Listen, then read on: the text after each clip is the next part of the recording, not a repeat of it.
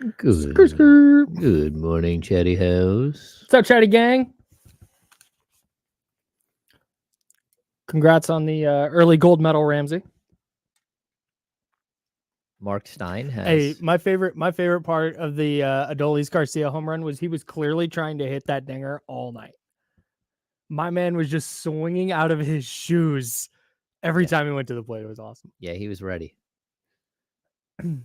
Mark Stein has the Kings at number 13 overall. Oh boy. Oh, in the NBA, not in the West. No, in the NBA. But Okay. he does say they may have been a one-hit wonder. I mean, it's on the table. I wouldn't bet on it, but like sure, maybe. Okay, here we go. 10 seconds.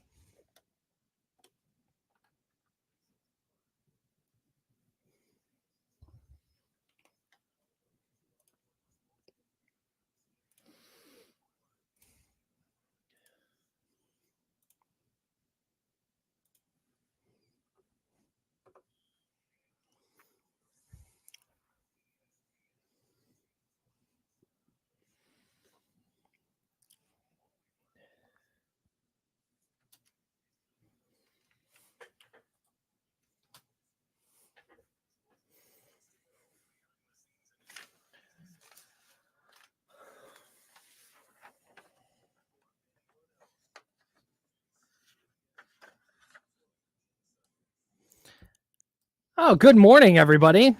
Good morning and a happy Monday. The 49ers play tonight. They did not play yesterday. That was weird for me. I hate it when they don't play on Sunday. You hate it? Yeah. Oh, it's my favorite thing. No, I it's like. my very favorite. I'm very uniform. I like to get up early, watch my Yeah. football, get my coffee, watch my football, watch 49ers in the afternoon, and get on with my day. See, you can still do that, but you don't have to worry about a 49er game. You don't got to take notes. You don't got to write about it. That's where I'm at anyway. Oh, okay. So yeah, because a Niner game for me is an all-day venture. This is a really interesting thing because I would like to see your process. Like, how do you process like a game? Because I don't take notes. And my friend Brendan Nunez has he has these gigantic pages of notes, and all of he has color-coded pens for everything. And it's this work of art when he's done.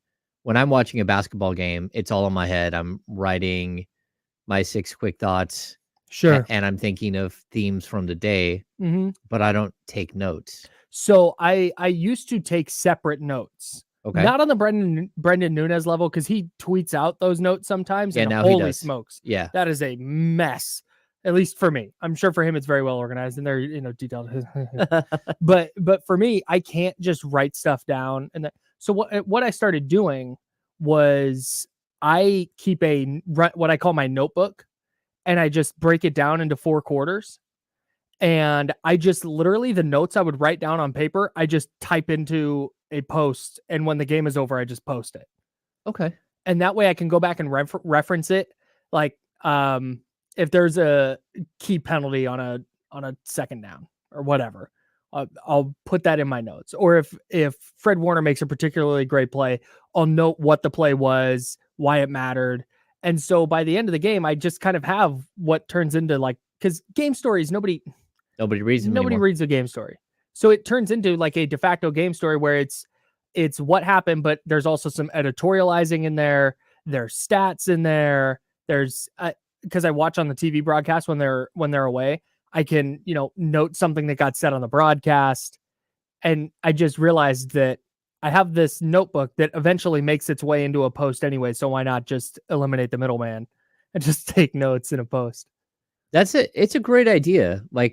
That's why I switched from doing game recaps to doing 6 quick thoughts. Yeah. Because it's basically a game recap. 100%. It's Same 220 characters each of the 7 posts, so intro and then 6 quick thoughts. And for me, it's really easy. It's how my brain thinks of games anyways. And it's the blurbs I would have written if I was writing for whoever, NBA.com as the stringer or ESPN or whoever. There's a pretty significant difference too, though, between recapping an NBA game and recapping an NFL game. Oh, yeah. Because you have to do 82 of those. I have to do 16 and then maybe a couple playoff games. So the notes are more extensive, at least to me, because everything is like live and die in this. Whereas in the NBA, it's like, yeah, hey, you know what? They kicked a mid-January game, move on to the next one in a night or two. Yeah. It's not a full week of, okay, we have to dissect all of this. It's just a lot. That's why I loved covering baseball, because it's a long day. Because I mean, it starts like 3 hours before game time, 4 hours before game time. They're out on the field and taking batting practice. But then, somebody hits a home run in the 9th inning. The next 2 pitches, you can reword your entire intro, add in that so-and-so hit a home run that changed everything, and your game story is still viable. Like, it's so much slower, where the NBA, I've got alternative leads, and I'm waiting to see which one happens, who wins what, so I don't have to change everything. Yeah. And then, like, you just lay it out. So it's like boom, boom, boom, boom, change stats. I'm changing stats the entire final 3 minutes of a game. Right. Yeah, it can be wild. That's why I like doing the notes the way I do them, because I also do a takeaways post where I'll have like big, kind of like your 6 quick thoughts. It's like that, but it's kind of a deeper dive. And then the like winners and losers, or studs and duds, or whatever you want to call it. And that's who played well, who didn't. And that's, again, a deeper dive after the game's over. But that's part of the reason I like doing the notebook the way I do it, because outcome doesn't matter. Okay. It's just notes about what's happening. And if the Niners score a touchdown, or when the Browns scored the other day to take the lead against the Niners, I put in there, like, that will probably do it based on what we've seen from the Niners offense so far. And it's just that kind of, it's like commentary as I go. So it's a whole thing. And then there's individual posts that come out of it. There's highlights, there's injury updates. There's Kyle Shanahan talks after the game. You're writing about that.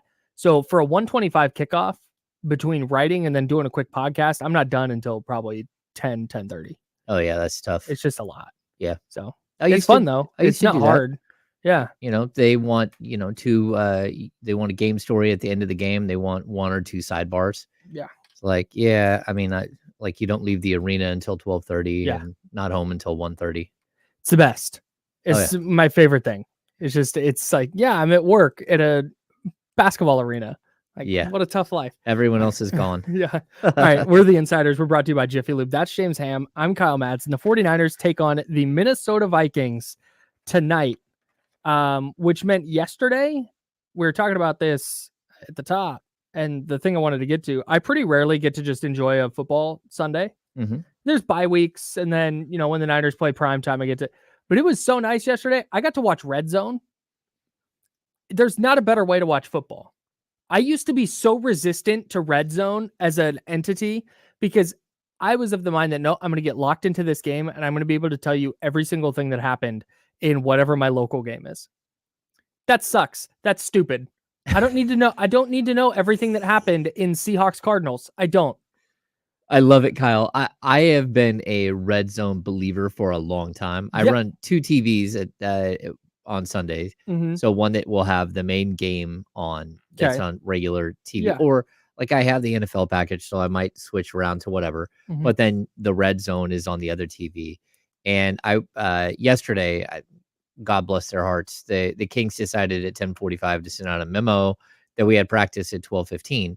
So that I live an hour away, so it's like literally get up off the couch. I'm enjoying football, scramble, run out the door. I've got Red Zone going on my phone the whole way down, so I can at least hear what's happening. And then I get there, I sit down at our table inside the media area, and I have the Red Zone on. And someone asked me, and for the life of me, I can't remember who it was yesterday. They said, "Do you watch Red Zone differently because of what you do now with your show?" And I said, "Oh no, no, because like it's one of those things where I can retain enough that I know exactly what's happening, but I like the frenetic pace. The like boom, boom, boom, boom, like you're getting hit all day. I love those moments where there's like 4 games that are lined up and they go from one play to the next, to the next, to the next, to the next, and he doesn't even say anything. It's just brilliant. It's so well produced. Yes. It's the best way to consume football because you only get the important. I don't need to see Kenneth Walker run for 2 yards on 1st and 2nd down. Show me the Geno Smith to Jackson Smith and Jigba for 14 in a conversion. Like that's all I need. Yeah. It's great. It's really great. And I'm all in on Red Zone now. I used to be out. Now I'm in. Now you're in. It is the You're superior a way to watch convert. football. Yeah, totally. All right. So let's take a look at how Sunday went for the 49ers because they didn't play. Now, I know that Raider fan listening is going, hey, what about the Raiders? You don't want us to talk about them, I promise. Nope. That was a season-ending type of loss yesterday. I just never thought that they had a beginning. Losing to Tyson Bagent, whatever. Agent B. Losing to Agent B is not great, but you can, if you at least played well and you know what, hey, he's just way better than you expected, whatever. They just didn't. Daniel Carlson missed a kick. They just didn't show up. He was hurt, I think. It was so bad. Yes. From top to bottom, start to finish. Devontae Adams dropping touchdowns. The decision to start Brian Hoyer and then to ride with him until you were already getting blown out. Yeah. It was heinous yesterday in Chicago. So we're going to skip that. You're welcome, actually. Yeah. That's for that. Yeah. So how was Sunday for the 49ers? So early morning news from Adam Schefter, and then Jay Glazer also reported this on Fox, that Christian McCaffrey is trending towards playing. He has a quote-unquote slight tear in his oblique, but he is on track to play against Minnesota. Trent Williams, of course, doubtful. Deebo Samuel already ruled out. So the Niners get that news in the morning. And then in the morning slate, the Lions lost. That was big. They were one of the 5-1 teams. Oof. Then the Rams lost. Yep. You're going, okay, so the Rams are just out of the division now. The Rams don't matter. That makes sense. Moving forward. Yep. Unless they go on a huge winning streak and make their way back. But for now, they're out of the picture. The Seahawks won. So the Seahawks are still right there neck and neck with the 49ers. And then the Eagles not only won, but they looked like the best team in the NFC last night. Maybe the NFL. They looked like the Eagles of last year. Oof. I think I text you that. Are they the best team in the NFL? Boy. I think there's two teams this week that had signature wins that you thought, ooh, are they the best team in the NFL? Or I think we now have a new contender, which we've kind of ignored the entire season, and that's the Baltimore Ravens. Yeah. They weren't in my picture. So I think this was like a really interesting like contender or fraud weekend. And I think we're gonna see, let's wait till week 8 before we really start making those determinations. But Yeah. I certainly thought we had enough like the Eagles look legit. Yeah. Against the fastest team that we've ever seen. Yeah, they held the Dolphins offense to 10 points. Yeah, it's wild. They looked that was the Eagles team when I picked them to go to the Super Bowl and actually win the Super Bowl. Actually, ironically, I picked them to beat the Dolphins in the Super Bowl. The reason I picked the Eagles is because I thought they were going to look like this, like they looked last night, all year. That's what I was expecting from the jump. I thought they were going to be one of those teams that's on a mission. They're not going to need the ramp up. I know they changed coordinators, but you know what? Nick Sirianni's a good coach. That's a talented group. They're going to figure it out and just be dominant right away. And they kind of picked their way, and clawed their way to 5-1. And you're going, man, it seems like a shaky 5-1. And then they go thump the Dolphins the way they did last night. And it's like, oh, there they are. There's the Eagles. Yeah, I thought that. And I also thought that the Seahawks, you're starting to see the Seahawks become exactly who they were last year after the week 1 stumble. And then, they're 4-2, but you're like, okay, I can see you being, the Niners can't slip up. It's good to have someone that's it right there chasing you. Yeah. So you can't slip up, especially with 2 games in 3 weeks against them. Not to say that the Seahawks are better than the 49ers by any stretch. They're not, but they're good enough that, like you said, if San Francisco goes and loses tonight, now you're worried about Seattle. You're no longer worried about Philly. Yeah. You got to figure out the Seattle situation first. No, I'm right there with you. Let's keep diving into this 49ers Vikings game. We'll talk injuries. How do the 49ers deal with Deebo Samuel's absence? Trent Williams' probable absence. We'll talk about that next. That's James Ham. I'm Kyle Madsen. We're the Insider, sponsored by Jiffy Lube here on ESPN 1320. Clear.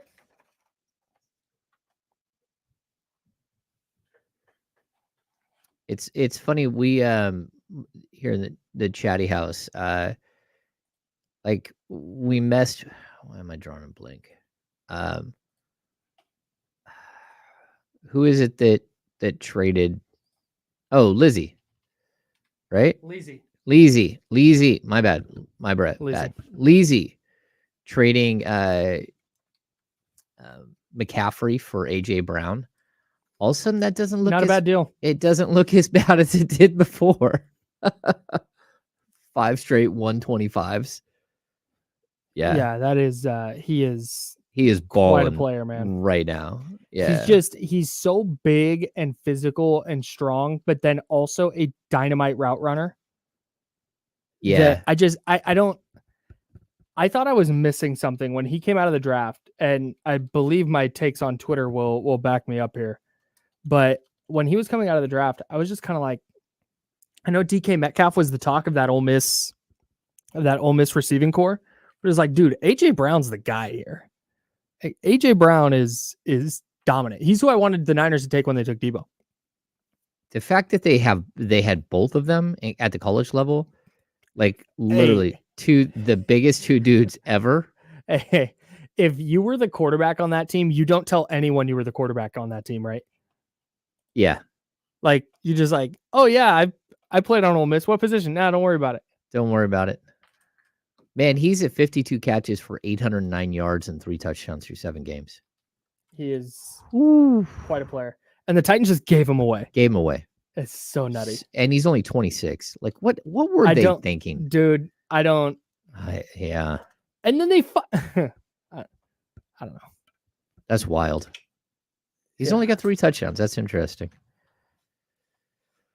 Yeah, not that I think the Titans would be great with him. Dude, I'm really, really annoyed at Audition right now, and it's going to hose me. Uh-oh. Oh, there we go. Okay, we're good. We're set.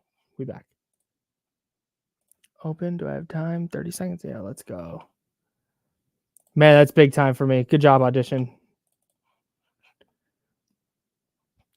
So what I do is I record the show as we go, so I don't have to like record it after or like go back and pick through the audio after. Yeah. And it just makes putting up the podcast a lot quicker. And if Audition wasn't working, it was going to take me forever to do the podcast today. Speaking of which, subscribe to the D-Lo and KC podcast feed. That's where you can find all the Insider shows right now. They haven't given us our own feed yet. That's bizarre. Very strange.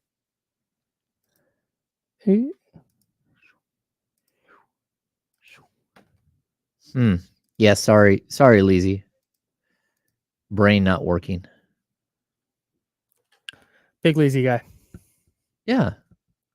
I wasn't a fan of the trade when it happened, but no, me neither. I mean, it's still, the yards are there, but the overall scoring is office is back in order. Oh, here we go. 10 seconds. Let's party.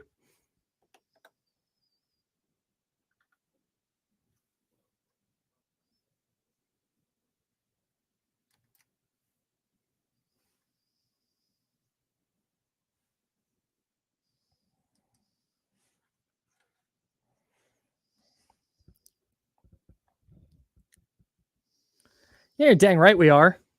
Not a victory Monday. The 49ers play today. They do. That's so fun. Dude, there's not a lot of things better than a Monday night game. I do. Have you ever been to a Monday night football game? No, I haven't. Dude, it's weird. There's a palpable buzz in the crowd. And like when they come live to the stadium, they announce in the stadium, we are going live to ESPN. And then they play that dun, dun, dun, dun, and they play. Oh, it's great. Okay. I might have to do that. You should. Yeah, I haven't been to a Super Bowl either. Me neither. That's the thing. I might never go to a Super Bowl. Yeah, I would consider it, but I don't know. I don't want to work it, and I don't want to pay $5,000 for tickets. So I have to live in some weird area where I get tickets, and I don't have to work. Right. I wouldn't mind necessarily like working it, like on Radio Row. I think I would enjoy the Radio Row aspect. I would do that. Okay. Yeah, but I don't want to have to write and cover the game, right? Yes. And the other issue for me is I'm just kind of a baby. And the idea of like, man, that crush of people, not only at and around the stadium, but at all the hotels and then all the traffic. It's like, God, you're just that whole weekend, you're going to be around so many people. And I'm just out on that. I got like 2 nights a year where I can be around a ton of people. Were you at NBC when the Niners hosted and they were I was part living of? in Arizona. Okay, so I was part of when I was there. Like they had meetings with NFL people and they talked to them about like the security that's put in place for the Super Bowl. Like there are snipers on almost every roof.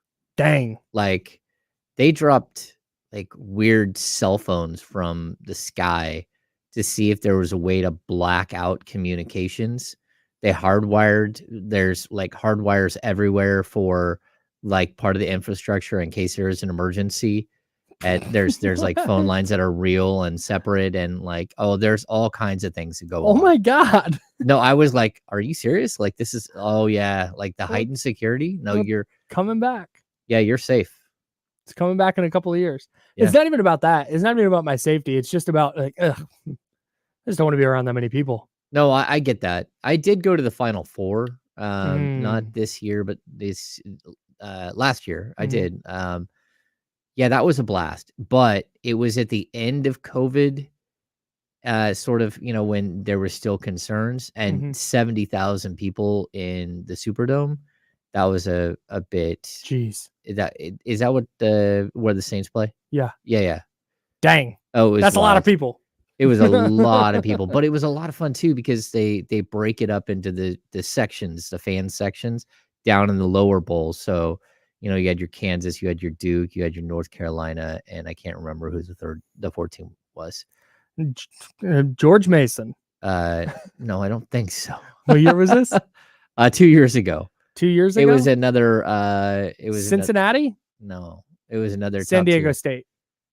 Or is that this year? Was it UCLA? UCLA, North Carolina, Gonzaga, Duke, and Gonzaga. Oh yeah, because Gonzaga beat. No, wasn't Baylor in there? No, it wasn't Baylor. Was that 3 years ago? Man, I don't even remember at this point. Because no, it was a year after. UCLA and then got housed by Baylor. No, it was a year after, I believe. Okay. All right. Gonzaga makes sense, though, that they were in the Final Four. Yeah.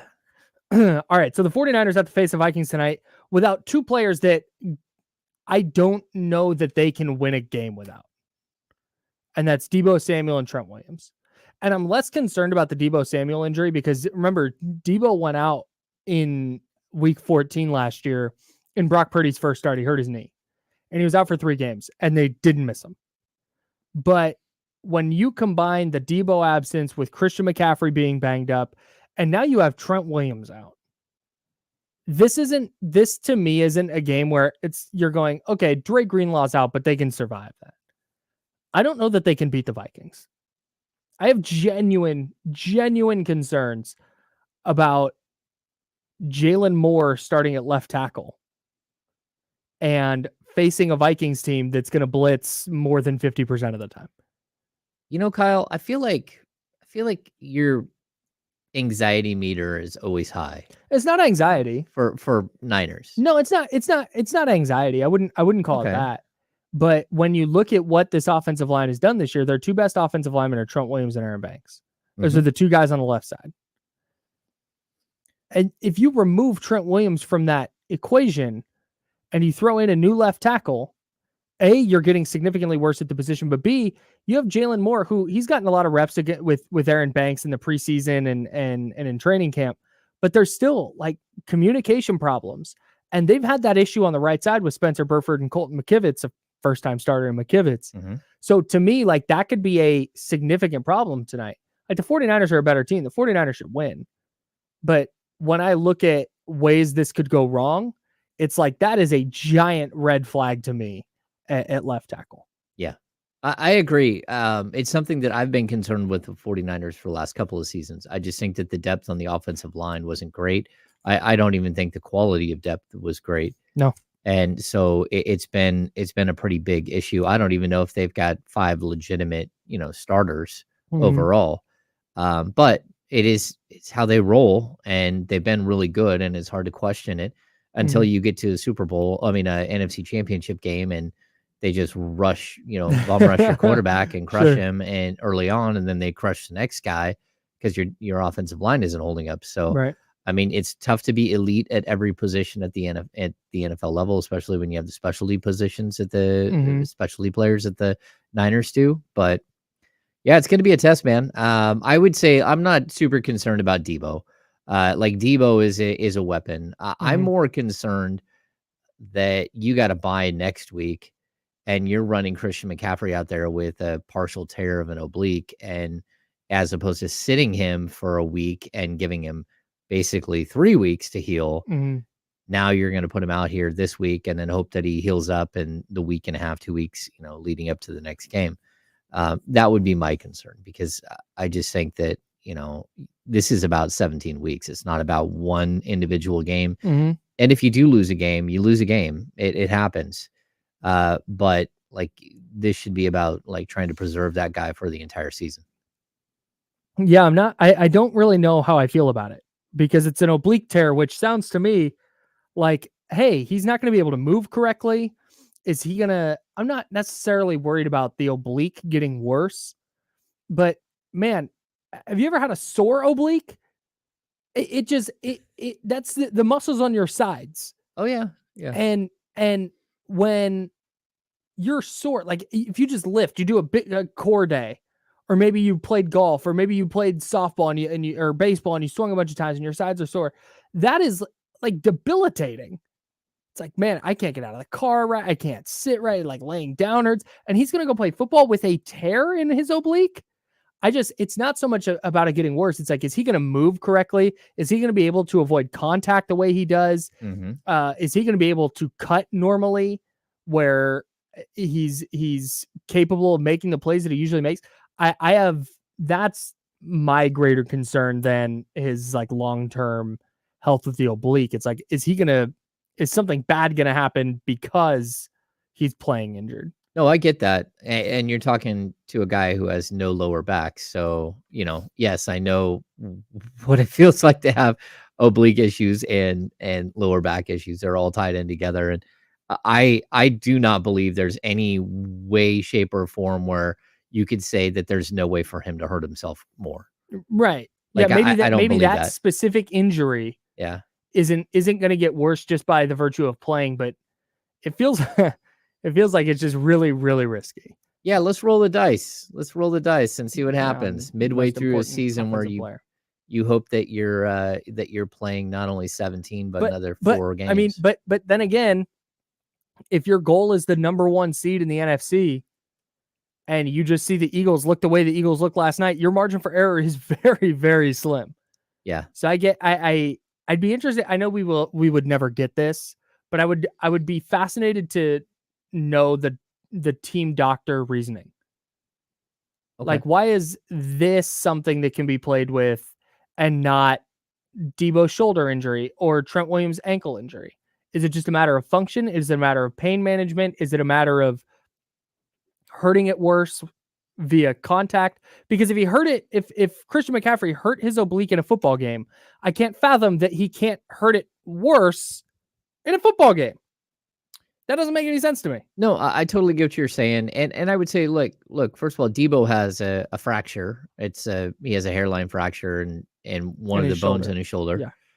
And Trent Williams is a gigantic man with a load-bearing issue at this point. That's what, so those are different things. And, McCaffrey's one of those dudes who, he wants to prove naysayers wrong, that, he's a guy who had injury history, that had missed a lot of games in his career. And you could see that he probably wants to put a stamp on the season and then stay in the MVP race and all that stuff. So, yeah. Go out there and play. So let's talk about what Christian McCaffrey's playing time is going to look like, and we'll do that after the break. I want to talk about that, and then I want to talk about, you said you're not too worried about Debo Samuel being out. So let's talk about what they have to do to make up for his absence. We'll do that on the other side. Also, Tyler Jennings in the YouTube chat asked Frank Anwar in the YouTube chat asked if Dre Greenlaw is playing. Dre Greenlaw is playing. He's practiced all week, and he is good to go. But Christian McCaffrey, how do the 49ers use him tonight? How do they adjust without Debo Samuel? We'll talk about that next time. Kyle, that's James. We're sponsored by Jiffy Lube. This is The Insiders on ESPN 1320.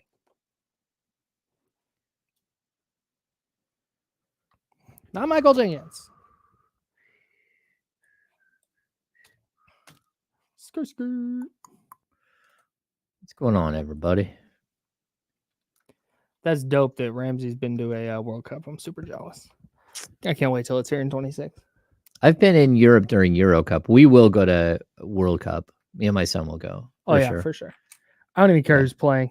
I just want to go for the vibes. Whoever I'm sitting next to, that's the team I'm cheering for. I highly recommend if you're gonna do like a European trip and you're a big sports fan, go during Euro Cup. It is like not so you can go to a game, but so you can experience their fandom. It's so much fun. I don't know. One year we had to go do laundry, and so me and my buddy, we were at the laundromat with our wives, and I think it was Frankfurt, Germany. And we're like, hey, we're going to wander down the street and see if we can find a spot to watch the game really quick while the laundry's going. Huh. Next thing you know, we find this little local bar, like old school. And they were so excited to see Americans where we were. And they just brought out all the good stuff. And we walked back down to the laundromat an hour later, and our wives were already angry. And when they realized how hammered we were, they were even more angry with us. But it was one of those things. Worth it. It was worth it. It didn't help they were both pregnant at the time. The wives were both pregnant. Oh, that'll be fun. Yeah, that would be fun. Yeah, let's talk about this. This is a good question. I have takes. Angel A, we did not see the incredible pass from Bazankov. They don't let us see anything during practice. We see them shoot after practice. Every once in a while, we get to see a 30-second run of scrimmage. That's about it. Harry Giles, best passer on the team. Harry Giles has officially made the Brooklyn Nets roster.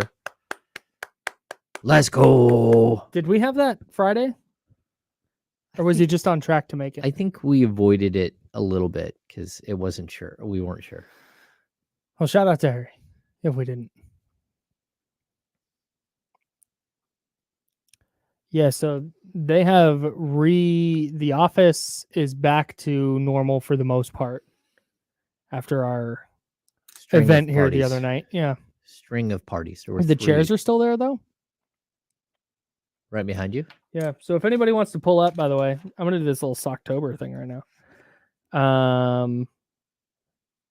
Do you want to do... I'm going to do I'm not going to do it for the chatty house and then also on air. I'm going to do this on air, though. Yep. Talk about Socktober.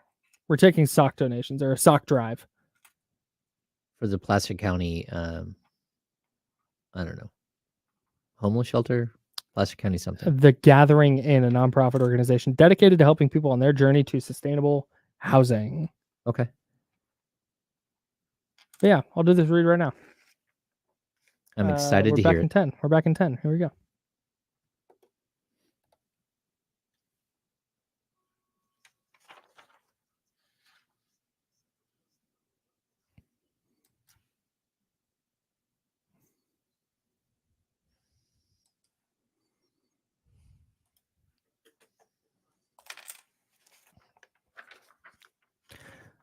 '49ers Vikings tonight. Talking all about that with you. Christian McCaffrey. Sounds like he's going to play. Should he not? What does his role look like? How do the Niners adjust without Deebo Samuel, who has already been ruled out? We will talk about all of that. But first, Socktober is right now, James. Right now. It's happening. As you and I speak, Socktober is going on. An often overlooked item for the unhoused is a common clothing item. Socks. ESPN 1320 is hosting a sock drive to collect new, unused, underline new and unused socks. At the end of the drive, socks will be donated to the Gathering Inn, a nonprofit organization dedicated to helping people on their journey to sustainable housing. Donate new, unused socks at the ESPN studios in Roseville. That's right here. The blue box is right outside this door here. I can almost see it from my window. Donate new, unused socks at the ESPN studios in Roseville. More information is available at ESPN 1320. Would love to see you out here donating new and unused socks to help the unhoused for Socktober. We would appreciate it greatly. That's awesome. Yeah. I think this is like when my boys were young, they did St. Baldrick's.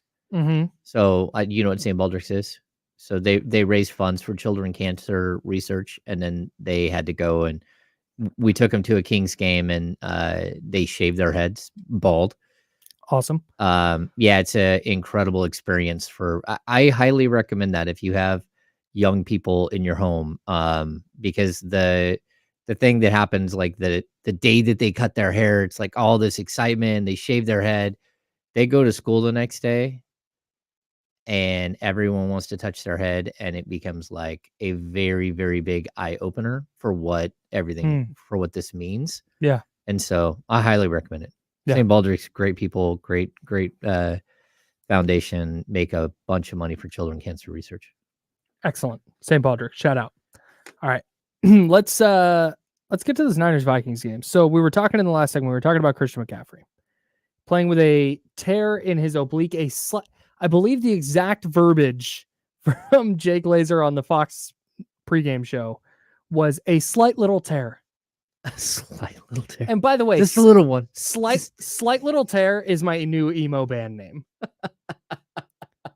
Yeah, thanks everybody. We're Slight Little Tear. Next up, Good Charlotte. Slight little tear, everybody. Yeah, slight little tear. Yeah, he's got a tear in his oblique, so he's gonna play. So somebody in the chatty house at youtube.com/ESPN1320, and if you're there, hit like and subscribe. We would appreciate that greatly. But they asked, what's Christian McCaffrey's snap count? And here's where I land on this. If you're going to play a player, they are at their full complement of snaps. You play them as though they are not hurt. And if they are too hurt to play them as though they're not hurt, then don't play them at all. That's where I land on it.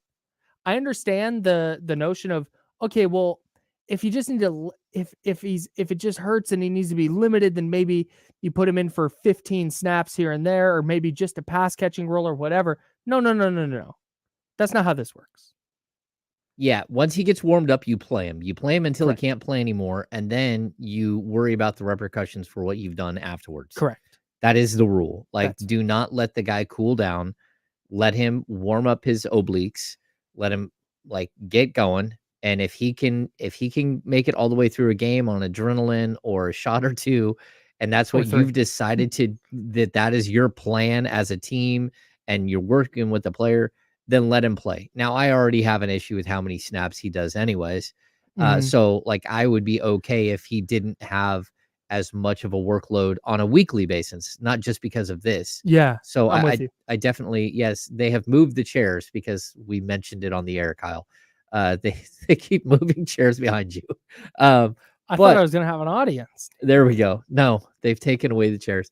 But yeah, I think it's one of those things where, like, look, you should have been adjusting this guy's workload as it was from start to finish. And I know you want to be this team, and you want to be, like, you want him to be an MVP candidate and all this stuff. But at the end of the day, like, you also want him to be able to play in the Super Bowl if you make it, or the NFC Championship game if you make it. Yeah. So I'm with you, actually. I'm not against limiting his snaps tonight. More Jordan Mason, more Elijah Mitchell, whatever you want to do. More Ty Davis Price. Just kidding. But more of one of those guys is fine. But also do that moving forward. If this injury is just the impetus for taking some of the workload off of his shoulders, fine. Jordan Mason averages like 6 yards a carry. There's none that he can't be taking on more of the rushing workload. And I get that it's because, with McCaffrey, you can run and pass. But on some nights, dude, or on some days, or on more days than not, it's not going to matter. You can still run play action. You can still do your run game stuff. Teams just don't have to worry about Jordan Mason in the flat the way they do Christian McCaffrey. So your playbook is limited a little. I've been baffled at the usage this year, because when you look at their depth chart and you look at their running backs and you look at through training camp and through the preseason, you're going, dude, they have 4 guys, including McCaffrey. They have 4 guys who could legitimately play in the NFL and be productive players on an NFL team. and they act as though they have you and me backing up Christian McCaffrey. That doesn't make any sense to me. I mean, you did see the Rams play this weekend, right? I did. They just signed Henderson off the street, threw him in there, and ran him every down. Who they cut? The Rams cut Darrell Henderson. Yes. Nobody signed him. No, he's just. So they went, all right, hang on, come back. Can you play? Oh, we need you. Yeah, I don't know what he was doing out there. Maybe he was driving Uber or something, but at the end of the day, that's what the NFL is. I mean, you just throw some guys out there and hope that they survive. And let's be honest, Kyle Shanahan, he goes through NFL running backs like most people go through rolls of toilet paper.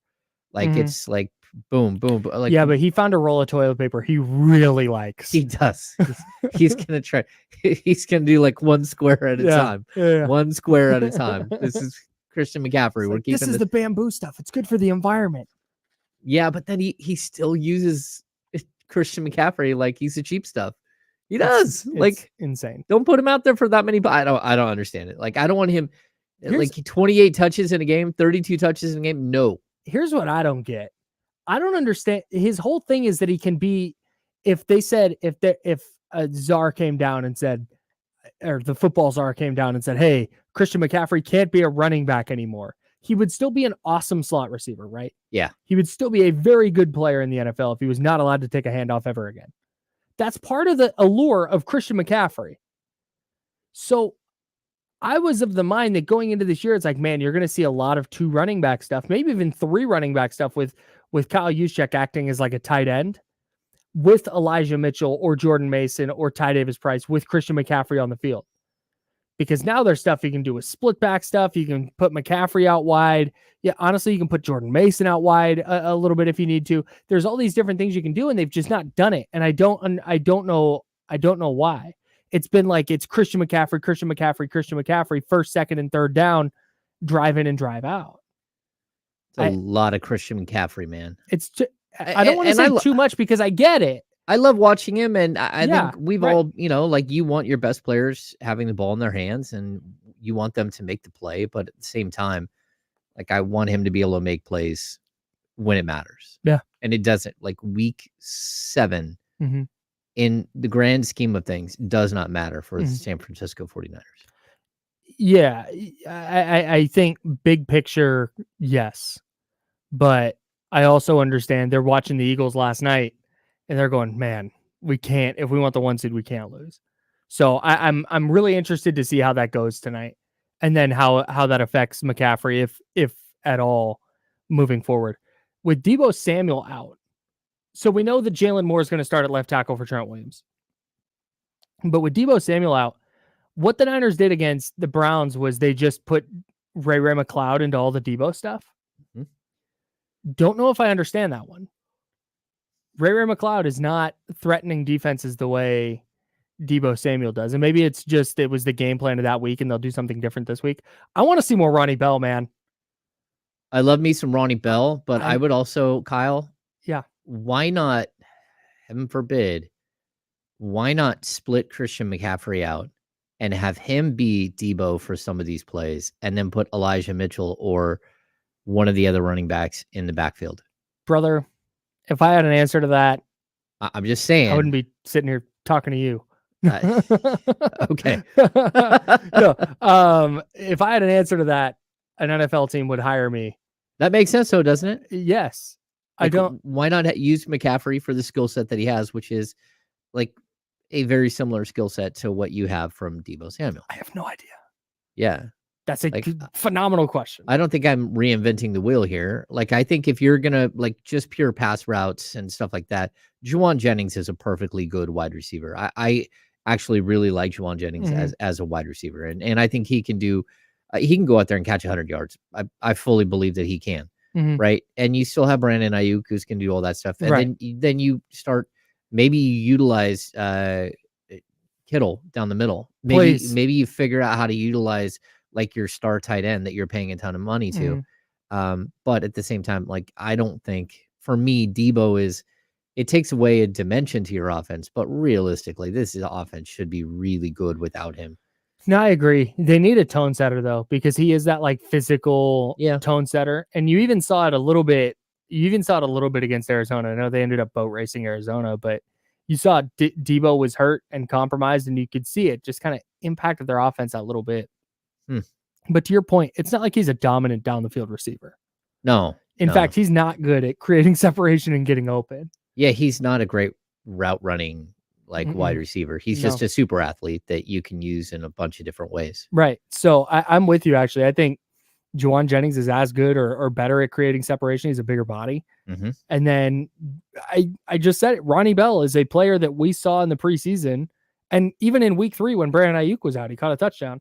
But we saw him have some of that tackle breaking ability, some of that after the catch ability. Why not tap into that a little bit?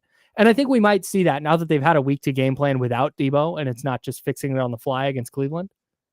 I think we will see more Ronnie Bell tonight. Okay. Yeah, I kind of feel like they put Ray McCloud in there because they're like, he is a little guy who should be able to bring that, right? And, he's a kick returner. He's a punt returner. He's got that. He's got lateral quickness. He's got, change of speed, change of direction. He's got some juice. He does. But the problem is every time you put him on the field, everyone goes, oh, I wonder if they're going to use him to do that. Because you're like, he's never on the field. Where Debo's on the field all the time, and all of a sudden he does this route, and you're like, okay, yeah, they got us with that. But with Ray, you're like, oh, unless he's in there every single down, right? You kind of know it's like, hey, the little dude's in. They're gonna try they're gonna try that one play where he comes around, like the Debo play. He's doing the Debo thing. But the problem with that is the Debo going in motion forces multiple defenders to look and start thinking and analyzing and trying to figure out what they're going to do to stop whatever they think is coming. And it just shifts a defense. When Ray McCloud goes in motion, nobody's going, hey, there's 3. Like, we got to get eyes on him. Yeah. It's just, okay, here, there's a player over there. So I think it does fundamentally change things. But again, I'm basing a lot of this off of the Niners fixing this on the fly against the Browns and not really having an answer. Yeah. If there's any coach I trust to, for 1 week, game plan around not having Trent Williams and not having Debo Samuel and having a possibly compromised Christian McCaffrey, it's Kyle Shanahan. Okay. I'm expecting a big George Kittle game. Okay. Somebody in fantasy tried to trade me for George Kittle in my dynasty league. And I wouldn't hate getting off of Kittle just from he's turning 30 and get younger players back as a dynasty league, but I think he's got a huge couple of weeks coming. Okay. That makes sense to me. A big time George Kittle game. And I think it's interesting. We put so much focus on the fact that Debo's not going to be there. And what does that mean for the 49ers offense when the Vikings are missing Justin Jefferson, who, let's just be honest, is a much better player. Like he is arguably the best non-quarterback offensive player in the league. Yeah, it's like him and McCaffrey. Yeah. Okay. I think it's him and Tyreek Hill. Oh, and Tyreek Hill. And Christian McCaffrey, of course. Yeah, you got those 3. And we're 1 game away from AJ Brown entering the conversation. I know. AJ Brown's just right there, like just taunting us. Yeah. But no, Debo's not in that. Debo's not in that tier. No, he's just not. No. I mean, there was 1 season where he was in that tier, and that 1 season came and went, and now he's not. Yes. Right. Charlie, our boss, sent me a funny message. Oh, I was just making sure I didn't butcher something. Oh. Yeah. Anyways. All right. Well, good. That's good. It's always good that Charlie checks in and we didn't do anything wrong. That was my biggest thing as I looked, because I was like, oh no, I made a mistake. All right. Speaking of injuries, shifting gears to the NBA real quick, and we'll get back to Niners Vikings. Steven Adams, center for the Grizzlies Adams, underwent season-ending knee surgery. The knee injury that knocked him out of last season. I think he got hurt in January, and it knocked him out for the rest of the season and the playoffs. He had surgery on that after rehabbing it. Did not fix the problem. Did not fix the stability issue. So he's not having surgery. His season is over. And dude, the Grizzlies feel cooked for this season. I'm not writing them off over the next 5 years. But the Grizzlies season feels cooked. I've been telling you guys this the whole time. Like you and I, Kyle, have talked about this. I talk about it on D-Lo and KC. Why does everyone just keep pointing at the Kings and saying they can't stay healthy? And then you look at a team like this and you're like, Man, they have unhealthy players. You look at the Clippers, you have unhealthy players. You look at the Lakers, you have old, unhealthy players. You look at the Warriors, you have really old, unhealthy players. All of these teams have old, unhealthy players or unhealthy players. Steven Adams was unhealthy before, and he's not the only one. So they got Jaw out for 25 games on suspension. On top of that, Brandon Clark is done. He might not play this entire season as well. He not only ruptured his Achilles, but then had to go in for a second surgery, a cleanup surgery, and there is no timeline for him to play at all. Like, these teams already have like the injury problems. Like, they already have potentially 164 games lost due to injury right now. The season starts in a couple of days. Guys. Oh yeah, 2 of your top 7. Yes. Yeah, including your starting center. And I saw someone put out, like the advanced statistics, the advanced metrics say that like, who are they putting in his place? Kenny Lofton's kid? Yeah, Kenny Lofton and Xavier Tillman. Xavier Tillman's fine, but come on. They're like, this should equate to to -2 wins on the season. -2 wins. Okay. That's where we're going with -2. Okay. Steven Adams meant a ton to that team. He's the guy that not only is your enforcer, but he's the guy who clears the space for everybody. He's your best rebounder. Your power forward can't rebound at all. Everyone wants to. He's defensive player of the year, makes the Olympic team, cannot rebound at all. Well, not the Olympic team, Team USA. And this is your guy. Like, Steven Adams is your guy, and now he's done for the year, and that's a big deal. He was 11.5 boards a game last year. Yeah, is that his career high? Yes. Yeah. That's a big deal. Well, I mean, the reason why that's his career really high, good rim protector. Yeah, the reason why that's his career high is because he spent a good portion of his career playing with Russell Westbrook, who just stole all of his rebounds. It's a good point. I think Damien's listening, so watch. That's right. He's like, when you have you see like 2 siblings, and one of them is a larger person, and one of them is super skinny, and you're like, oh, I don't know what's happening there, but I think I know what's happening. Yeah. That's what Russell Westbrook was. He's the larger boned brother, and Steven Adams is the one that like is sitting there hungry all the time because he gets his rebound stolen all the time. Which is crazy, because he shouldn't. He's a monster of a human, but it's fine. Yeah. No, I just it's a huge loss on top of all the other stuff they're dealing with on the interior. It says a lot about Jaren Jackson that the Grizzlies played Steven Adams with him. Oh yeah. I don't. And then honestly, another loss for them. The reason they were so good with John Morant out is because Tyus Jones can play. He's a baller, man. And that's not to say Marcus Smart can't. But Tyus Jones is a good shooter and really, really smart with the basketball, and did not turn it over a lot, and just always made the right play. And I'm all in on Marcus Smart as a culture guy. I'm not necessarily in on Marcus Smart being a guy that is going to lead the Grizzlies in a way that a guy like Tyus Jones was able to. Or to give the Grizzlies what they needed in the way that Tyus Jones did. Yeah, Tyus Jones on the season, 5.2 assists, 0.9 turnovers per game. That's nutty, dude. He does not make mistakes. He's a 5-to-1 assist to turnover ratio guy. That's insane. And you can say, oh, like, we can do better. Like, actually, you can't. As a backup point guard, you cannot do better. He's an above average defensive player. And you talked about Marcus Smart there as sort of being the swap out for Tyus Jones. And then you forget that they also lost Dillon Brooks. So, yeah. But as a perimeter defender, though, Dillon Brooks can hoop. Like, say what you want about him as a off the court guy, or his trash talking or whatever you want. He can play defense. He is a good defender. There's really not hardly any difference between Marcus Smart as a player and Dillon Brooks as a player. Like, realistically, they're both from plus an defenders. On the court. They're both plus defenders. They're both physical. They both bring an edge. They both score about the same. They both take bad shots. Like, they are very similar. I think one of them is a better leader for sure, but that doesn't change the fact that it's not like they went out and got like a guy who is going to lead them in scoring or eat up any of the space that you have from the loss of John Morant for the first 25 games. Yeah. Just for reference, Marcus Smart is a 3-2 assist to turnover guy. Oh no, I'm sorry. For his career, he is a 5-2 turnover guy. Marcus Smart. Mm-hmm. Yeah. So he's better than I was expecting.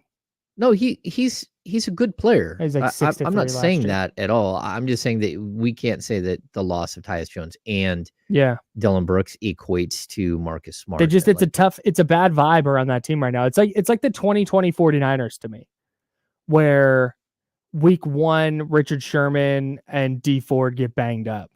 And then week 2, Nick Bosa and Solomon Thomas and Jimmy Garoppolo get hurt. And then week 3, it was, who was the tight end? Jordan Reed. Jordan Reed gets hurt. It's like, good Lord, dude, this is obviously it's not their year. They're not. I just feel like the Grizzlies are kind of out of it. No, the thing that frustrates me with the whole, and we've talked about this pretty extensively, but you mentioned that people talking about the Kings with, oh, well, they're going to get hurt. It's just as easy to give thoughts on them as a team when healthy and give that caveat of like, man, if they can stay healthy, here's what they can do. That to me is way better and way more interesting than they were healthy last year. Ergo, they'll get hurt this year, so they're done. That's the analysis. The Kings like, what? And then that's again, insane. Just say if they can stay healthy, here's what they can do. And then you can caveat at the end, like, but they were healthy last year. It could come back to bite them this year. You've done the same thing, but you've provided actual thoughts. Kyle, the Lakers were an 8 seed. They were an 8 seed because they have Anthony Davis and LeBron James. Anthony Davis can't stay healthy throughout his career ever. LeBron James is 40. Mm-hmm. It is what it is. Like, but that's he 40? He's 39 or 40. Oh my God. He's 21st season.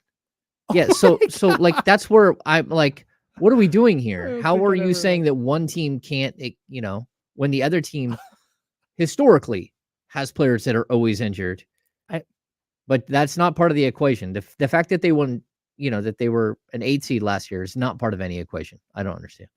Like I get that, they improved their depth and stuff, but if Christian Wood is starting 40 games because Anthony Davis is out, like the Lakers have a lot less teeth. They do. A lot less teeth. By the way, that said, if the Lakers stay healthy, I think they're going to be really good this year. Well, but that's how you have to say it. Right. It's not that hard. That's how you have to say it. I did it. Yeah. Like, I mean, again, Anthony Davis is unbelievable. Like I have him in my fantasy basketball team. Like when he plays, he's absolutely incredible. But he missed 26 games last year. The year before, he missed 42. The year before that, he missed 36. The year before that, he missed 20. The year before that, he missed 26. Like, he's missed so many games, and that's just the games he flat out misses, not the games that he goes in the locker room and doesn't come back, because there's plenty of those for him as well. Incredible talent, but he spends more time laying down than any player in basketball. My man hits the floor a lot. Yeah. It's just, and every time it's a like, like, oh no. Yeah. I don't get it, but yeah. Yeah. It's gonna be a tough year for the Grizzlies. And maybe Jaren Jackson takes a step forward, and maybe Xavier Tillman is an awesome replacement for Steven Adams. I don't see it. I don't see it either. I'm not there on the Grizzlies. I got to see it. They got to show me. Okay, they have to show me now. My bad. LeBron is 38. He'll be 39 on December 30th. Yeah. My bad. But still, he's basically 39. Yeah. He'll be 39 for more of the season than he's not 39. I do love that on Basketball Reference, his position is small forward, power, point guard, center, and shooting guard. I mean, find the lie. No lies. All right. Let's put a pin in basketball talk. Let's get back to football. Our guy, Tyler Forness, the managing editor at Vikings Wire, one of my coworkers at the NFL Wires, he's going to jump on and preview this 49ers Vikings game with us. I've got some questions, including how much of this is Kirk Cousins' fault? We'll get to that. Tyler Forness next. That's James. I'm Kyle. We're sponsored by Jiffy Lube. It's the Insiders on ESPN 1320.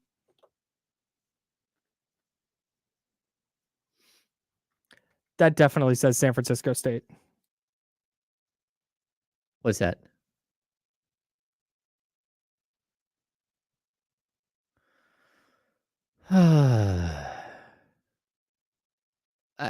This is interesting right here. Like I get that Dylan Brooks is an a-hole. I get it, right? But he's a really good basketball player as well. And this is a guy, he's 27. Last year he averaged 14.3 points, 3.3 rebounds, 2.6 assists. His field goal percentage, his 3-point percentage were down 32.6 from 3, 39.6 overall. But the year before that, he averaged 18.4 points per game. The year before that, 17.2, 16.2. Like, he's been a very, very good third scorer for them for a couple of years. So, I don't know. Like, you could make the argument that he would have been a better third option better third scoring option than what the Kings have if they were to go out and have gotten him. Just saying. Hey, Tyler's here. Hi, Tyler. How are you? I'm doing good, gentlemen. How are you? What's up, Tyler? Not much, man. Life is good. My man. Thanks for hopping on. What do you got going on today? Oh, normal stuff. Otherwise, I've been playing this game called Power Wash Simulator. It's very soothing. I'm sorry. Yeah, you just spray stuff and it cleans. It's like those you see like those farming simulator games. I'm literally just spraying stuff with a power washer. It's very soothing and relaxing. Remarkable. Unlike an Oculus, like a VR thing? No, it's just on Xbox. It's incredible. I don't know. It's incredibly dumb, and my wife thinks it's hilarious, but it's like I grew up my dad had a grass cutting business, and we would clean all kinds of things with power washers, and there's just some weird satisfaction of spraying dirt off of stuff. It's very soothing. Dude, well, that's the thing is when one of my chores that my folks would have me do was power washing sometimes, like the driveway. And same thing, man. It's really satisfying when you do half of like a driveway square or rectangle or paver, whatever you call it. Yeah. And you see the one side that's super dirty and the one side that is spiffy clean. And you're just like, man, I did that. Shout out to me. It's a free game on Game Pass. I figure what the heck. And I've played it for about 7 hours last couple of days. It's just been fun. I just a recommendation. You could just go get a power washer and actually do it. Then you got to be outside. I'm out on that. All right, hang on, guys. You know how much a power washer costs? And if hang on, Tyler, hang on. We're coming back. All right.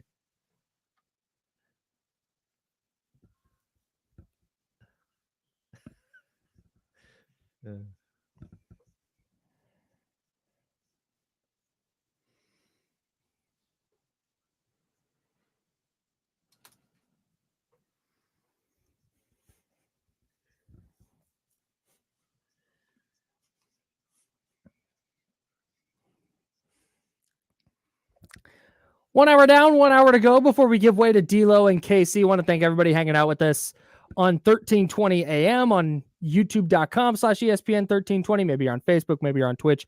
We appreciate it greatly wherever you're listening. That's James. I'm Kyle. We are sponsored by Jiffy Lube. Joining us now, my guy, the managing editor at the Vikings Wire, Tyler Forness. Tyler, thanks for hopping on with us, man. We really appreciate your time on a Monday. Absolutely. I appreciate you guys having me on. Excited to talk about one of the dumbest teams in the NFL and the San Francisco 49ers. Okay, well, let's start there. How much of and we've talked about this before, so forgive me for asking again, but I want our wonderful listening audience to hear your answer on this.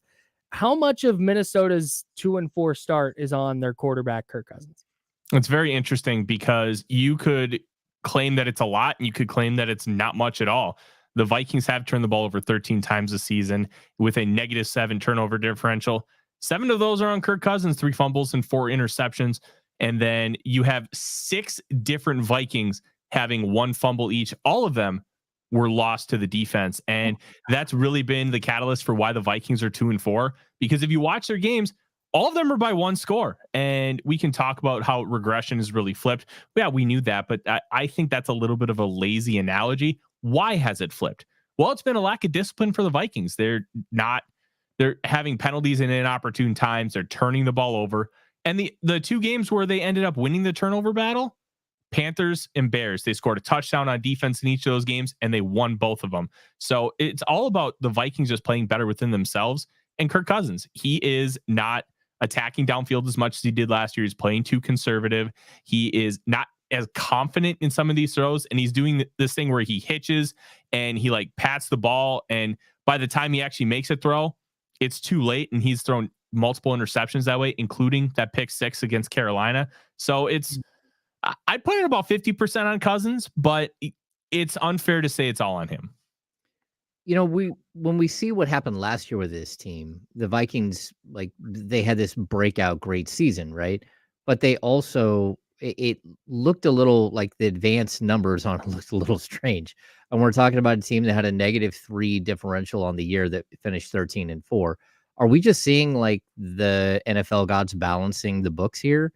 Because it does feel like this year they are losing by not much, where last year they found ways to win by not very much. So when Kevin O'Connell and Kwesi Adofo-Mensah came into Minnesota, they realized they had a task in front of them to really reshape this roster. There were a lot of contracts on the books that Rick Spielman signed. Like, some of them were, hey, necessary. Some of them were almost like legacy deals. Like, Harrison Smith is still playing up to it, but 4 years, $64 million at like 32 years old was a really weird contract to sign. Like, market value, and they're seeing that, and then they had to get rid of a bunch of contracts. Eric Kendricks, Adam Thielen, Dalvin Cook. Harrison Smith had to take a restructure in order to stay in Minnesota for the year. So they understood, okay, if we have all these things that we have to do to reshape the roster within the confines of the salary cap, we have to be what Kevin O'Connell called situational masters. And honestly, they were near perfect in that scenario last year. And that's why they had all those one score wins, because at the end of the game, when they knew that they had to put it on and they had to play great football, they did. The 17-point comeback against the Buffalo Bills, the 33-point comeback against the Indianapolis Colts. Difference is this year, they're failing in those situations. They're having unfortunate, timely turnovers. Kevin O'Connell's poor clock management at times, which never was a problem last year, has come into fruition now. And that's where I mentioned the discipline earlier. Discipline has really cost this team in multiple ways. If you fix like one turnover in each game, this Vikings team could easily be 5-1. And we're just talking one play change in each game, because they've played very well. They held Patrick Mahomes under 300 yards and didn't let him create anything outside of structure. They forced Justin Herbert to beat them by throwing within like 2 seconds. And he did. He threw for 400 yards, but they were still a dropped pass from TJ Hawkinson away from winning that football game. Yeah. So this Vikings team is much better than their record, but at the same time, you are what your record says, and the lack of discipline has absolutely crushed them. I want to hang out on that defense for a second as we talk with Tyler Forness, the managing editor at Vikings Wire, part of the USA Today Sports Media Group. What's the strength of this Vikings defense? Like, we know Brian Flores, the defensive coordinator, likes to blitz a lot. Is that their strength, or is there something else going on? It's absolutely the aggressiveness, but with aggressiveness comes discipline. And that's why one of the big talking points in Minnesota is the fact that guys like Lewis Cine and Andrew Booth Jr., Brian Asamoah, 3 of the top 4 picks in Kwesi Adofo-Mensah's first draft class, have not really been playing much. They're all very aggressive by nature, but with aggressiveness can come a lack of discipline, especially with young players. And this team has really done a good job of not allowing a lot of big plays. They have been very aggressive in getting to the football. You have multiple defensive backs with sacks this season. Danielle Hunter is tied for the league lead with 8 sacks. I think TJ Watt may have passed him against the Rams. I did not have a chance to watch that game, but going into the week, that's where we were sitting. And Marcus Davenport not playing is going to be huge for this team because of what he was able to do. 6'5", 285, and he's just an absolute freak of an athlete. You can put him inside and he can be a disruptor. He was setting guys up for sacks throughout the 3 games that he played in full. And that was really big for this defense, because being able to occupy blockers and being able to allow these these safeties to come off the edge and beat offensive tackles has been really key. And Flores is the number one defense with 3-man rushes, the number 1 defense with 5+ man rushes, and the number 32 defense on 4-man rushes going into the week per Sports Info Solutions. This team is either going to play coverage or they're going to blitz you to oblivion. You're never going to know who's coming. And guys are going to drop that are really unique, like that Bengal Hawk package that he loved to use and he destroyed Lamar Jackson with a few years ago with the Dolphins. He loves to blitz, and he thinks it is the recipe for success. And this defense is much, much improved with basically the same talent as they had in 2022.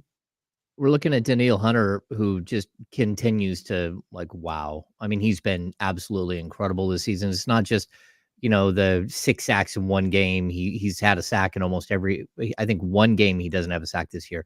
How much do you think that that's going to come into play tonight with Trent Williams likely out for the 49ers? The interesting thing is I didn't think it would matter much with Trent Williams even playing. Danielle Hunter likes to go over right tackle. That's his comfortable position. And Colton McKivitz, I have not watched a lot of him in the NFL, but I remember him down in the Senior Bowl, and he was not good. And he struggled to get off against any kind of speed. And Hunter's a very interesting pass rusher. You have guys who are just so quick off the ball and they're going to beat you. That's not Danielle's game. And that's why I think as he gets older, he's going to age really well, because he's going to beat you with power. He's going to beat you with quickness once he does get off the ball. And he is almost like a basketball player where he drives down in the lane and you get like that Euro step action, and he's going to outmaneuver you. And that's what he does best. He's great with counter moves and being able to get to the quarterback. And I think if the Vikings can have any form of consistent coverage against Brandon Ayuk, George Kittle, and some of those secondary wide receivers, I think that could spell disaster for Brock Purdy at times in the pocket. All right, let's get you out of here on this, Tyler. You've been super generous with your time, and we appreciate it. Tyler Forness, the managing editor at Vikings Wire. Let's get a prediction from you for tonight. This is going to be a fascinating football game. The Vikings are going to find a way to keep it close. And the real thing for me is, can they stop the run consistently enough against Kyle Shanahan? Because even though we know Christian McCaffrey is going to play, how is he going to re-injure that oblique?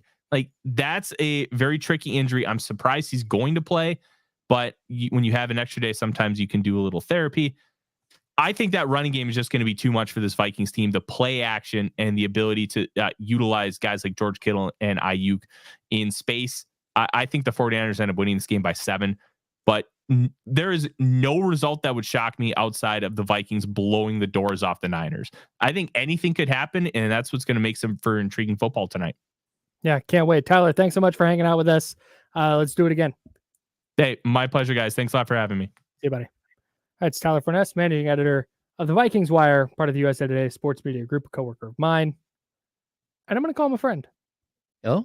I'm comfortable saying that. I love his Warren Moon jerseys. Yeah, it's very dope. I both of them. Yeah. Like I love Warren Moon on the Oilers, and then watching him come back and play on the Vikings was. Yeah. I think that can we keep it a stack for the Titans? Need to just go back to the Oilers jerseys. Straight up, they can keep the logo. They can keep the Titans logo and name. Yeah. Just bring back the jerseys. What are we doing? Why are we trying to make the dark blue and the light blue and the no? They nailed it. I get why they rebranded when they moved, because they went to Houston and Tennessee, and they were Tennessee Oilers for 2 years. But then you want to rebrand it as a new team. I get it. But dude, bring the unis back. Okay. What are we doing? I like it. You and I were going back and forth about randomly uniforms, like during the game. You're totally. Like, you love the a big uniform guy. Yeah, the Kelly Green, right? Ugh. Yeah. Really good. Really, really good the stuff. Eagles Kelly Green joints. Bring it back full time. The Eagles Kelly Green jersey is so dramatically better than their current uniform set. It's not even close. Bring them back. I agree with you. But for me, the Miami Dolphins, it's so clean. So clean. The teal pants, the white jerseys. I'm with you, but bring back the old school dolphin in the helmet. You nailed it on the first try. Yes. With the dolphin with the helmet inside the sun thing. That's an awesome A+ logo. Why are you changing it? Yeah. Why do they have to change everything? Why do we have to have city jerseys? I don't, dude. Yeah. And here's the thing, I don't even mind an alternate jersey like the city edition. Yep. But when you land on a good one, keep it. Keep it. Keep it. The Kings new one, never move off of it. It's fire. It's so sick. The royal blue and it says Kings on the side. Keep it forever. That's dope. I love Keep it as an alternate forever. Anyways, all right, we have to go. I could yell about this for hours. We're going to go around the NFL on the other side. We're going to talk about some of the games that are not 49ers related. Well, some of them are. And again, we're skipping the Bears and Raiders game because it's not worth talking about. You're welcome to Raider fan. We'll get to some other NFL action on the other side of the break, though. That's James. I'm Kyle. We're sponsored by Jiffy Lube. It's the Insiders on ESPN 1320.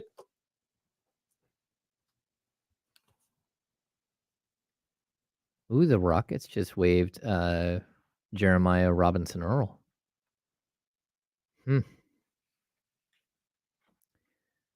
He's a guy that would make sense for the Kings to go, hey, 15th roster spot.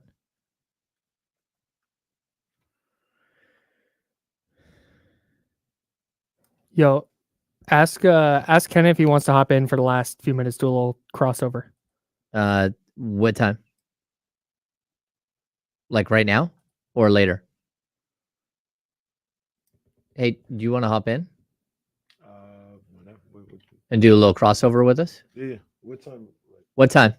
Whenever you want to jump in. He said whenever you want to We jump have a in. long last segment. We have a last long segment last starts segment. at 11:30. I'll be in at 11:50. Okay, 11:50. That's perfect. That's it. That's literally if that's the time I was going to say. Okay, 11:50. That's perfect. Yep. Kenny Caraway joining us at 11:50. David, you ask, is Trey back healthy? No. He did not play in practice yesterday. He was there. He also did not have anything, like there was no sleeve. He wasn't taped up or anything, like no KT tape or anything on his calf injury. But like, I don't know, he's trending the right way is what we keep hearing. I would be surprised if he's 100% for Wednesday, but maybe end of the week, maybe Sunday. That would just be my guess. Like, there's always a possibility that he just shows up and he's ready to play. But it's one of those injuries you have to be a little cautious with. Calf strains are the devil.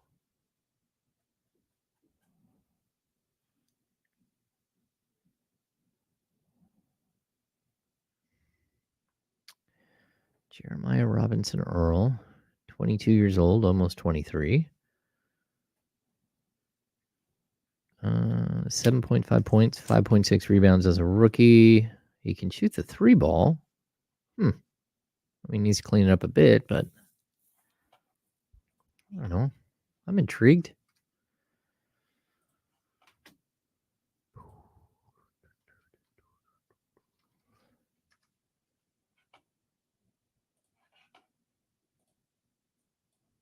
Oh my goodness. Minnesota just gives money away. Jaden McDaniels has agreed to a 5-year, $136 million. Come back.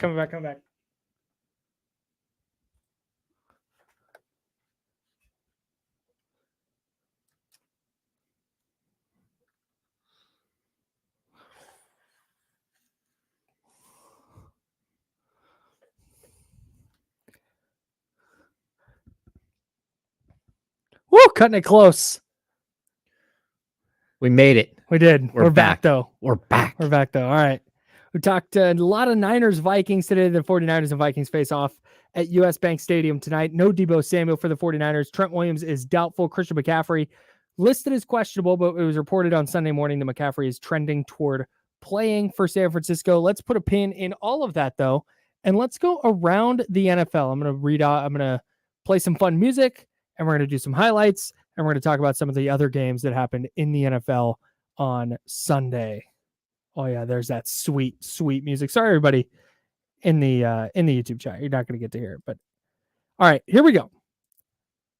Game number 1, Lions at Ravens. There was Detroit rolling along, 4 consecutive wins, and then they visited Lamar Jackson and the Ravens. So here's Jackson. Pressure coming, going end zone. It is caught for the touchdown. Another for Mark Andrews. KB, what day is it? You know what day it is. Yeah, we don't have to say it anymore. It was National Tight Ends Day yesterday. If you didn't if you didn't catch that from the thousands and thousands and thousands of mentions of it on every single broadcast. That was Kevin Burkhardt and Greg Olsen on Fox. Thank you to them for the sound. Yeah, what a day for Lamar Jackson. He completed 21 of 27 throws, 357 yards, and 3 touchdowns. He also added a rushing score as the Ravens blew out the Lions 38-6. James, does this knock the Lions out of the NFC contender conversation? Yes. Ooh, Yes, it does, Kyle. get him out of here. Lamar Jackson just became our leader in the clubhouse for the 2023 NFL MVP. I think he's just kind of been there for a while. I think I've just kind of been waiting for something like this, for the Ravens to really, beating the Browns 28-3 at the time didn't look as impressive, but now I'm all in on the Ravens. Lamar Jackson looked really, really good yesterday. Every week is a new MVP candidate. Yeah. So, well, Dan Campbell came out and said as much. Like their game plan was to make him throw the football and beat him with his arm, and he did it. Yep. He was excellent. All right, let's head to the Pacific Northwest, where the Cardinals were at the Seahawks, Arizona and Seattle. They always seem to play weird games, and Sunday afternoon in Seattle was no different. Take a 2-yard run, turn it into 50. Here's Smith, fires, touchdown! It's Jackson Smith in Jigba. His first NFL TD. Thanks to Kenny Albert and Jonathan Vilma on Fox for that audio. The Cardinals won the turnover battle 3-0. And Seattle went 1 for 3 in the red zone, but Arizona couldn't get over the hump after falling behind 17-10 in the third quarter, and boy, did they have their chances. Meanwhile, Seattle kept pace with the 49ers in the NFC West. James, are the Seahawks a worry for San Francisco? I think they are. Yeah, I do too. They're going to push you. Yeah. I know a lot of times, when you have the dog racing, they like to have the little bunny run out in front. You hope that the 49ers aren't the bunny. Boy, that'd be tough. They play Seattle 2 times still, though. And I think the goal would be to be clear of being it. You can lose one of those and not necessarily lose the division.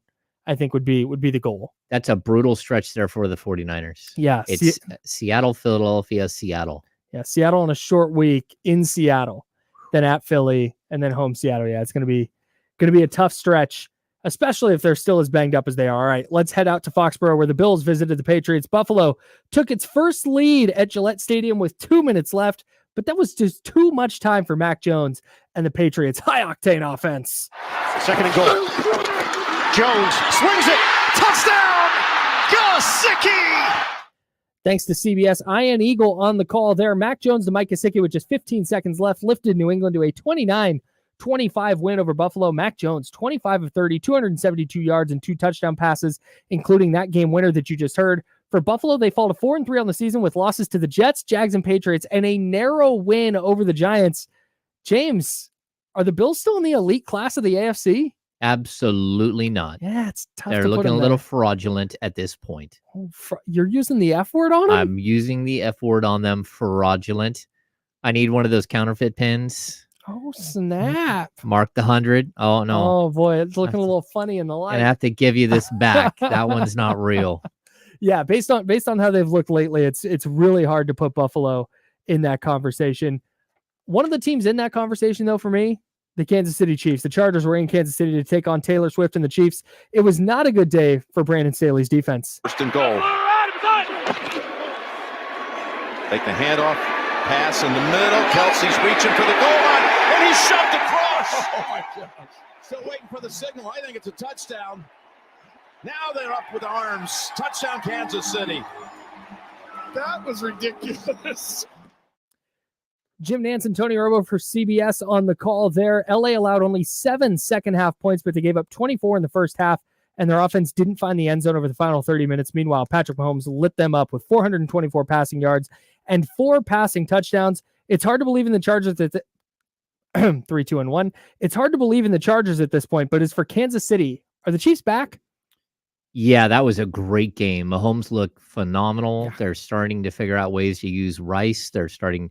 McCole Hardman actually did make a difference in that big punt game. Return, yeah. And on top of that, the Kelsey Taylor Swift thing is just all perfect for everybody there. Just I'm in. I've decided I'm in. I am can too.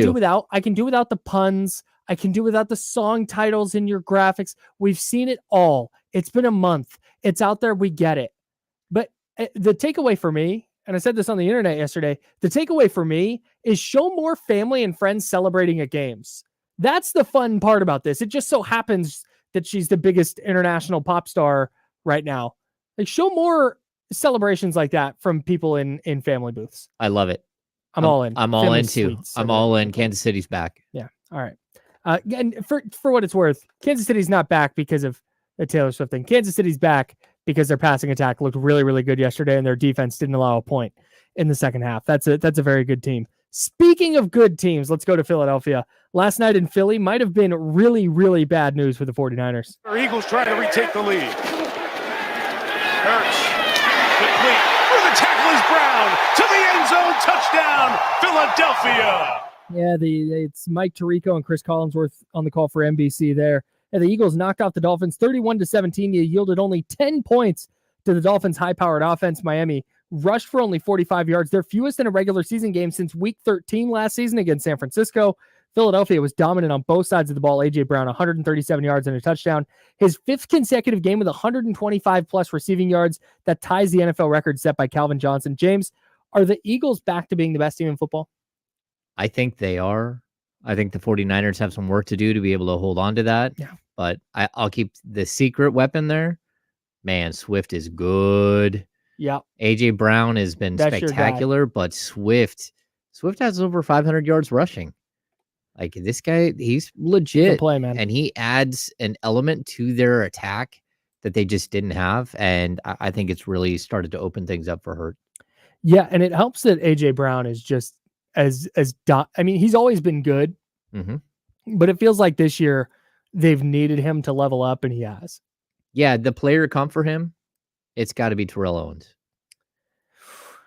Just saying. Yeah, no, I think that's probably fair. Just the combination of, because he's not big like Calvin Johnson was, right? Yeah. He's not big like Randy Moss was, but he's still, I think he's 6'1", 6'1", but it's super strong, great route runner, breakaway speed, can beat you for a jump ball. I'm all in on AJ Brown, man. What a player. Yeah, he's a baller. And for what I have been for a while. I'm wrong about most things in the NFL draft. I got it right with AJ Brown. I was all about AJ Brown. I just can't believe him and Metcalf were in the same How do team. they not win every game?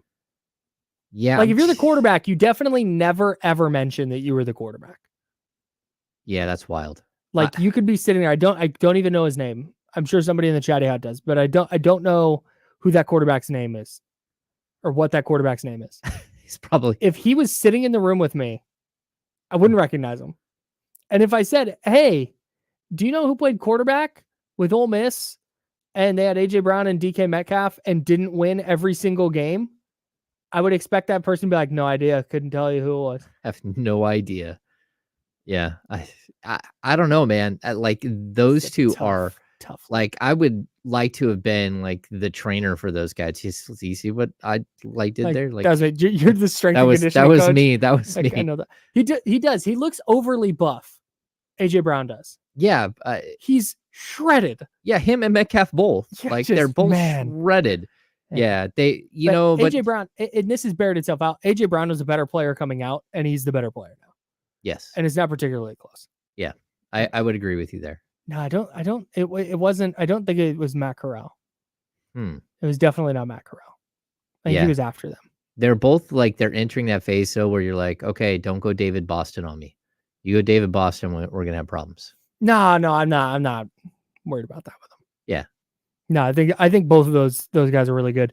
I'm just interested to see with Philly because, man, last night was the first time you saw their defense really take over and then their offense do the same. I know Hurts had the pick six off the tip pass, but like, outside of that, they were pretty flawless.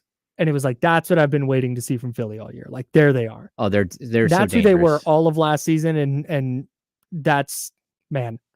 Yeah, and their defensive line comes at you in waves. Yeah, that team's going to be trouble. Hey, you know what I'm saying to Philly right now? You will not be slept on no more, brother. Nope. You will not be Not that I was no sleeping more. on Philly. I knew they were good. I just needed to see them really. And that's the thing is, I think Philadelphia turned a corner last night. That was Philly going, okay, it's late October. It's time to hit the gas. Things are starting to roll. And ideally, you would see the 49ers do the same thing. But I don't foresee that happening with the injury problems they have coming up. So let's talk about the Niners Monday night game against the Vikings. Is it a must win? We'll talk about that concept. The idea of the must win is one of my favorite things. So we'll talk about that. And also the Kings unveiled some new uniforms. We'll talk about those after the break. So don't go anywhere. This is The Insiders. I'm Kyle. That's James. And we're sponsored by Jiffy Lube on ESPN 1320.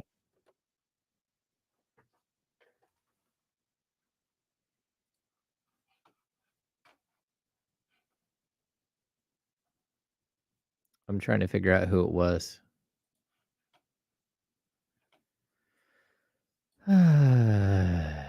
Jordan Amu?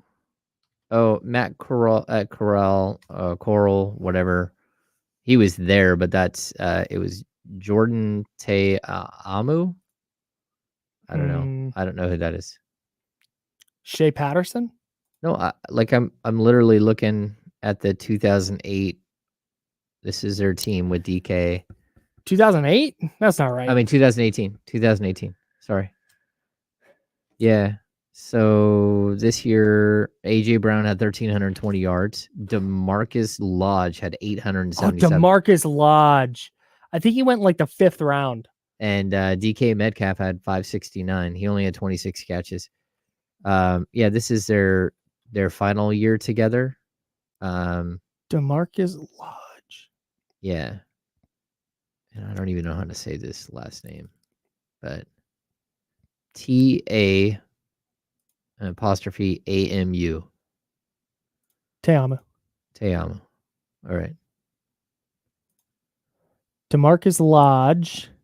The year before. Oh, no, undrafted out of Ole Miss. The year before was Te'amu and Shea Patterson. And AJ Brown had 1252 that year. Lodge had a bunch. 646 for DK Metcalf. That's a crazy thing. Were they together 3 years? I think so.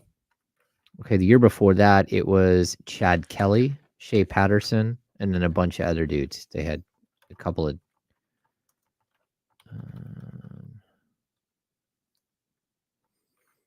AJ Brown 412. And DK Metcalf 2 for 13 yards. And Evan Ingram was on that team. Oh, yeah.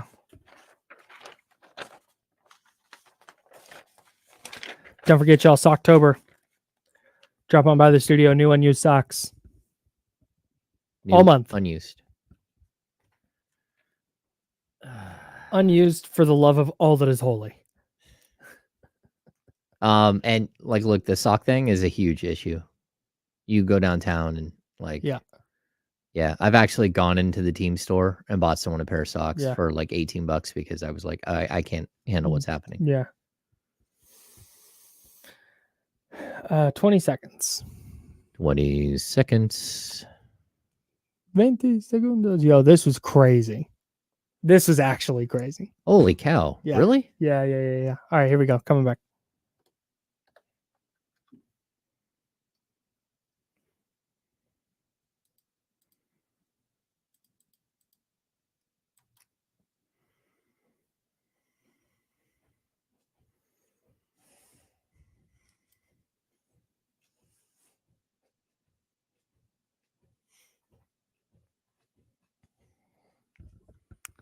Shows are flying, man. We're in the last segment, Kyle. I know. Every day. I'm like, all right, let's see. What are we going to do next? And it's like, no, we're in the last segment, bro. No, it's over, bro. Yeah, it's about right. This is a sprint. About time to wrap it up. Yeah. 49ers Vikings tonight. The 49ers looking to keep pace with the Philadelphia Eagles, who, man, they looked really good last night. The Niners looking to keep pace with the Eagles in the NFC. The Eagles, the class of the NFC at 6-1. The 49ers looking to match that tonight. I feel like, and help me out, because I don't want to call tonight a must-win for San Francisco. A must-win level of urgency is playoff game. A playoff game is a must-win. If you are in the final game of the season and you need to win to get into the playoffs, must-win. If you need to win in week 13 to avoid being eliminated, must win. Week 7 against the Vikings, not a must win. But it kind of feels that way. It feels like if you drop 2 in a row and you fall a full game back of Philly, and now you're only a half game up on the Seahawks, and now you're tied with the Lions, and now you're just fighting uphill against a bunch of teams moving forward. It's no longer like, hey, here's the target. And now you need something bad to happen to Philly to catch back up to them. And you have the head-to-head matchup coming up, but then your margin of error is gone. So if you go into that week 13 game, a game back of Philly, you cannot now afford to lose it. So I don't want to, what do I call it? Because when you say it's a must-win, people go, well, it's not a must-win because our season isn't going to be over. Like, right, I get that. Okay. But what is it?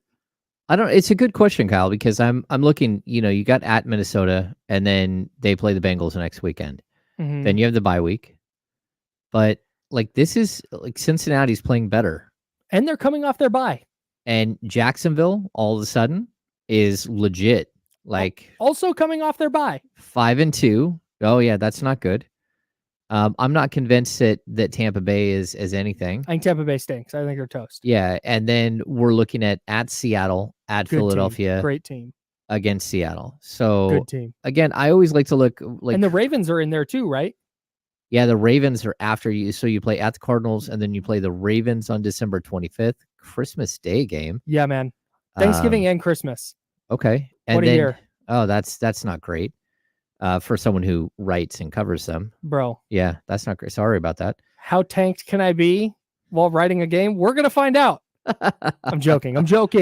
I wouldn't do that. I joke. After the game. I joke. Yeah, this is one of those games where you're looking at it, and the 49ers, they have winnable games left on the docket, right? So you've got the Rams, you got the Commanders, you've got another game against the Cardinals. The thing for me is they have the 2 games against Seattle and the game against Philly. Mm-hmm. I don't think they will. If they go 3-0 in that stretch, you're in a great position to win the NFC West. And in fact, if things keep going this way, that late in the year, beating Seattle in week 14 might clinch the NFC West. I think they clinched it in week 15 last year. But that game could clinch the division. And then, like I said, if you are even tied with Philly or a game back of them, and you win that game, now you're in the driver's seat. Now you control your own destiny again. So that's the whole thing moving forward here is they could continue to put themselves in a position to control their own destiny by winning tonight. And then it gives you a little bit of wiggle room where you can afford, you know what? Hey, you lost to the Bengals because you were on a short week and they had a bye. And the Bengals have started playing better and Joe Burrow got healthy, and you know what? The Niners just didn't have it. And it just gives you that little bit of wiggle room. And the Vikings are a team that you should beat, even when you're banged up. So I would have a really hard time if coming out of the Browns game, I went, you know what? Philly lost. Browns defense just punched the Niners in the face repeatedly and beat them. And they were a missed field goal away from winning still. So not the worst loss. It would be hard to defend a loss to the Vikings, even with the Trent Williams and Deebo Samuel injuries. I totally agree. And I also think, look, this is something where last week you go up against a Browns team who has one of the best defenses in the league until this week when they absolutely just got. What was that? I don't even know. Gardner Minshew looked like, I don't know. Gardner Minshew just lighting up the Browns. Yeah, that just didn't make any sense at all. None of it made ridiculous. You talk about a team who had a hangover from playing the 49ers and thought that they were going to walk in and just roll over somebody. That is not what they faced. But I think it's good for the offensive line for Purdy to face not only a great defense in the Browns, where again you saw Myles Garrett step up and he is a defensive player. What he did yesterday was just nuts. The 2 sacks, a blocked field goal. Did you see the way he blocked the field goal too? Yeah, just hurdled the line and then just point blank batted the kick down. Oh, I've never seen that. It was wild. I have. Cam Chancellor's done it. And then what he did with Gardner Minshew in the end zone, just he threw, stupid. It's but just how fast he gets. Like Minshew felt the pressure and started fading away from it, and Garrett still got there before the ball got out. And that's like a 300-pound dude. It's a big boy. No, it's wild. So, but my point was that I think it's really good to face that, and then the next week, a really heavy blitz happy defensive line. Yeah. Because now it's like, look, Brock Purdy needs to improve. He needs to take steps each and every week. We weren't looking at Brock Purdy as a finished product at the end of last season. We weren't looking at him as a finished product after week 6. Like, this is something that it's a progression with him, and he's going to get better, or at least you hope. And these are games that test you in a different way. And so you got to be quick. You got to think.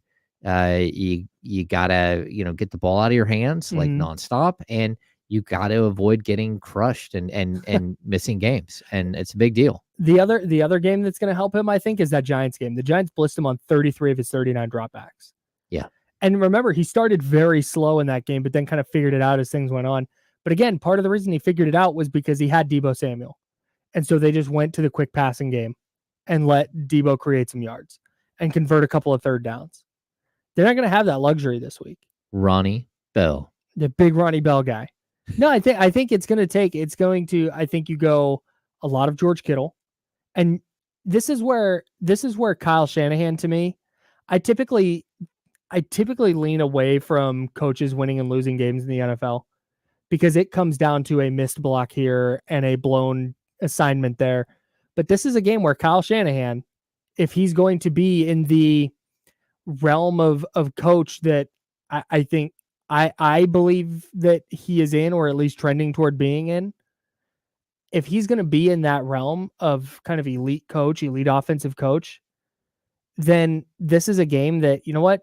Hey, go make an impact. This is where I think Kyle Shanahan, there's a game that jumps out to me is in 2020. And Jimmy Garoppolo was dealing with his ankle injuries. And they played the Rams at home in primetime. And Jimmy Garoppolo had this great game, and his average depth of target was like a -1 yard. It was all stuff behind the line of scrimmage. Those, the jet sweep where he catches it in shotgun and then just shovels it forward real quick. Yep. It was a lot of that. It was a lot of screen passes. It was stuff to the flat, and then a little play action. Hey, there's George Kittle wide open down the seam, and you hit him for a touchdown. He can game plan and scheme a game like that as well as anyone. This is a time they need it. They don't typically need it with this group because they are so talented, but no Trent Williams, no Deebo Samuel. This is where your offensive play caller and your offensive coordinator ostensibly has to be great. Kyle, if Kyle Shanahan was sitting at home yesterday watching football, watching the Red Zone channel, and he didn't hear it, I'm not sure. Like, does he know it's National Tight End Week? Like, find your tight end. Like, scheme for your tight end. He's really good. Like, get him loose down the middle. And, like, that can change his game. So, I think it's one of those weeks where, again, just, like, keep it simple. Keep it simple and do, rely on what's worked. And then I think this is also one of those weeks where the defense just flat out needs to show up. Like, go ahead and go out there and win a game. Like, we haven't fully seen that where the defense is like the reason why. We've seen a lot of games where they feel like they're a big player in the game, but like, go out and win one, because we've seen that a couple of weeks from some other teams where their defense is just, like what Cleveland did. If you're that good, if you think you're in the same ballpark as the Cleveland Browns, go out and win one for your team. Yeah, I'm right there with you, man. It looks like Trent Williams has now been downgraded to out. Okay. If I'm reading this correctly. So yeah, he is definitely not playing tonight if there was any doubt. Yeah, this is a tough one for me. Like, you talk about Nick Bosa, and he gets paid as the top defensive player in the league. Mm-hmm. And I'm of the mind that you've seen Aaron Donald take over a game. We've seen Nick Bosa take over games, but this is when he has to. Go get 3 sacks. Go be impossible to block. And he's been good this year, but he hasn't had that, like, hey, take over, there's Nick Bosa game. I don't think he's been very good. I'm gonna go out on a limb. Like I don't think he's been all that impactful. Like has he put pressure on the quarterback here and there? Sure. Has it led to some other guys getting some pressure? Sure. But overall, like middle of the road. Like I'm watching Myles Garrett. Based on the standard he set last year, yeah. Yeah. Yeah. I'm watching Myles Garrett, and that dude is impacting every single game he plays in such a huge way. I haven't seen it from Bosa. And I would like to like say, hey, it's because of this or that. Like, dude, you didn't show up to camp. You didn't show up all summer long, and you're behind the 8 ball, and you haven't been able to catch up. I don't know if it's I don't know if it's necessarily that. He's just not, and I mean, maybe this is just a residual of it, and that he's not getting home and completing sacks, because I think he has 2 or 2.5, and at the end, I know sacks have enough variance that they're not the end all be all stat. And you saw Daniel Jones, and you saw Matthew Stafford. I think you saw it a little bit from the Browns as well, where it's just like, just get the ball out.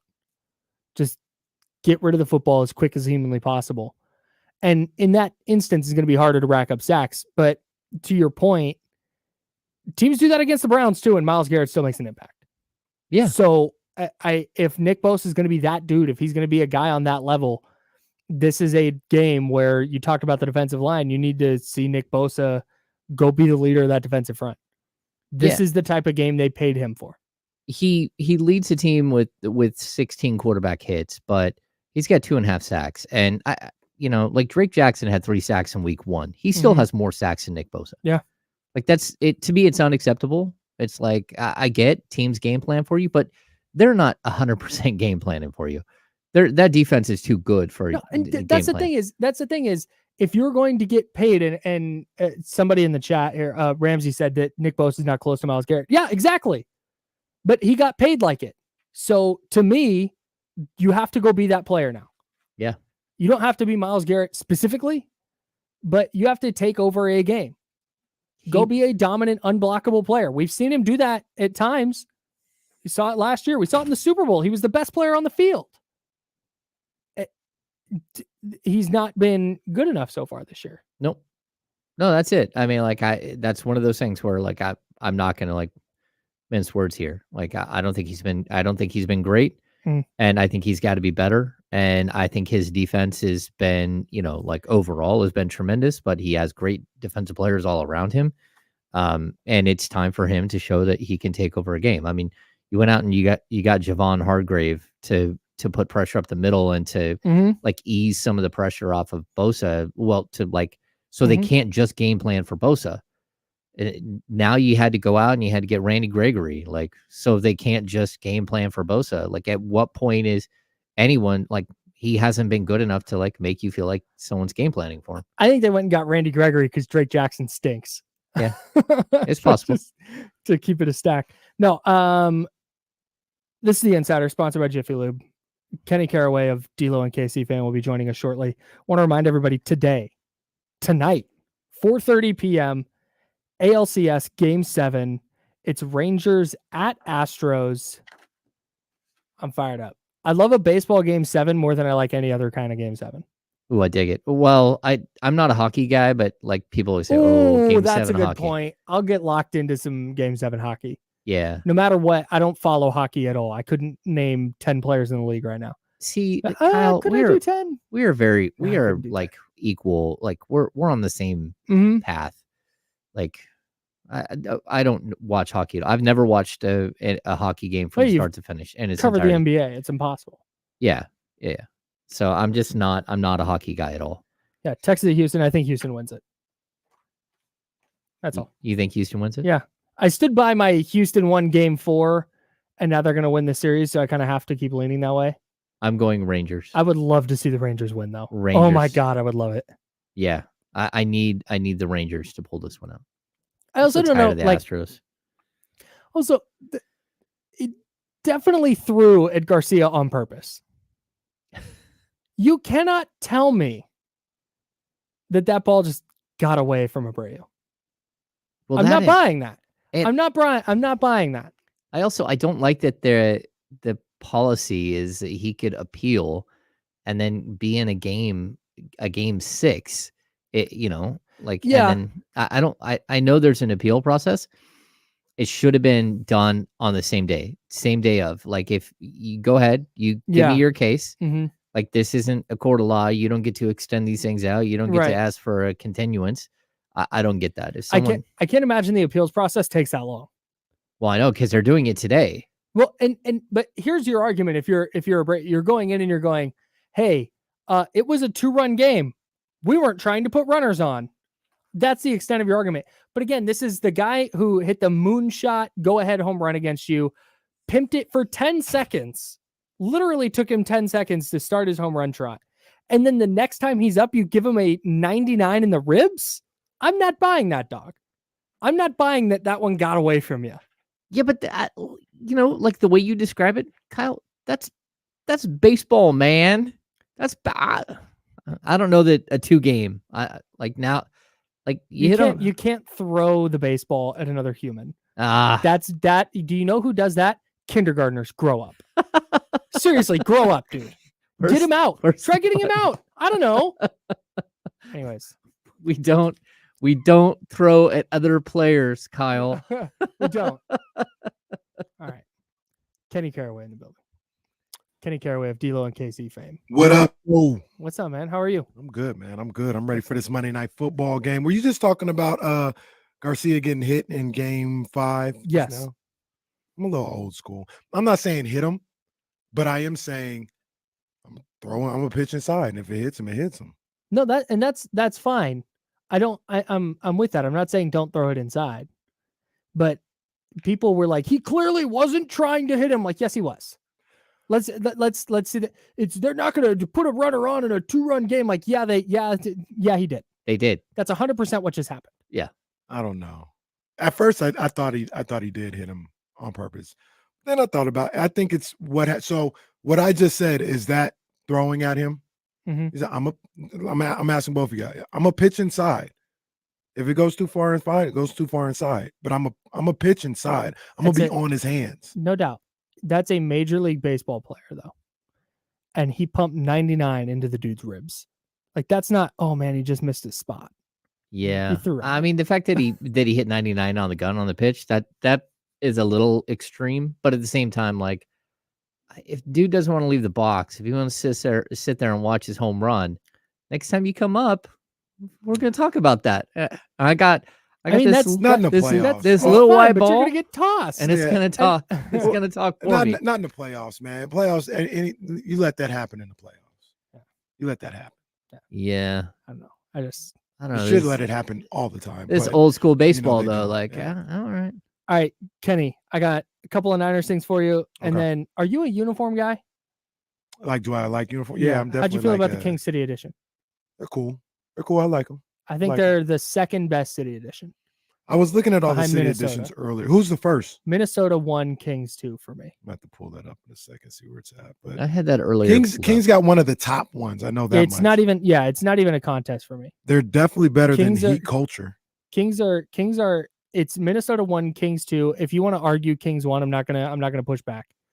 But it's a massive gap to number 3 for me. Like I said, definitely better than Heat culture. Better than Chicago. What is the Warriors one? The Warriors one is. It looks like they messed up on the printing. Is it like the hills of San Francisco? Yes, maybe it's like a curvy San Francisco, but it's like offset. It looks awful. A little slight mispronunciation of City Edition would adequately describe those. I'm with you. I did not like the Warriors one at all. It looks like old school, like Rice-A-Roni box. Like there's something weird. There's something weird there. You're like, the weird rose jerseys they had last year that had like yellow rose on. Those eventually grew on me because when they're tucked in, you can't see. And then but these are not going to grow on me. These are trash. Those Warriors jerseys are terrible, but we can't really say it because it has like a really good meaning. Yeah, I don't know exactly what it is. For women's suffrage. Yeah. So we, I don't want to talk about it, but if it wasn't because of that, I'd say they were terrible. No, they're definitely to wear out. It's really bad. Wait, which one are we talking about? The Warriors City Edition last year that had the rose on it. Oh, got it. And stuff like Like I said, tucked into the shorts, fine look. Me wearing it, very bad. So I want to say this while I got Kyle here. I want to know We got what 2.5 Kyle thinks. minutes. Why is everybody scared right now? Ain't nothing to be scared about, man. I'm not scared. The Niners are still the number 1 team in football when healthy. When we talked about this at the beginning of the season, when we talked about this after week 5, when we talked about it was always, if they're healthy, they're the best team in football. Well, guess what? They're not healthy. So yes, Philly probably does look better than them right now because they don't have their 3 best players. If the Niners are healthy, they'll go into Philly. They'll be at Levi's. They'll go into Detroit. They'll be at Levi. It don't matter where. They're going to the Super Bowl, period. Ain't nothing to be scared about, man. People out here scared, man. Kenny's already had his ring made. I know this is his 12th championship ring. Yeah, 13 actually. 13. I think Nick Bosa's got to have a big game. Nick Bosa's got to be that dude tonight. Yeah, that's it.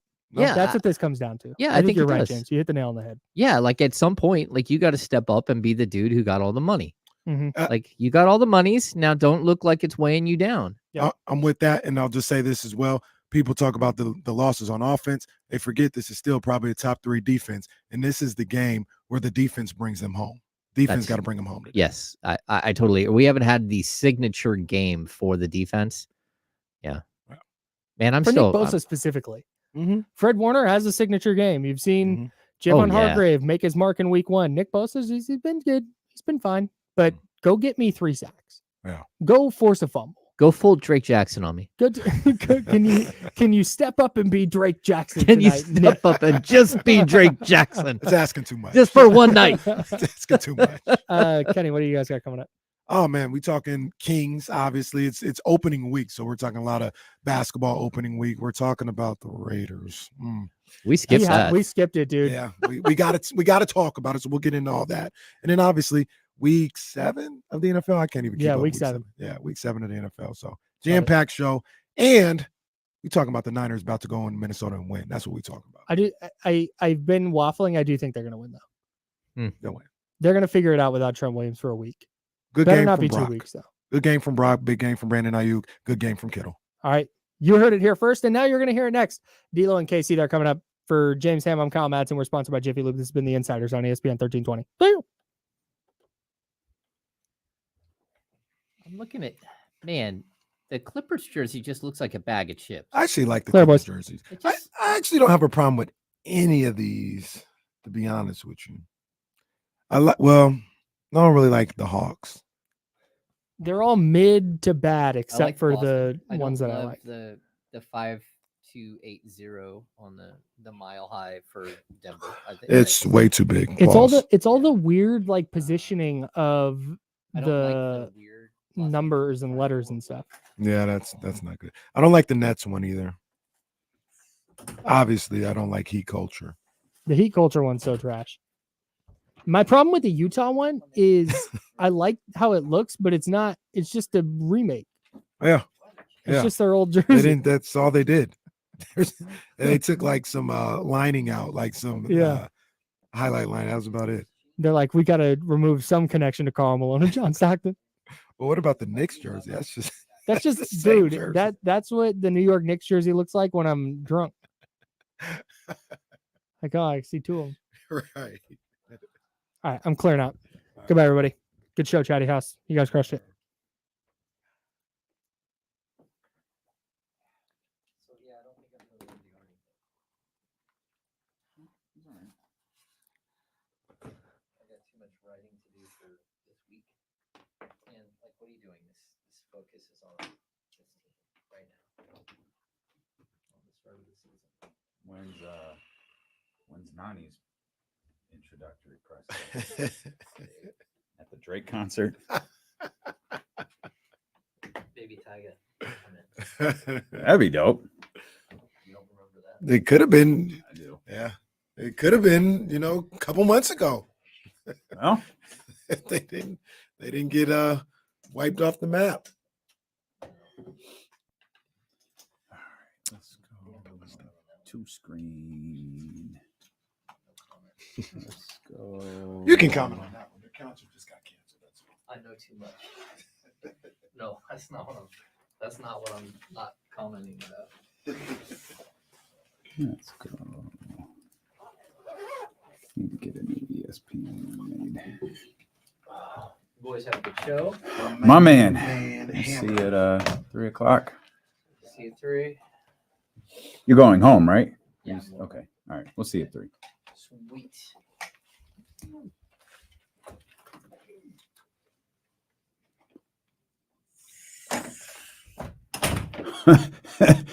They ain't put no makeup on Shannon today. They're like, no, we just gonna throw your black ass out there this time. Goodness, great, and he looks fantastic. He looks perfectly fine, just like that. I never out here throwing layers of makeup on that man. I never really see the benefit of the makeup. If anything, when people have the makeup on, it's distracting because it looks.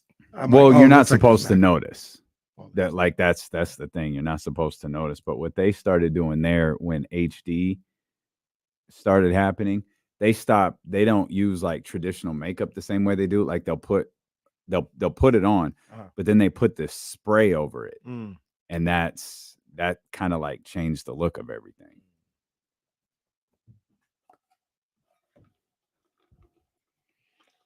I did one appearance with Lena Washington, and it was like, whoa, I need makeup. Lena never had me on again. She was like, bro, get your shit together before you come back here.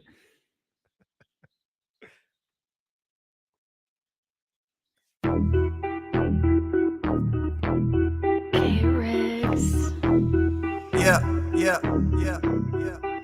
We got them screaming D-Lo, KC, D-Lo, KC, D-Lo, KC, D-Lo. We got them screaming D-Lo, KC, D-Lo, KC, D-Lo, D-Lo. We your number one spot. We your number one spot for some sports, huh?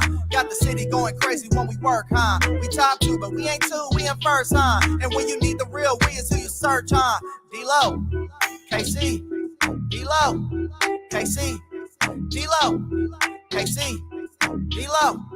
We your number one spot. Talk to me, loved ones. Where y'all at? Where y'all at? How was your weekend? Come on, man. We got them clouds back. We got that fall weather in here. Come on, man. And we 2 days away from the start of the Kings season. We are 1 day away from the start of the NBA season. And we in here with you. We got 49ers football tonight. We got Christian McCaffrey off the field. We got Debo and probably Trent Williams on the sidelines. We'll keep you updated on all of that. We're going to talk about it. I talked to Kyle and James about it. People out here scared, man. People out here scared about these Niners, man. They scared, man. Ain't nothing to be scared about. It's the best team in football still. Yep. They're dealing with some injuries. Yep. They'll be all right. Yeah, ain't nothing to be scared about. Mm-hmm. You know, I got my guys, Vontae and Bush, talking about Philly still number 1 in the NFC. Yeah, all right. No, that was a big win for Philly yesterday. Must win game for them, and they won. Must win? Yeah, they would have lost 2 in a row. And you lose to a team like Miami at home. Yeah, they had to win that game. They had to win that game. But must win? Well, that's what the people would say. Okay. Because if the Niners were in the same situation, they'd say it's a must. They talking about tonight's a must win. Okay. You know what I mean? They talking about tonight's a must win. Okay. So, you know, I'm Everybody just keeping calm the same down. energy. Everybody. I'm turned up. From Niners Philly. are on Monday No, I Night didn't Football. notice. Jesus. Niners are on Christ. Monday Night Football tonight, man. Let's go. I knew that. In fact, I just said that. You're yelling at me as if I didn't mention we've got 49ers football tonight. We got a game 7 tonight. We got a game 7 tonight that I'm actually interested in. And it stems from Friday night when we were sitting here watching that game together. Which is a wild ending to that one. And the games just got better over the weekend. Man. Baseball is lit, right? Baseball got me. They got me. I'm interested. Got me. Danny, I talked to Danny today too. He wouldn't like me to say this, but game 6. Oh, that's today. Nice. That's nice that you talked to Danny. Game 6. Danny been dodging my call for about 3 weeks now. No. Oh, that's good. That's good. Got to make sure it's worth my while, you know. Like, all right, jackass, you gonna call me or not? Well, I'm going on vacation next week. All right, man, go to hell. Trying to get a Kings podcast going here, and you don't want to respond to my messages. Okay. Well, let's just get this out of the way because I don't care what we do on Sundays. I don't know that this is going to be mentioned again. And I'll start. It's my bad. It's my fault. I looked at the Raiders schedule and thought, man, Jesse pointed it out last week. Vibes are bad, but the fact is they're 3-3. They're sitting at 500, and they have a real legitimate opportunity to go to 4-3 at minimum with a couple of winnable games on their schedule. Yeah. Again, shame on me. It's my fault for believing that this team might not fall on their face and embarrass themselves against a quarterback that, for the love of freaking God, I can't remember his name. I look his name up every 10 minutes. Who's this dude who wouldn't just feel? Who beat the crap out of the Raiders again? What's his name? Let me look it up again. Get it wrong every damn time. Always forget. And he ran circles around the Las Vegas Raiders yesterday. Yo, that's tough. If Mark Davis wasn't at a parade today. Well, that saves people jobs right there. Hey, how did Josh McDaniels survive that loss to the Chicago Bears? It was the day of the Aces parade. I don't know what to tell you. Partying down the strip. Not my problem. I'll deal with Josh. Josh ain't going to kill my vibe. Mark out there dancing with Asia and his white jacket and white jeans. He was getting it. I mean, as much as he could, he was getting it. But he was feeling it though. No, he was no. Again, as much as he can, he was getting at it. So that saves. I guess that saved Josh McDaniels' job another day. Well, let's be honest, he wasn't going to get fired. Probably not. Brian Hoyer was awful. Absolutely awful. I tried to understand the rationale of what they were doing. I don't know that Aiden O'Connell would have been any better, by the way. But I tried to understand the rationale of going with the veteran quarterback in this sense. Okay, they did it. You saw what it looked like. Josh Jacobs is just done. Y'all was applauding Josh Jacobs because he averaged 3.1 yards per carry on 22 carries. He averaged 3.2 yesterday. Ain't nobody applauding him. This season has been a failure for Josh Jacobs, an absolute failure to the follow-up he had last year. It's sad because I'm a Josh Jacobs fan. Change your number back. I don't know what's wrong, but it's all bad for Josh Jacobs. This Raiders team is a debacle, man. They're a joke. They're the most unserious team in professional football. Raider fans probably would have told us. Some of them did try to tell us last week, like, nah, let's not say that they're going to win for sure. That's facts. We've seen this type of situation before. I believe. Let me see. I can check real quick. I know, you don't always, get wrapped up in this, but yeah, the Raiders were favored by 2.5 going into this game. Seemed low. Seemed fishy. I was like, man, the Raiders are gonna win, man. They're gonna beat the Bears. They got smacked yesterday. Smacked by the Chicago Bears with some guy named Tyson Fury. Nope. Tyson's right. Tyson Bedford. Nope. That ain't as the quarterback. Definitely not it. Nope. Wasn't Tyson Beckford. Wasn't Tyson Fury. Wasn't Mike Tyson. But it was Tyson. That's I'd be so deflated if I was a Raider fan right now. Like, I don't know how you get me back. I don't know how you get me back this year. I may check out from the season. Wasn't this kind of like the defining game of their season right here? Like, I feel like whatever they do going forward, it's meaningless at this point. Like, this was the game. All right, like the Raiders were 3-3 going into it. Okay, let's see what they can do or whatever. And they just fell flat on their face. Like, they're just bad. Well, this is the game to solidify that they're just not serious. Like, no matter what happened, like, yo, if they beat Detroit next Monday, who cares? No one cares. It won't matter because everyone will draw back to that Chicago game and go, you're going to fall flat on your face again at some point against the team, whether it's one that you should beat or not beat. They got the Giants coming up. They might have Daniel Jones out there looking like Aaron Rodgers 5 years ago. Well, look, and here's the other thing about that game on Saturday or Sunday, excuse me.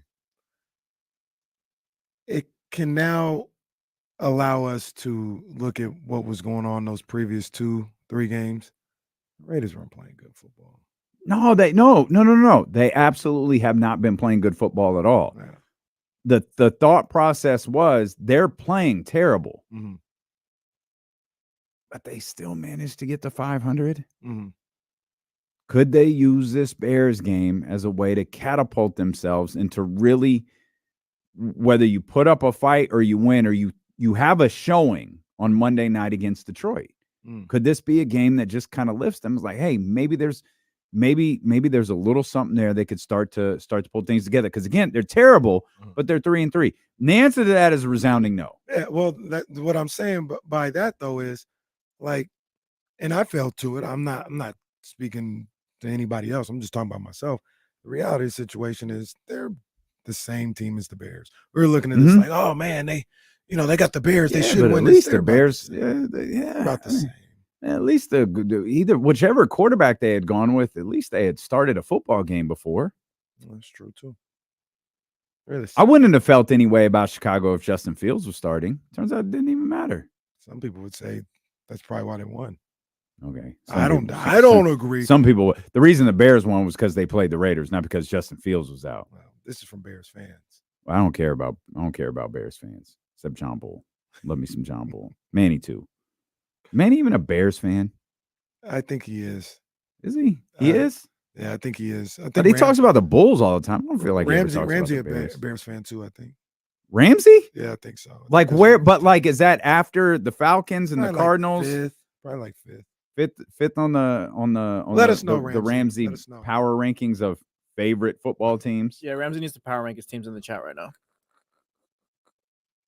I think the Falcons are first, right? Where are the Cardinals in that? Any Cardinals fan? They're probably like third. That's like the step kid of Ramsey's favorite team. Actually, I think he likes the Raiders too. Okay, Ramsey. All right, man. Good luck to Ramsey. Raiders and Bears is hard for me to watch because I love both teams, says Ramsey. He's got a double-sided jersey like Travis Kelce's mom did for the Super Bowl. That man says the Raiders and the Bears is hard for me to watch because I love both teams, but refers to the 49ers as the San Francisco football team.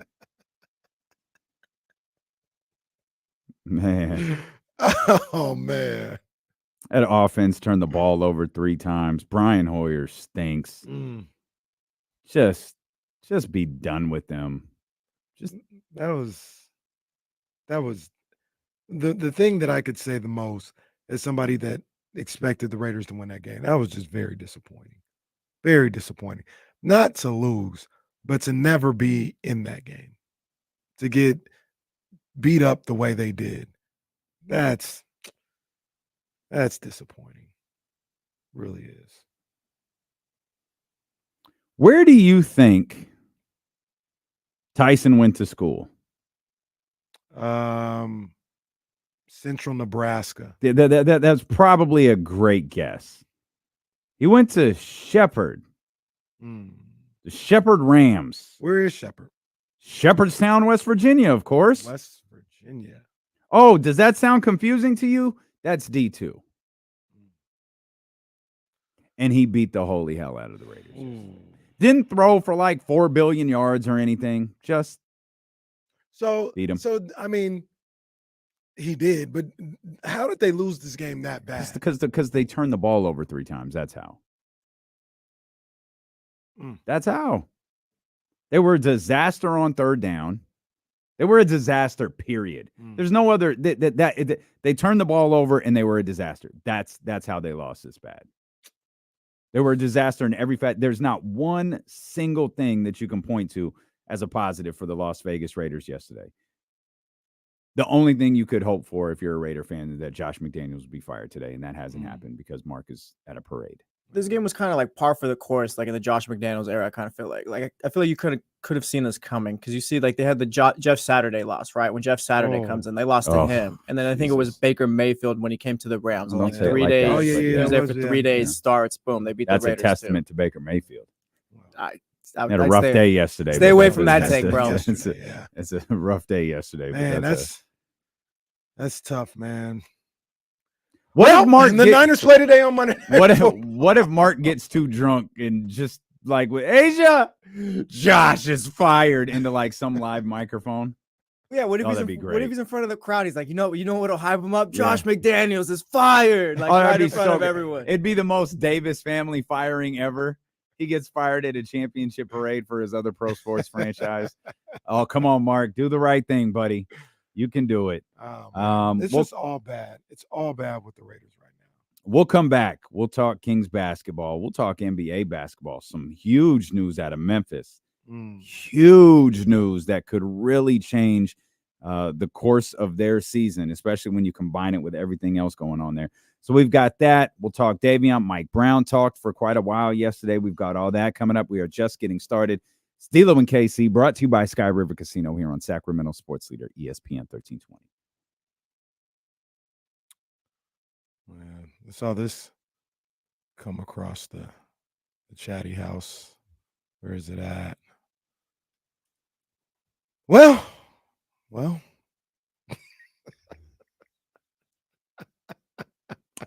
Well, how was that concert on Saturday? Man, a lot of people were there. Yep. I hope you enjoyed it. I think I know exactly who that is. Saw in the casino. I think I know who that is. It's hard to tell with the SE for the name, but I think I know who that is. Not all of us made it. You guys see they're putting Miami on for the in-season Hard Knocks? Oh, okay. Is that HBO? Max? Yeah. Or Max? Do they still do the Amazon one, or did they stop that? I think they stopped. Oh, That might just be a soccer thing now. okay. All right. Oh, look at that. We're the insiders. No one noticed. I got it.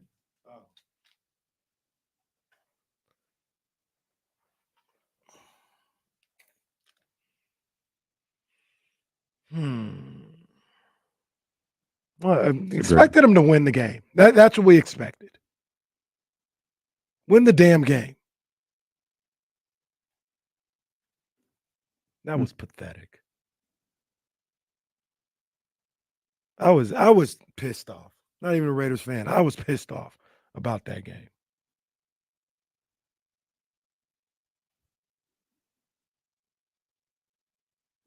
Anybody go to FanFest? Michigan, I didn't get to go, sir. I hope everybody else had a good time.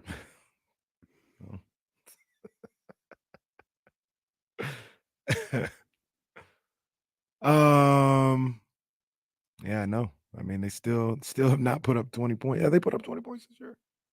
I think they did. The Raiders, I think they did last week. That was 19. Didn't they win that? Oh no, they got the safety. It was 22. It was 21-17. Or 21. You're talking about the Raiders, right? Yeah. It was 21-17.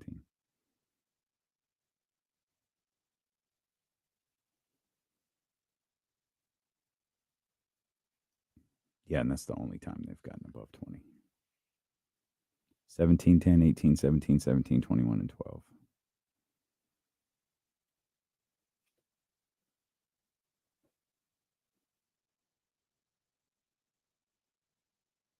Yeah, Jonathan Allen had himself a day yesterday.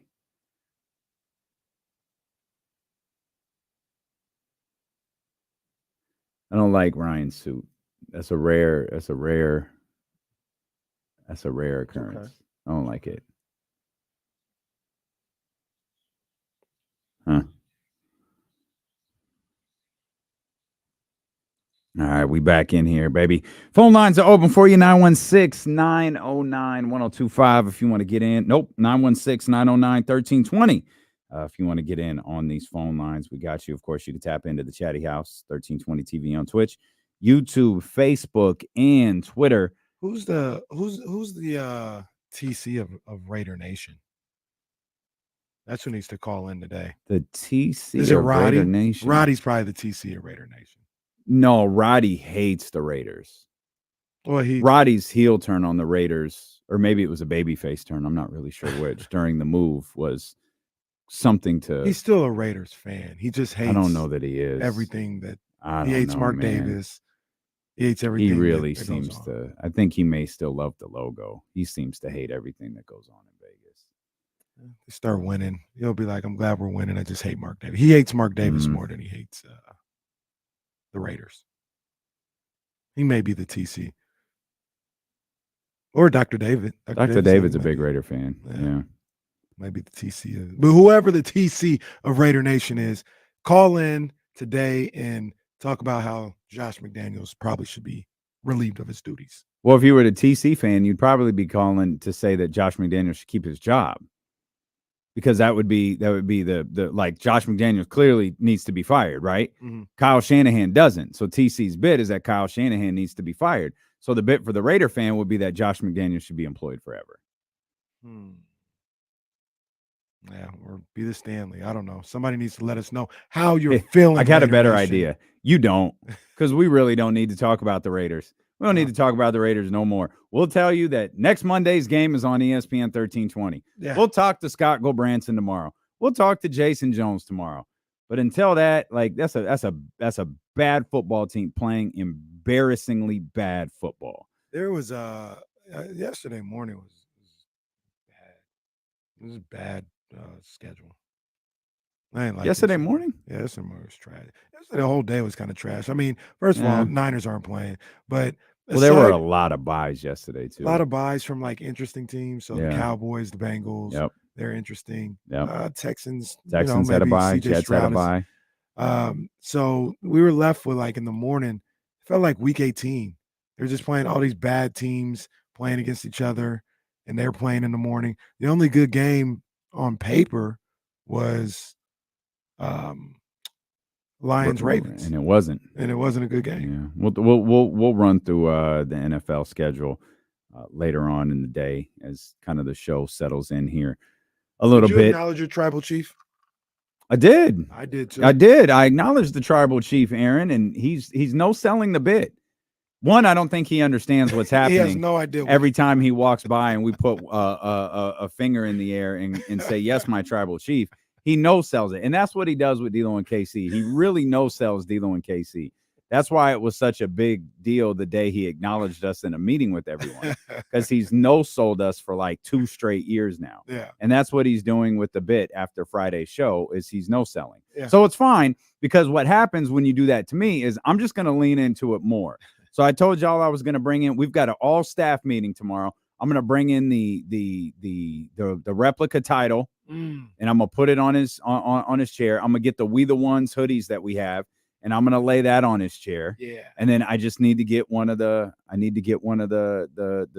council, the tribal council, the tribal chief lays that Jay and Roman were fighting over, and I'm going to put it on his desk, and he's going to acknowledge this bit. He's earned it. I don't even think we did this. I'm Damian Barling. The ultimate needle mover in God mode himself. You're so busy screaming about Monday Night Football, I forgot to introduce you. He's Kenny Caraway. Yes, sir. Acknowledge me. And Aaron going to acknowledge us. Oh yeah. He's going to acknowledge us. So the more he ignores us, the more like he's going to come in one day. There's going to be like Roman Reigns cutouts around his office. Like, yeah, keep ignoring me. He's going to walk in and the music is going to play.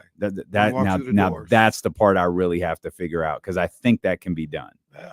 I think that can be done. When he walks up to the podium at the all staff meeting, just play the music. That's what we'll do. Yeah. Is that on iTunes? I'm going to ask Kim how to connect my phone. Oh, I think I could do it. So Roman, let's see if it works. Roman Reigns, head of the table. This is it. Should be there. Oh yeah. I got one of those mini Odyssey speakers we could hide in his office too, so he won't even know. Like, yeah. When Stacy says, "Aaron, do you want to come up here and talk?" That's what we do. Yeah. Yep. Oh yeah. How many people in the room will get it?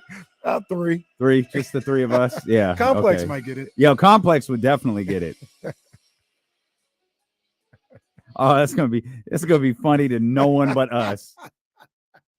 No one but us. But I guarantee you, it'll be worth it, and we'll be laughing. And then we'll explain it, and it still won't be funny. Nope, no one will think it's funny except for us. No one. Mike Brown. spoke yesterday following practice at length and said his team's ready for the regular season. There were quite a few takeaways. It's about an 11-minute media scrum, so obviously we're not going to play the entire 11 minutes, but there's some interesting stuff in here. Let's listen to a little bit of it. We'll hit pause. Shout out Sean Cunningham, Fox 40. I did skip ahead a little bit because I think before they realized everyone was rolling, I think he muttered a very insignificant, unoffensive word, but we'll just a little scary, because down the stretch that I thought Mexico had a chance to score a couple of times. He's talking about the Republic. Kind of heading into shout out to Republic. It's pretty good. Duarte's still a little banged up. He did everything but contact today. Trey's still banged up. He didn't do anything on the floor today. But other than that, it's pretty good. Yeah. Where just do you feel the spirit, the readiness of this team is? I think the spirit's there. I really do. I feel like the guys are ready to get the regular season going. They've had enough of the preseason, enough of me on their behind for every little thing, which I still will be. But I think they're ready to play games that count. Do you feel like that physicality you've been preaching was embraced in preseason? It's getting better. The exciting part about it is it's getting better.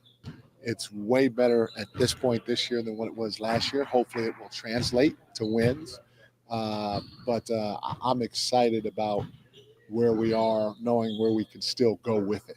So I'm going to hit pause right there. A couple of things that we'll get to. We talked about Chris Duarte and Chris Duarte's kind of where he's at in this process, in this rehab process, or in this whatever you want to call it. Rehab seems like a strong word, but I guess that's ultimately what it is. Said he's out there on the court, is getting the work in, and he'll make it clear later if we get to this part.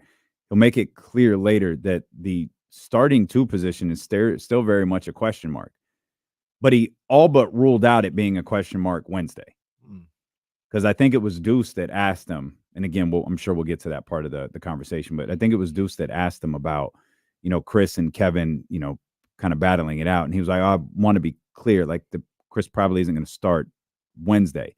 But it's also clear from the conversation that door on the starting 2 it's not shut. He has not decided. I think he knows who's starting Wednesday. He might even know who's starting Friday, but I think who's starting at 2 might be a conversation going into the season. Yeah, I guess I don't feel the way others, and I guess Mike Brown do feel about that 2-guard spot, but if he sees that team way more than I do. Well, so and he feels like it's time to make a change, then so be it. Let's play this because I think he acknowledges the practice part as well. You talked about the 2 guys that weren't full go at practice. How much does that change your opening night ideas and your rotations for opening night? Obviously Trey was a part of our rotation last year, and he's going to have a good chance of being part of it this year. So if he's not playing, we got to make some adjustments. And the reality of it is Chris has done a heck of a job as the preseason or training camp is going along. He's gotten better every time he stepped out on the floor, and because of that, he'd probably get a shot. Whether it's starting or coming off the bench, I don't know. But he get a shot. But obviously with him being hurt, especially if he doesn't have any contact before that first game, then he won't play. Have you seen Sasha making slow progress as well? Yeah. I think all of our guys have made progress. Some guys haven't made progress as quickly as others. But I think as a group, we're trending in the right direction. Has it surprised you a little bit at all about that he's, I don't know, maybe just hadn't had that quite breakout game that maybe everyone's kind of hoping for, at least from a fan standpoint? They're pretty amped up for what he could do. Yeah, and you respect that and you love that from the fans. But I've been through this before. Back in the day, it was a young man named Manu Ginobili who came over as a rookie at 26, 27, maybe even 28, so similar to Sasha. And and he struggled at first. Struggled to a point to where we actually, as a staff, took him out the lineup and set him down for a little bit because there's a lot of pressures that those types of players go through that we don't understand. You got pressures from people overseas thinking that you should come to the NBA and right away be, Magic Johnson or Larry Bird, and it just doesn't work that easy. It doesn't translate that easy. And if you talk to Sasha, he'll tell you he's still trying to feel and understand the game while getting his confidence to play at the highest level. So it's going to take some time, but for where he is right now in this short amount of time, he's made some pretty good adjustments and improvements. Whether it's the cuts that he's had or getting hot in that third quarter in the last game, do you see like the outline of where he can be in maybe a month or two or a couple of months? Yeah, you do. You see, and the neat part about it, and I said this earlier, is the biggest thing for me with him is to make sure his confidence doesn't waver. And I said this earlier too, is just the way he carries himself. I think he'll be okay in that area. And eventually his game will catch up to where he has a better feel of what he should be doing on the floor and how he can do it on the floor to be very effective in the NBA. But he and I have had to have conversations, and he knows that I have confidence in him. But he also knows that I understand it may take some time for him to process all that stuff. But like he had a pass today that I was like, whoa, and some people might look at it and think, oh, I might be able to do that. But no, it was a very difficult pass. I don't know how he saw his teammate on the weak side of the floor. And not only that, he got it there on time and on target. And so to be able to watch him grow in the different areas as the games go along, like you're saying, even defensively, is definitely a welcome sight. And the reality of it is, it's a good problem to have when you have when you feel like you have depth, which I think we do right now. It makes my decision harder, but I would rather that than the other way. Very lengthy answer there from Mike Brown regarding James's question about where Sasha could be moving forward. It sounds like to me my biggest takeaway from everything Mike said there in that long description of Sasha Vezenkov is he's going to be extremely patient with him. And while we may all have expectations, or we may all have, well, what if he could do this, or what if he could do this? He could replace Harrison Barnes. All these different things. The struggles he had in the preseason.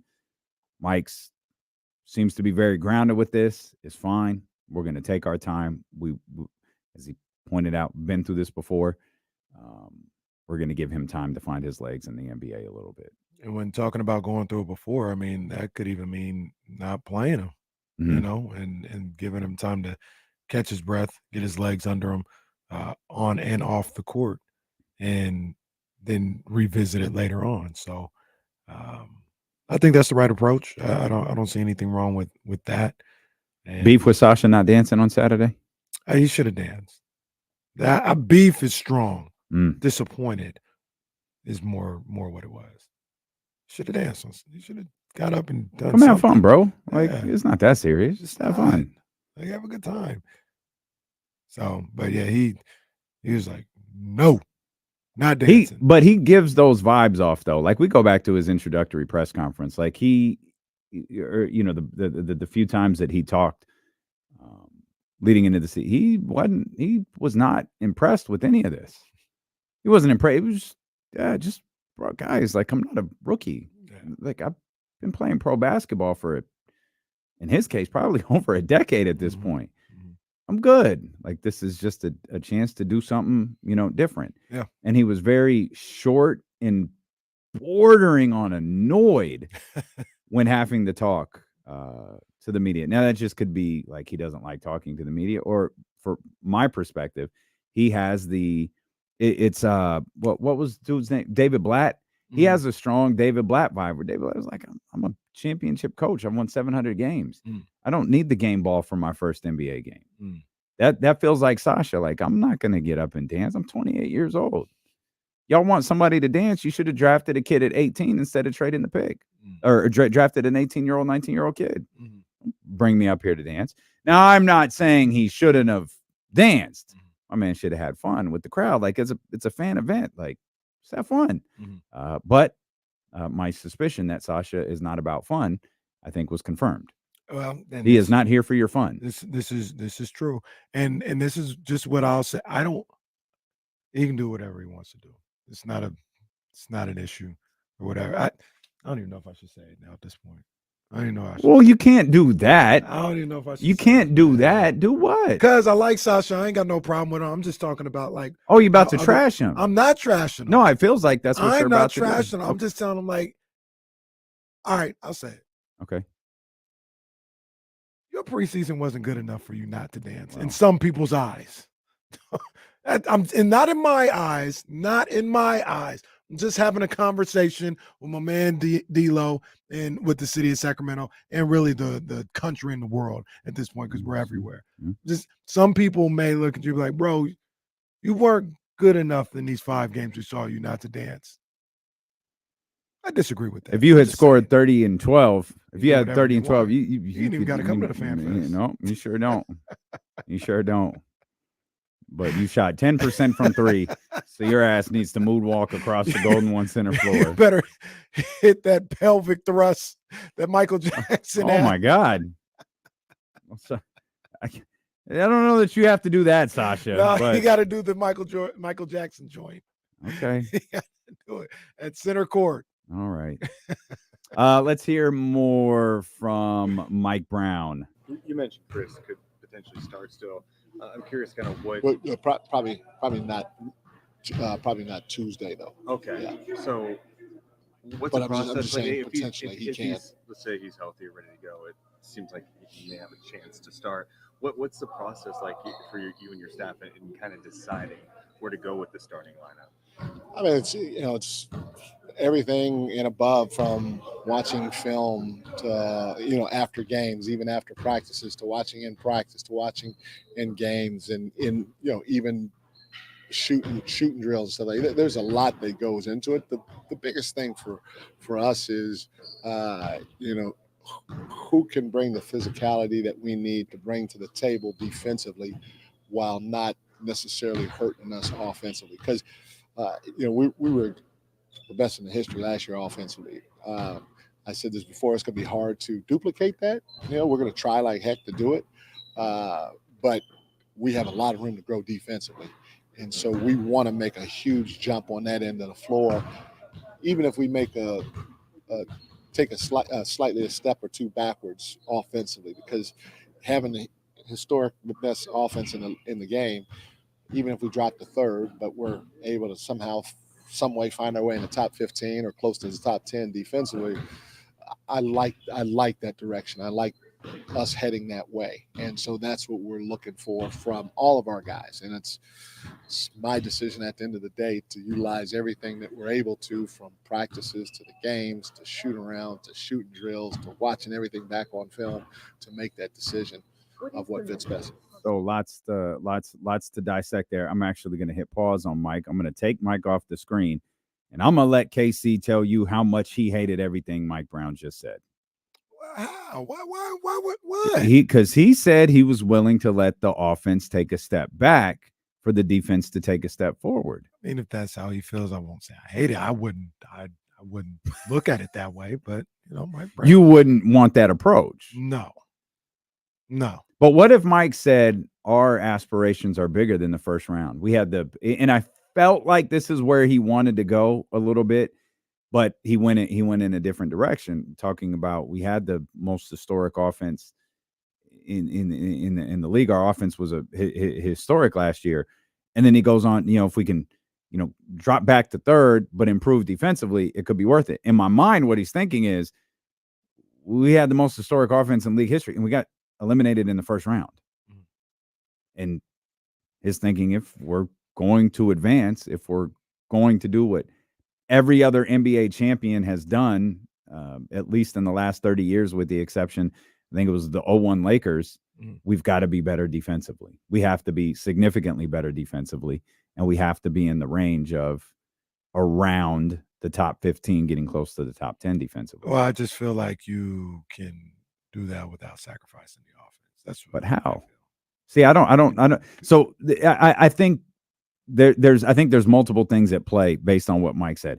I think they can flirt with top 15, 16, 17. I think they can accomplish that with the roster that they have. Top 10, I can't see that being realistic. And I know what you're saying. That top 17 ain't getting you nothing. That ain't never won you no championship. I think Denver was 16. No, the lowest was like 12. Oh no, Denver was 16.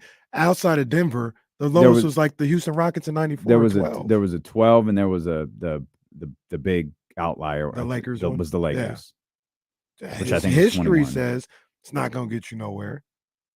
So if you're keeping the same group and the aspirations are be 17th, now we're talking about a championship. Well, that's Maybe not that what gets Mike you- said. That's what I said. Right. Mike's talking about being close to the top 10. With this roster, I don't see how you can maintain both.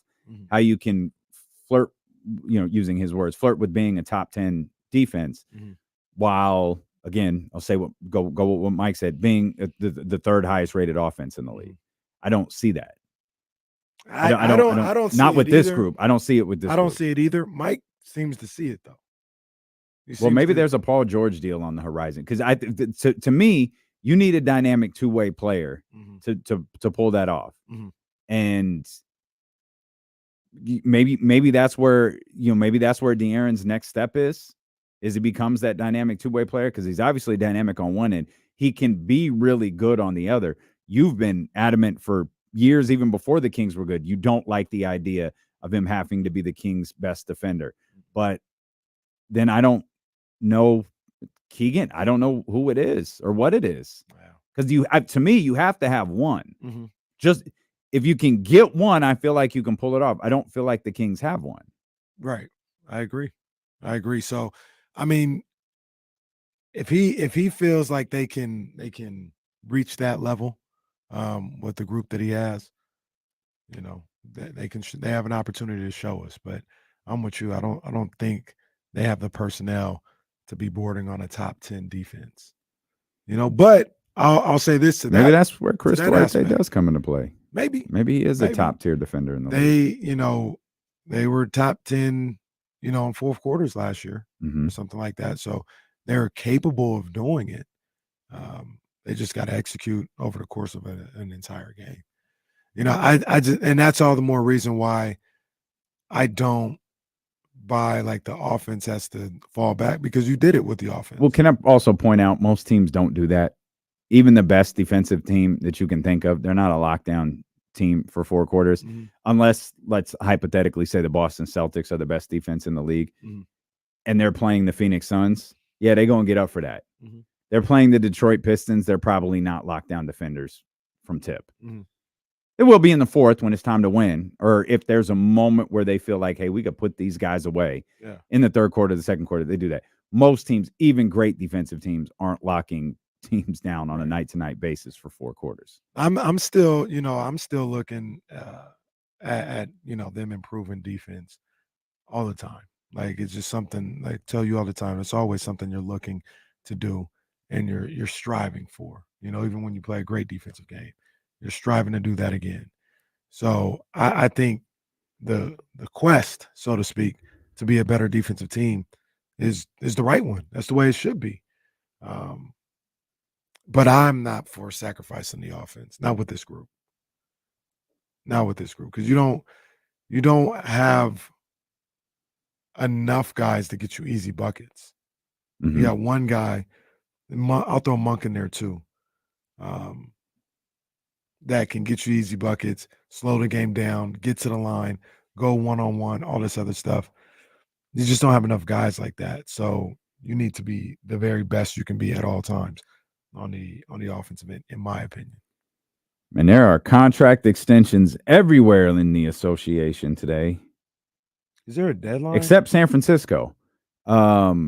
There's a deadline for like rookies and stuff like that, or fourth-year players or something like that. Yeah, you're seeing like the Josh Green's got his, Jaden McDaniels got his earlier, Cole Anthony got a 3-year extension.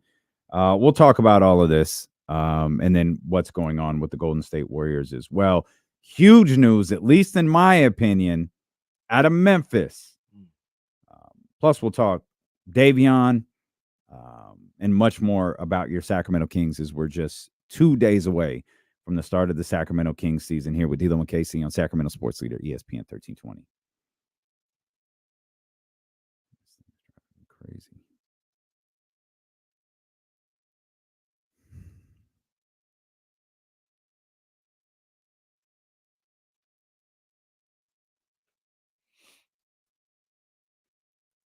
Yeah, maybe so. Maybe it's as simple as that. And there's nothing wrong with that. I don't, as good as I think their offense will be, I don't expect them to set new league records this year. You know what I mean? Well, it just, with all due respect to him, I think that's exactly what he said.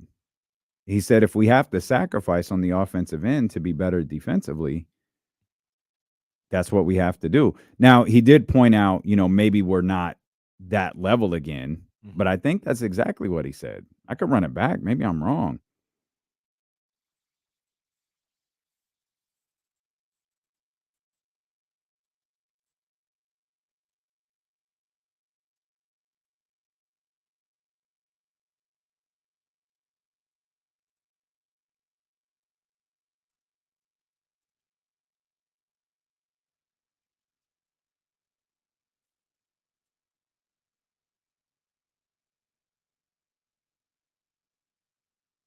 I wonder what he sees in practice. That's what I always get. He probably sees what What's he we see? see in those fourth quarters and on the road and stuff like that. I think this group is capable of being better defensively. I think they're capable of being better defensively as is, like without making any changes to the starting lineup. I just don't think they always execute. And that's part of being a good defensive team as well, though. Like you bringing it, all the time, every night. If you can't do that, if you're hurt or somebody else, like, got to find somebody that can bring it all the time and not just partially. Everything that he says, everything that everybody's saying, I get it and I agree with. Like, defense got to be stronger in a major way. I just am not interested in sacrificing defense. I'll just say keep doing sacrificing offense. Just keep doing what you're doing on offense and be better on defense. You shouldn't have to sacrifice anything. I saw this, and I'm embarrassed to say it actually did kind of make me chuckle. Just watching Steph gear up for it made me laugh. Oh, right on, Dr. David. I'll check that out. Is that a Sacramento store or is it a website? Or do you mean the group high five? I'm down with some high five. You tell me where to get that. All summer long, we've been together. Yeah, no, not really. And also, if you remember that game, there was a high level of defense being played in that game. Shot making was just unbelievable. So there's that. I think we're done with this mic sound.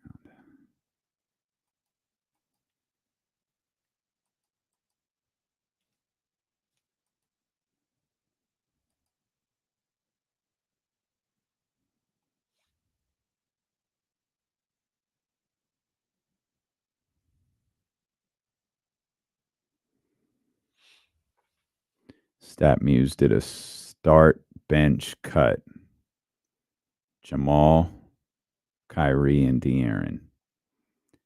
Trista said start Foxy, bench Jamal, cut Kai. I think I'd cut Jamal and bench Kai.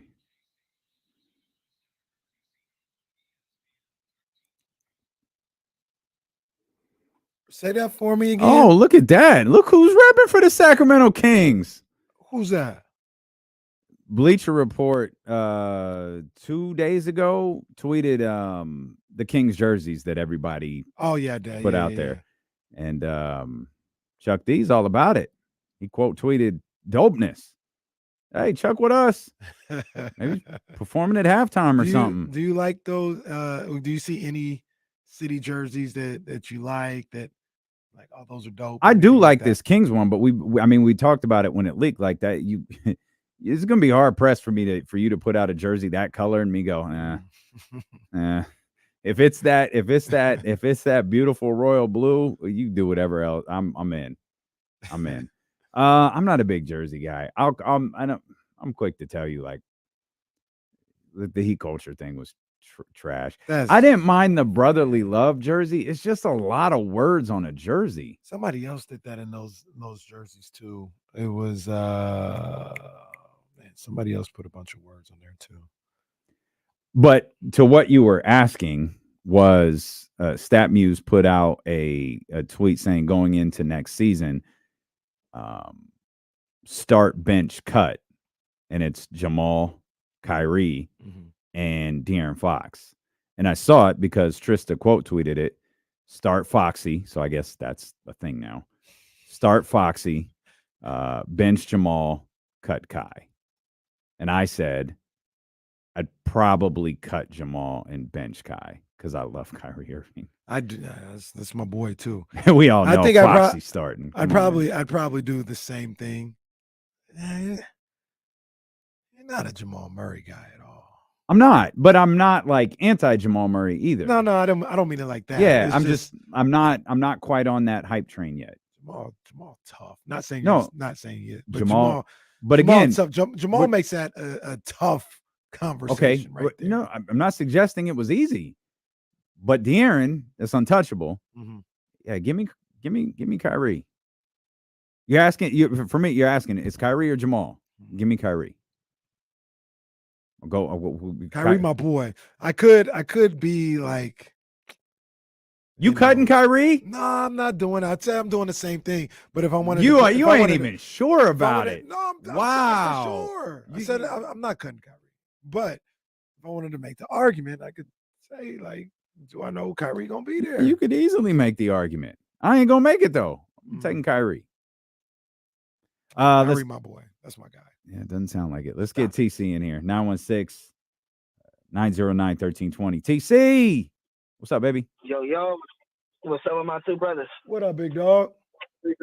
Man, just tapping in, man, trying to see what this game is gonna look like tonight and see who's gonna show up and who ain't gonna show up. Well, but Kyle, stay the hell out of the way. They'll be just fine.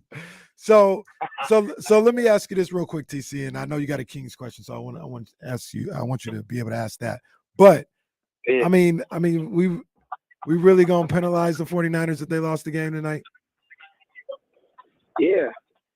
Then I don't not listen, because Kyle, if you're supposed to be that genius and it's supposed to be the real deal, bro, then get it done. I know you got a couple people banged up. Your best players are banged up. What are you? Listen, if the team is deepest as we keep penning them out to be, well, this guy can step up, when they go win the game, bro. And this is the Vikings struggling. If you lose to Kirk Cousins tonight, that noise will get louder. No, it won't. No, it won't, and it shouldn't. Like, what are we talking about? What noise? They just beat the brakes off of the Cowboys 2 weeks ago on Sunday Night Football, and they were in a class by themselves. Now all of a sudden, noise is loud. Come on, man. The TC noise will get louder. What else you got, TC? Hey, look, check it out. And then look, hey, D-Lo, I'm with you, but look, check out, Kenny, how you. I'm not trying to pick it with you, but how you can see the offense taking a few, not really a giant step back, but like what you said, like third best, and then the defense jump up. Don't you want that, bro? How you don't want that? I mean, I'm fine with the best offense. We was high flying last year, but taking a step in defense, bro, that'll make us that much lethal. I'm not cool with just the whole offense, but then we scoring 130, but we giving up 120. If we can score 120 and give up 100 to 105, I'm cool with that, bro. That's fine. I mean, that's win fine. every game by 15 points. Like, hey, and on top of that, as long as you winning, that's fine. I don't care. I don't care how you win or what it looks like. I don't care how you win. Just make sure you win. I'm just bugging that TC had the Kings winning every game by 15 points, like on average. Score 120, give up 105. That team's winning an NBA championship right there. As that. I don't care how it gets done. I'm just telling you, I don't think it's totally like you don't have to sacrifice offense to be better on defense. I don't subscribe to that. You can be the best defense or best offense in the game and still be a top 15 defense. What okay, let's start on the defensive end then. Mhm. What prevents them from being better defensively right now? Because it could Consistent focus. consistent focus. And I mean, so as a team defense. okay, let's break those down into two things. Tell me more about the team defense. That's like learning each other's movements. That's making sure everyone's in the. Is that the IQ part of defense? IQ and just staying locked in. Staying locked in. So okay, so let's change the word focus to effort. Mhm. Accurate? Or do they mean two different things? Kind of for me, two different things. Like you Okay. can give maximum effort and like say for instance on a closeout, like I'm just gonna close out and run crazy out there. Like you're running as hard as you can, but that's not the smart play right now. Like you've got to be disciplined to close out with the ability to move left and right, move laterally if they give you a pump fake and go. So staying locked in means, in my opinion, staying focused on the task at hand, whether it's help side defense, closing out, tendencies, things of that nature. Because you can work hard all the time, never mistake the activity for achievement. You can work hard all the time and just be in the wrong place consistently and not be in the right spot you're supposed to be in. But you're running around looking like you're working hard. You can do that. But if you don't have the focus, if you're not locked in on what the task is, then people will blow by you. Okay. You think you can give maximum effort on both ends of the floor? Because let's talk about what Mike's talking about, right? Because we all you pointed them out already, the defensive stats from the fourth quarter. Mike is clearly looking for something more because defensive stats in the fourth quarter may have got him a win here or there, which is awesome. No one's turning their nose up at that, but he's looking at the grander scheme of things. He's probably looking at more of like a consistent form of defense. Can you consistently give a what was our number last year? 115. So 115 to 120 point per game effort with what looks to be, we'll just be conservative and say 38 to 43s a game, and flirt at the very least, flirt with the level of offense that you had last year, but being in Mike's hopes, double-digit rankings better than you were defensively last year. I think you can. I think they can. You get, like I said, it doesn't have to be historic again, But that's sacrificing though. So that's what I'm talking about. Well, no, I'm just talking about really like even if they tried, I don't know if they can. Well, maybe not historic, but could they be number one? 21 points per game. Yeah, they could be number one. They could be number one for sure, and be better on defense.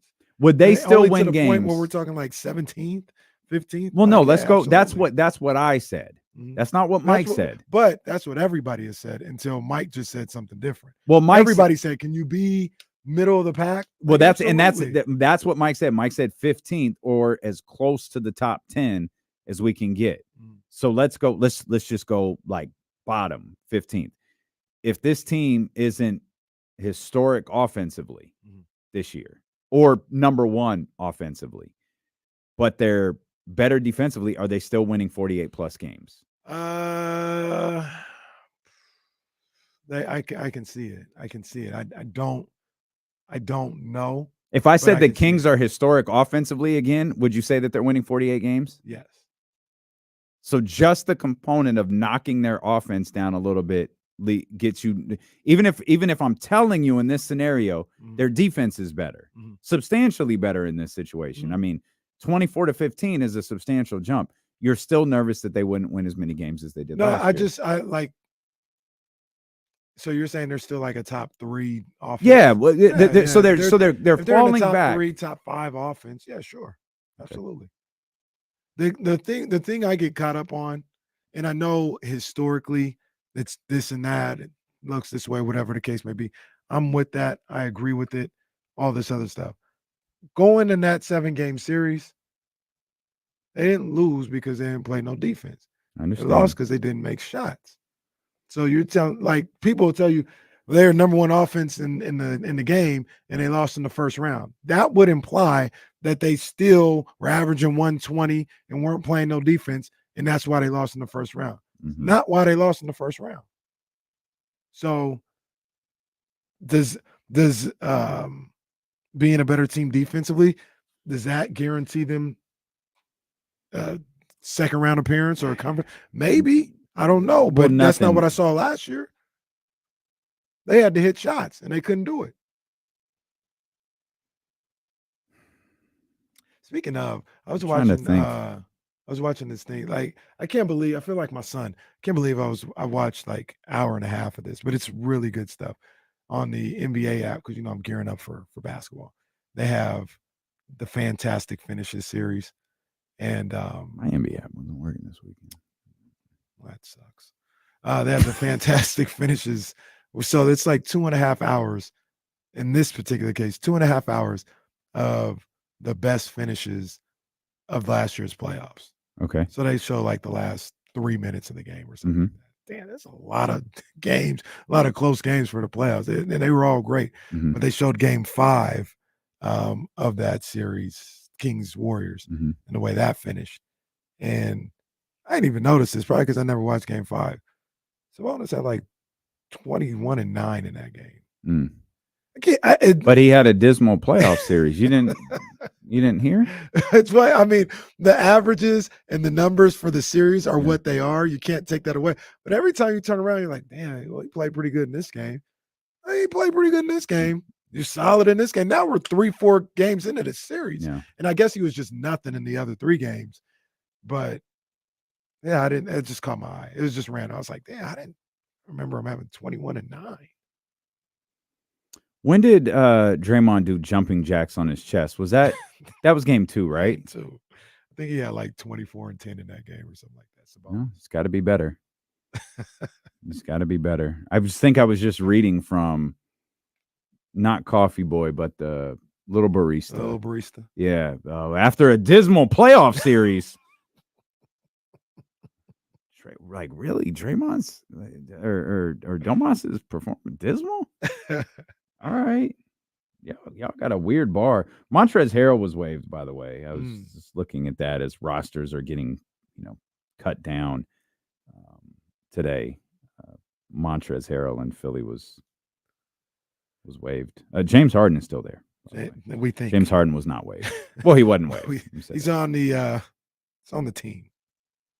We don't know if he's there ever. Yeah, that's true. We do not know if he's there. And I'm so anxious to see how everyone involved approaches this. The funny thing, I think it was Kyle who's in the chat sometimes. Not Schefter. Woj or Shams had a tweet of, the Sixers are saying James Harden, they're not sure if he's going to be available for the season opener and yada yada. And Kyle simply said, bro, we don't care anymore. Like we don't care unless a move or we don't care. Make a move or don't make a move. We all know he don't want to be there. Even if he's there, it's not like he wants to be there. Yeah. Come on, man. And it goes back to Daryl Morey. Make a move, bro. Steelo and Casey on KIFM West Sacramento 98.5 FM KRX QHD2 Sacramento ESPN 1320. Always live on the free Odyssey app. Make sure you're following us at Steelo and Casey at ESPN 1320. Particularly on Instagram, our man Leezy doing some great work for us over there. I had a chance to catch up with Coach Patrick over the weekend. Yeah, that was dope.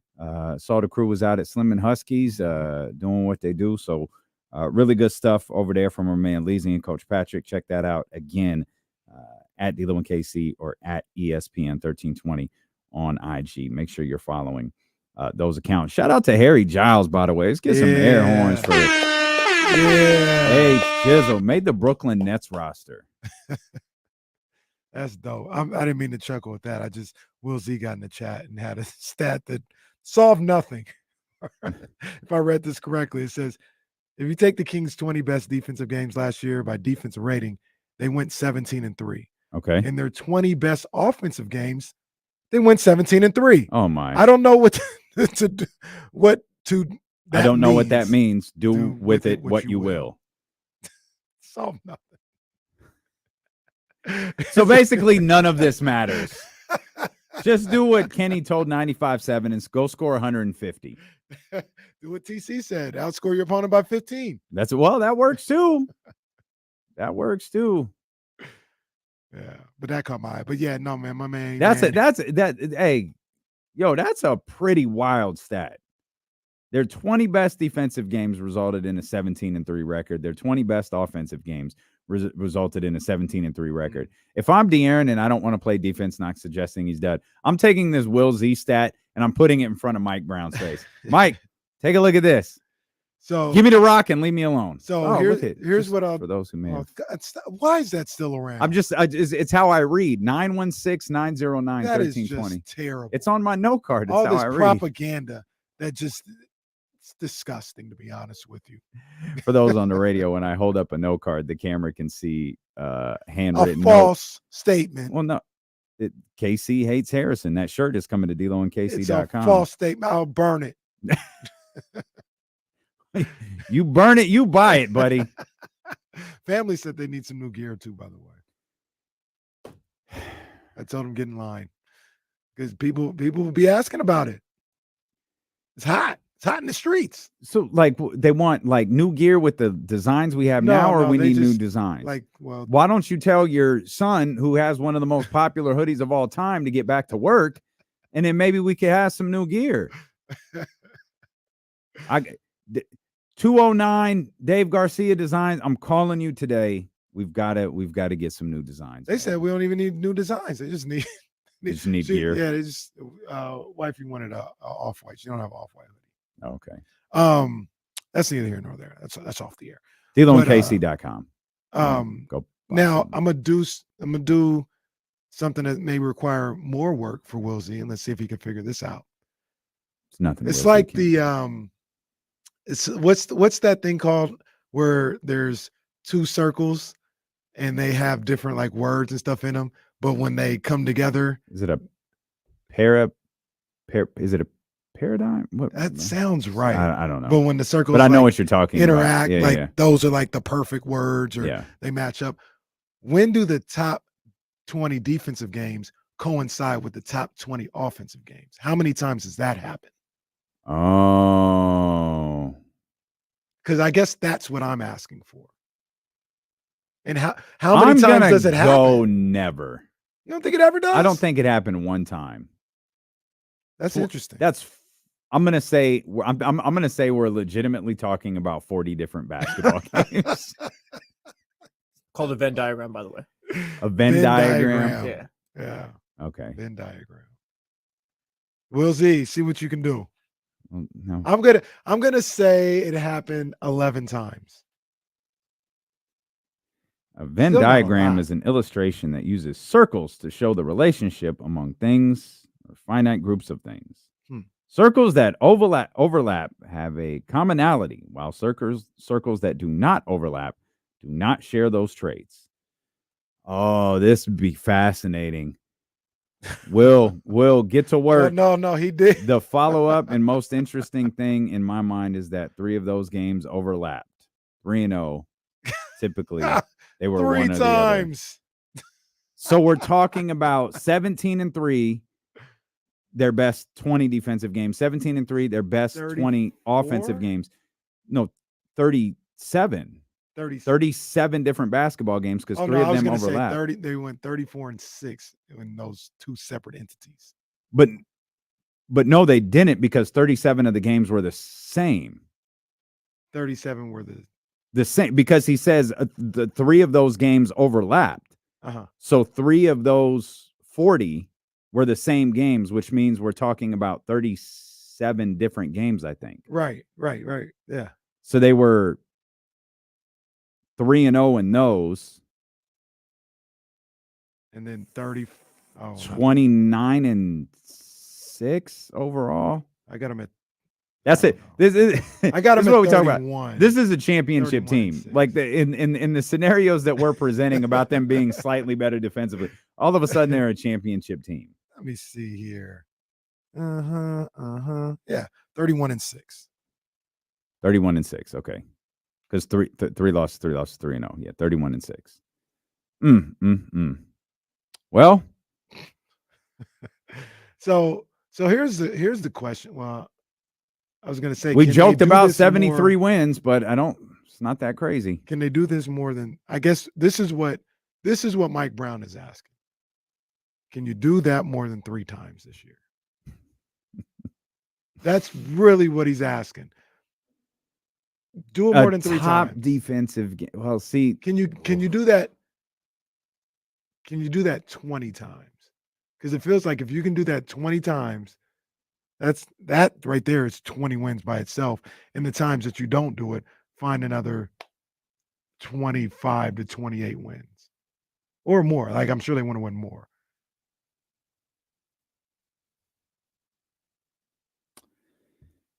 23 to 20 seems like a lot. That seems like a ton. Yeah. But I mean, ideally, I'd be now I'm fascinated to know what the games were. What were the 3 top defensive games that they lost? And what were the 3 top offensive games that they lost? Well, I could one is probably the Lakers game at home. That has to be one, yeah, because That's that's one one of of the the offensive rare one. What was the number 30 plus Yeah. that the Kings lost? Yeah. I think until like the end of the season, that was the only 130 plus point game that they scored that they lost. I'm gonna find him. Will's going back to work. I don't even know what I asked Will to do, but he's going back to I'm work. gonna try and find it before Will puts it in here. I'm gonna say the Lakers game at home that they lost. That's one of them. The other one might be the Dallas game they lost late in the season when Kyrie hit everything in the Oh, world. Kyrie. Yeah, that was hurtful. And the other one and then might they be- quit. Kyrie like destroys the Kings, and then the Mavericks are like, I quit. The other one I have is this Minnesota game on March 4th at home, 138-134. So those are the 3 I'm going with. Minnesota, March 4th. I don't Lakers, remember. Oh, and the Philadelphia Was that the game. Minnesota game where they were talking? Was No, it that game? No, they played them again. This one I was gonna say, I don't remember that game. This one was the Metsu game where Metsu threw the heating pad. Oh, right. Yeah. So Metu through the heating pad. Will Z says top offense games they lost was the Minnesota game, the Lakers game, and the Philly game. I remember the Philly game, but I didn't think about that game. Philadelphia, they lost that one 129-127. No Embiid and Harden in that game. De'Aaron Fox scored 31. Domantas Sabonis had 16 and 10 in that one. 20 points from Kevin Huerter. On 8 of 13 shooting, 27 points from Harrison Barnes in that game. Good job, Harrison. 4 rebounds. So this is interesting to me right here. This is very interesting to me right here. The top 3 defensive games that were losses were February 3rd against the Pacers, December 11th against the Knicks, November 23rd against the Hawks. Those games were awful. All 3 of them were on the road. Yeah, those games were awful. Everybody, if you didn't tell them, tell people like, oh, these were their top defensive games, you bring those 3 games off there and be like, the Kings played terrible those games. Yeah, that's that. Nobody I'm has looking. anything I'm good to say looking. about Leave that up for a minute. I'm looking at that. It's fascinating because this Atlanta game is trash. Yeah, they were terrible. They couldn't make any shots. 18-18 was the 4th quarter. They had an opportunity to come back. That was the one that ended the 7-game series, or no, that might have been the one at home. The Knicks at the Garden. That was no De'Aaron Fox. 44%. That's correct. No De'Aaron Fox. Davion scored 7 starting for him. Domas had 20 and 12. 12 points from Malik off the bench. I'm sorry. Is that KZ Okpala minutes down there? 8 points from Trey Lyles in this one. But yeah, R.J. Barrett, Julius Randle had 27 apiece. Is that the game Julius Randle got thrown out of? He did after he was killing. He had like 26 in the middle of the third. He got thrown out. The Indy. I think Fox was out again. These games are terrible. So this is why I say, and we'll talk about it on the other side. But this is why I say De'Aaron didn't play in that he was on Indiana game maternity either. in that situation as well. But these are the ones where people say, "Yo, why didn't he tell us? Play your top defensive game." These games are awful. Yeah. These games are awful. Now they have to find a happy medium. So, but okay, hang on. All right. There's more to discuss. Will Z has just sent us down a rabbit hole we may never get out of. It's Stilo and KC, brought to you by Sky River Casino here on Sacramento Sports Leader, ESPN 1320. It is just ass. They shot 34% from three in that game, 13 of 38. That's what y'all want. Shot 43%, turned the ball over 20 times, scored 104 points, only lost the game by 7. That's the other thing about these. They're not. Where's the Knicks game? No, that's the Hawks. God, the Hawks game is terrible. They lost that one by 9. What was the other one? The Knicks in New York. Knicks in New York.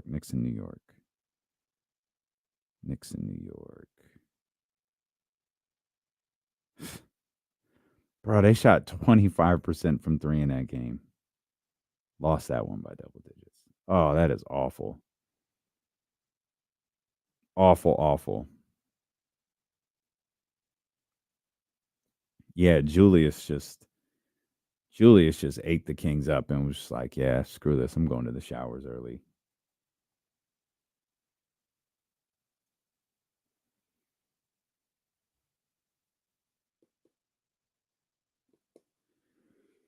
Oh, man.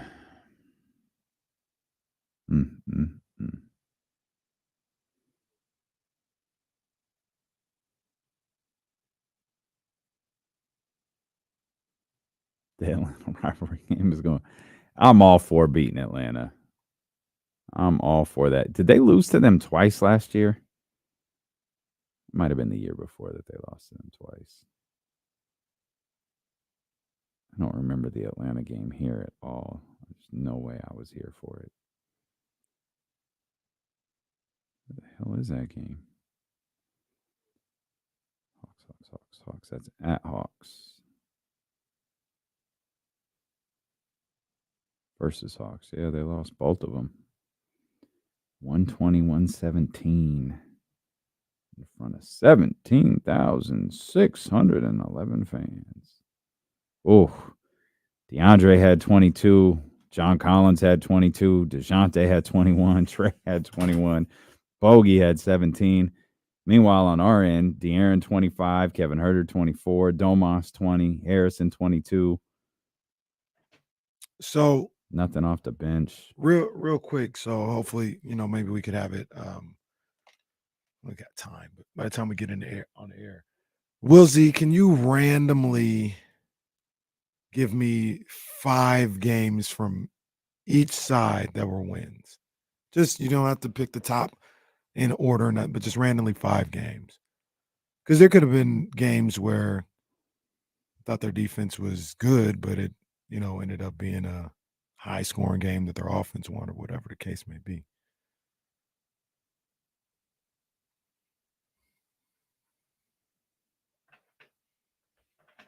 Nick Bosa going to get a sack and do the skull thing.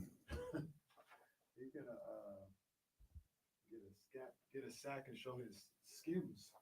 Well, I like the Cardi B unveil a little bit more than the Nick Bosa, but it's facts. I guess I get it.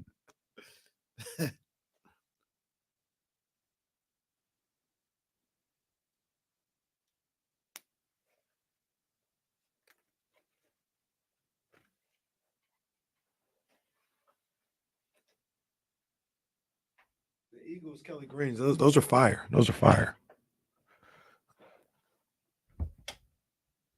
Okay, so sack, Portland.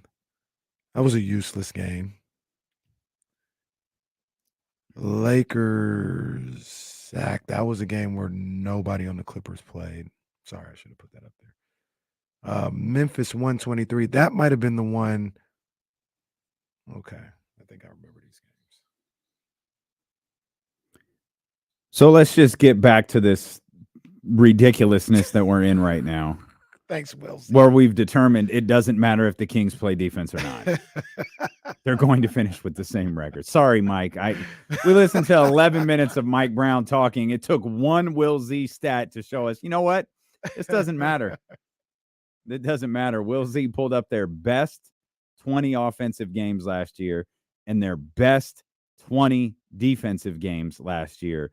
And the Kings were 17-3 in both categories. Now, what did you want the random games for? So I just wanted to see, like, there could be games that so the top 3 defensive games that were losses, I remember them vividly, and I was like, those games were garbage. Like, I remember we sat Indiana around, was bad. Yeah, New it York wasn't was like bad. it wasn't a situation where we're like, oh man, they lost, but man, their defense was on point. Everybody was like, yo, they stunk this game. And those were their top 3. They also shot horrifying percentages in both of those games, or right. all 3 of those games. Right. So then I asked Wilsey, I was like, all right, well, give me some of the wins that were the top defensive games. And he gave me the top 5 defensive games that were wins. And they had a March 29th against Portland. This was either the one they clinched the playoffs or the very next game. It was a big game for you. Top five. That was the game where they clinched. It was 120-80. Please throw that game out. It doesn't count for anything. Pick a That's the different one they one. clinched? Yeah, it was because that was the 120-80 game. I couldn't remember if it was that or the next game that they played Portland. No, it was because it was the Timberwolves at home. That's the one where everyone was cackling. It was Timberwolves at home that they lost 2 nights later in a very anticlimactic, not top 5 game of the season. They won by 40, and people fake cried on camera. But that game, pick a different one. That game does nothing. The next one is December 3rd against the Clippers. That's one where nobody played for the Clippers. I remember that was a Saturday afternoon. 123-96. Who was their leading scorer? Probably Zubac. No, Brandon Boston Jr. Oh, he can go though. Had 18 points off the bench. Brandon Boston can go. Kings won 123-96. Memphis on January 23rd. If this serves me correct, this is the game where Harrison and the Kings hit like 9 of 10 threes in the first quarter. It didn't pull away. Game got tied, and then the Kings finished the game on like a 36-12 run or something like that. Kings outscored them in the fourth quarter 33-10 in this game. They shot 55% from 3. 22 of 40, 6 of 9 from HB, 5 of 7 from Keegan, 3 20-point scores, including Trey Lyles, who was 6 of 8 from 3 on the bench. De'Aaron didn't even have 20 in this game. And they held the Memphis Grizzlies to 100. I think they put up 136 points that game. 133. 133 points that game. So, I mean, chicken or the egg situation. Why did they do that? Was it because of their offense or was it because of their defense? You be the judge. Number 4 is Cleveland. This is 12-9. I believe this is the 19-0 run to finish the game. This is in Cleveland. Yep. Yeah. So 19-0 to finish the game. I'm noticing just something to point out because these are all wins that we're looking at. Their best defensive games, they were wins. They shot 53% from the field, 48% from 3. I point this out because we were looking at some of the defensive losses. 40% from the field, 39% from the field, 33% from 3. Like the commonality was, no matter how good they were on defense, they were awful on the offensive end. Awful. And I checked these out because this goes back to what I'm saying. They have to score. And I know Mike Brown isn't saying, oh, let's be bottom half in offense and be better on defense. He's not saying that. He's saying if we're second or third or fourth or something like that, but move up on defense, we could be a better team, which I agree with. I understand that. But at the end of the day, they have to score. This last game, this last top defensive game, very nondescript game, by the way. It's the outlier. It's the first outlier in this whole list that we've looked at. They beat the Chicago Bulls on December 4th, 110-101. They shot 46% from the field, but they shot 30% from three. 13 of 43 in that game. Really no glaring stat other they out rebounded them. Turnovers weren't crazy. Really just boils down to them hitting a couple of more threes than they did. The thing that I think about, and this is a long-winded way of saying the same thing that probably Mike Brown said. They have to be a top 3 to 5 offensive team in the league to win. Yeah. They have to. Yeah. This isn't a situation where you can dip down to 8th or 9th or something like that, and if you're playing better defense, you're going to win, because that's just not how this team is built. And it goes back to what I say is what's your identity and who you are with this group. To me, it's got to be on the offensive end. You got to be an offensive team first. And to be fair, I don't think Mike Brown is necessarily saying anything different. He's not saying let's become a defensive team first. He's just saying he wants them to be better on defense, which is correct. I understand. I get it. And I agree with. But never lose sight of who you are in this particular case. You put the ball in the basket at a high rate, and you have to. That's how you put the pressure on whoever you're playing that day. Another part of Wilsey is he says the Memphis game there is one of the games that overlap. So it confuses us even more. Chicken or the egg situation. Yeah. Yeah, I don't know. I don't know if it's the chicken or the egg. I have no idea. Absolutely no idea. I just had to. Yeah. So I was looking at something ESPN just put up talking about all 30 teams. It's like, oh, let's see what they said about Sacramento. Never mind. There's nothing bad. I know. There's nothing bad. Just never mind. I know. Just forget it. So I'm trying to figure out what David J said. He said, so some games were close because the defense, I'll say the defense. Thank you. Yeah. Because I saw that. I was like, go ahead, read that, big fella. Go ahead, read it. Read it verbatim. Some games are close because the defense was good. Okay. Which made them not more what the screen competitive. says. That's not what the screen says. Which made them more competitive because their shooting was garbage those nights. Mm-hmm. So do they play worse defense when their shooting is bad? So I think that was something that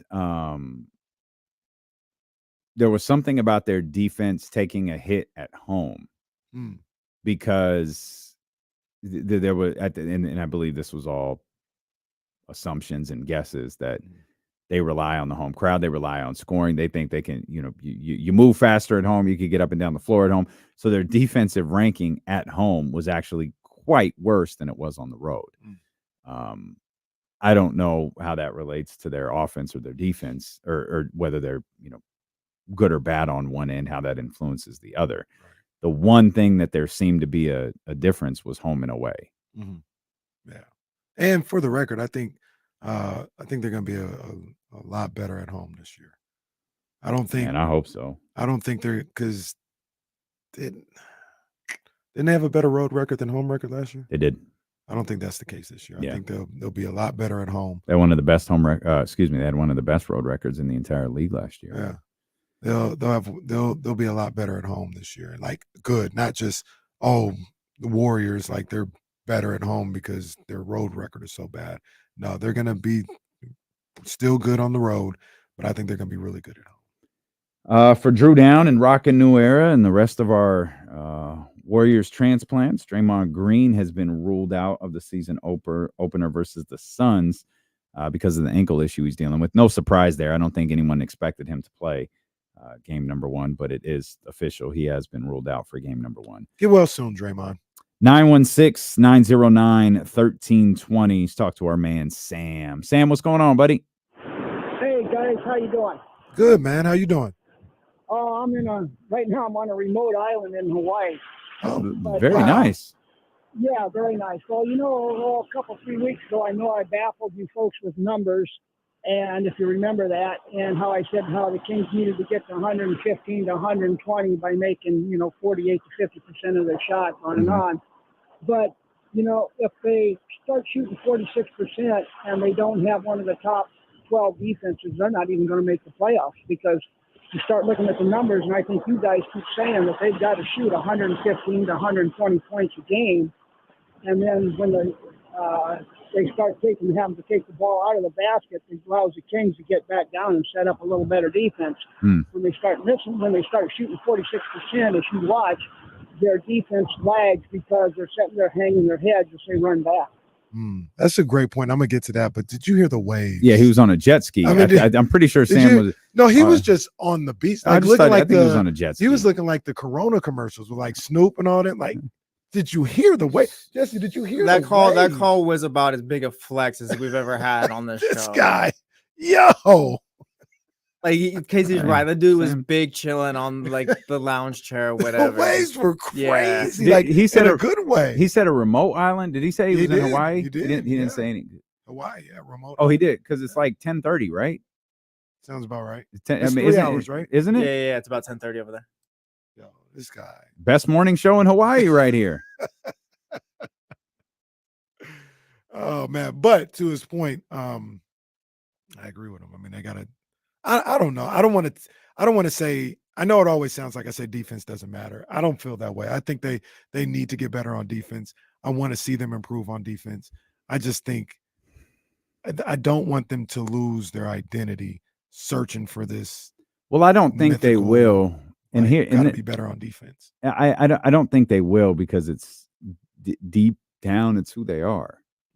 Like De'Aaron is going to attack the basket, right? Domas is going to he's going to find, if he's not scoring himself, he's going to find Keegan or Herter or whoever, or Sasha, whoever the 3-point shooter is. He's going to find them, and he'll be down there to clean it up as well. Their offense is always going to click. And I think the part Mike wants to avoid is the part where they get down in games and they stop worrying about the defense altogether and just try to get back in it on the offensive end. Because we've seen that. We've seen games where they've fallen behind and you could see them doing certain things on the defensive end, and then they fall behind. A couple of tough shots are made, as you point out a lot in the Clippers game. Sometimes made shots aren't about bad defense. They're about good shot making. And then all of a sudden it's a full out sprint up the court and it gets a little more loose on the defensive end, and they're just trying to use their speed and their offense to get them back in the game, as opposed to staying with the game plan that Mike put out there to begin with. But I'll ask the question, and I'm just asking questions, not blaming anybody. I'm not. I love Mike Brown. Which means you're about to blame No, someone. but didn't he? What you're doing? But hasn't that happened with how they've gone about Kevin Herter?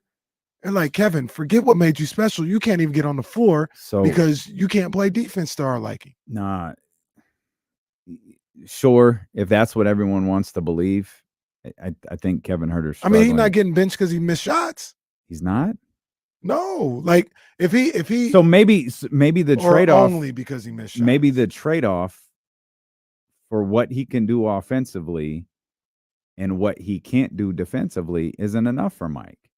And if we take the entire scope of the conversation we've had for the last hour about offense and defense and apply it to a singular player, they may look like we could take a marginal step back on the offensive end with Chris Duarte over Kevin Herter, but we take a giant leap forward on the defensive end. Maybe so. I mean, what was Duarte, excuse me, his rookie year, like 12 points per game?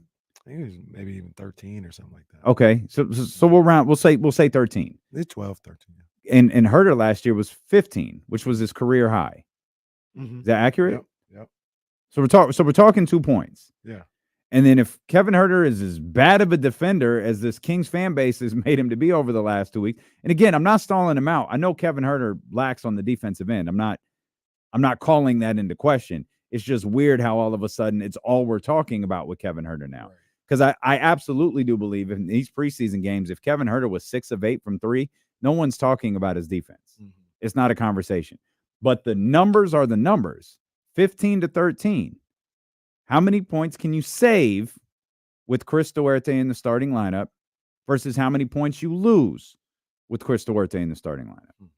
And maybe that's what Mike's looking at. In truth, again, just my opinion. Kevin Huerter comes out there and shoots the lights out on Wednesday. And hell, we'll throw Friday in too. Because he said, they've got Wednesday, Friday, Sunday. And he wants Chris Duarte to have some contact. So that may not happen right away. Kevin Huerter goes out there and shoots the lights out. The conversations, regardless of what he's doing on the other end, I don't believe the conversation is being had. Until he starts missing shots again, and then they'll try and get him out. For a period of time. He's going to have to, history says this could happen. He's going to have to go on a cold streak. Yeah, but if he starts hot, the conversation's dead, in my opinion. It's not being had. I agree. I think, you got to get the job done. You know what I'm saying? I was about to say it's asking a lot for somebody to be hot for a long period of time to keep their starting spot. Nobody else is asked to do that. No, it is not. They're not, and I'm not insinuating it's fair. I'm insinuating that I think this has a little bit more to do with their uncertainty with him on the offensive end, and I also think there's a belief that lost 3 points from Duarte to Huerter, or Huerter to Duarte, I guess in this case, is going to be made up by Keegan Murray. The true pressure of all of this is on Keegan Murray. He's the one who has to go. He's the one who the California Classic was based around. He's the one who virtually every article written about the Sacramento Kings, because they didn't go make some sort of flashy signing, because they didn't make some sort of flashy trade. Every article includes this mythical step that Keegan Murray is going to take. I think he's got the most pressure on him of anyone in a Kings uniform. Yeah, I hear exactly what you're saying on that one. We'll see how he handles it. Well, he's going to handle it fine. I think he is too, but we don't know. But it's not like it's not like I'm never gonna Keegan's not gonna have a bad game. Keegan's not gonna have a bad game against Utah on Wednesday, and we're coming in Thursday going, man, he really that pressure just got to him. He's not gonna have a bad game against the Warriors, and that's conversation. He's not gonna have a bad game against the Lakers, and that's the conversation. That's just not it. He'll make shots, he'll miss shots. He did it last year. Kevin Huerter did it last year. Malik did it last year. There were 2 guys that didn't. And that's why they were the All-Stars. That's why they were the All-Pros. They were consistent all year. If Malik had been consistently good all year, he'd be in the 6th Man of the Year award conversation. There are people who think he's going to be in that conversation this year. If Keegan was consistent all year, he probably would have been near the top of Rookie of the Year voting. There would have been no my man in Indiana, Mathurin. Benedict Mathurin. Yeah, there would have been no conversations about Benedict Mathurin. Nah, you're right. And at the end of the day, for me personally, I think you feel the same way as well. If it's Duarte that gets this team to another level, I'm all for it. Let's get it done. You know what I mean? Like if Huerter finds, find his hot streak again and he gets to start and this team goes to another level with his offense or whatever, let's get it done. I don't care who it is. I like both of these guys. I think they'll both contribute in one way or another, whether they're starting or coming off the bench. And I think Mike Brown understands his team way better than I do. So I'm not gonna, it's my job to bring up questions. Mike Brown don't have a 4-hour radio show, but at the end of the day, then a 3-hour one after that. Exactly right. That at the end of the day, I'm always going to just go back to I trust Mike Brown and what he sees. You asked earlier, what does he see in practice? Like because he brought up practice, he brought up film, he brought up film of practice. Oh, he's seeing something. Yeah, I gotta fall back on that. So I don't care who does it. I don't care how it gets done. It's time to win basketball games, and it's time to take your next step in this potential dynasty run, whatever you want to call it. Yeah, let's start with a run. Let's definitely start with a run. We got to shoot for the stars because if we miss, we just go to another star. Just go to another start. Why haven't we cut that yet? We need that on the soundboard. You know what you do? You just go to another star. My man Malik. Steven Adams out for the season. Brutal. The Memphis Grizzlies announced that he'd have season-ending surgery. His knee never got better. This is the same injury he's dealing with since I think back in January. And it was never back in January, it was never a Steven Adams is out for the season. It was Steven Adams is out 6 to 8 weeks, which at the time we were like, yo, that's huge. This could be something they're having a hard time coming back from. 6 weeks in, that 6 weeks turned into it. That 6 to 8 weeks turned into another 6 weeks, and it became clear Steven Adams probably wasn't coming back. And they tried to go with the rehab process, which I completely understand, given it felt like there were some complexities to this injury, because I'm not of the belief you just go in and operate just for the sake of operating. I think they're going in to operate on Steven Adams, and they don't know exactly what they're operating on. Yeah. A lot of doctors would tell you, put the camera in, go figure it out. Yeah. And that, to me, that's the biggest loss that the Memphis Grizzlies could have experienced. Yeah, they've lost a lot Yep. this season. When you talk about losing Steven Adams, losing John Morant for 25 games, losing Trey Jones. I know like a lot of people laugh at this. Well, not this. They lost Brandon Clark too. But a lot of people will laugh at this. But they lost Dylan Brooks. Dylan Brooks was their best perimeter defender. He's a good defender. He's a guy that you can throw on people from shooting guards to power forwards. And I know they got Marcus Smart, but Marcus Smart is dealing with an injury. He hasn't played all preseason. Mm-hmm. So they've got a lot going on, and they need to find a way, somehow, some way, to keep their head above water for these 25 games. And even when Ja gets back, I'm not sure that'll be enough. It just feels like a lot. I mean, to lose, the Brandon Clark thing doesn't have a timeline. He tore his Achilles in like March. A week before the season ended. Yeah, so regular season ended. I can't figure out the timeline being anytime soon, unless he's on that Aaron Rodgers plan. And 34 days. Then he'll be back Christmas, I guess. But between that, Steven Adams, and then the 25 without Ja, then you lost, Dylan Brooks. You got Marcus in there. It's great. It feels like you put the amount of weight you just threw on Marcus Smart's shoulders just got to be a lot more with this injury to Steven Adams. And man, he's not healthy. And Marcus isn't healthy. So this weekend when I was looking through some stuff that he hadn't played all preseason, and I couldn't find out exactly what the issue is, but I think he played their last preseason game. I think he played on Thursday though. Okay. Yeah, I think he just came back. Yeah. I don't know. I think Memphis is fighting for a play-in spot at best. I don't know that I didn't think that to begin with, though. Maybe they're just in my imagining. Maybe they're fighting for a lower rung play-in now rather than a higher rung play-in. I just don't. I don't see it in Memphis. I don't think Ja's going to have this like triumphant return where he returns to the floor and he's one of the baddest dudes we've ever seen. I think it's going to take some time for him to kind of get back into the groove of things.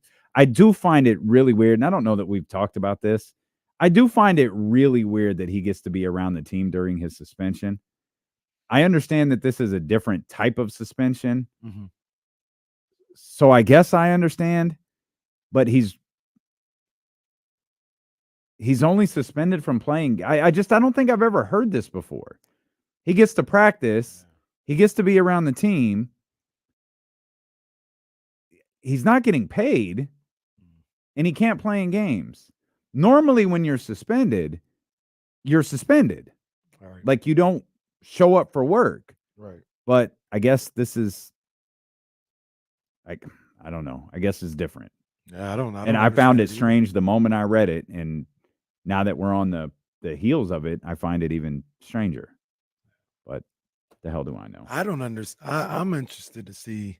I meant to read that article over the weekend because I guess that article that McMahon and Tim McMahon, not Vince, wrote wasn't like scathing, but it didn't portray him in the best light. It didn't portray his dad in the best light, and it seemed like from the things that I heard about it, it seemed like it was a situation where everybody involved, whether it was the organization, a lot of people they talked to were like, yeah, I don't know if I don't know if he gets it.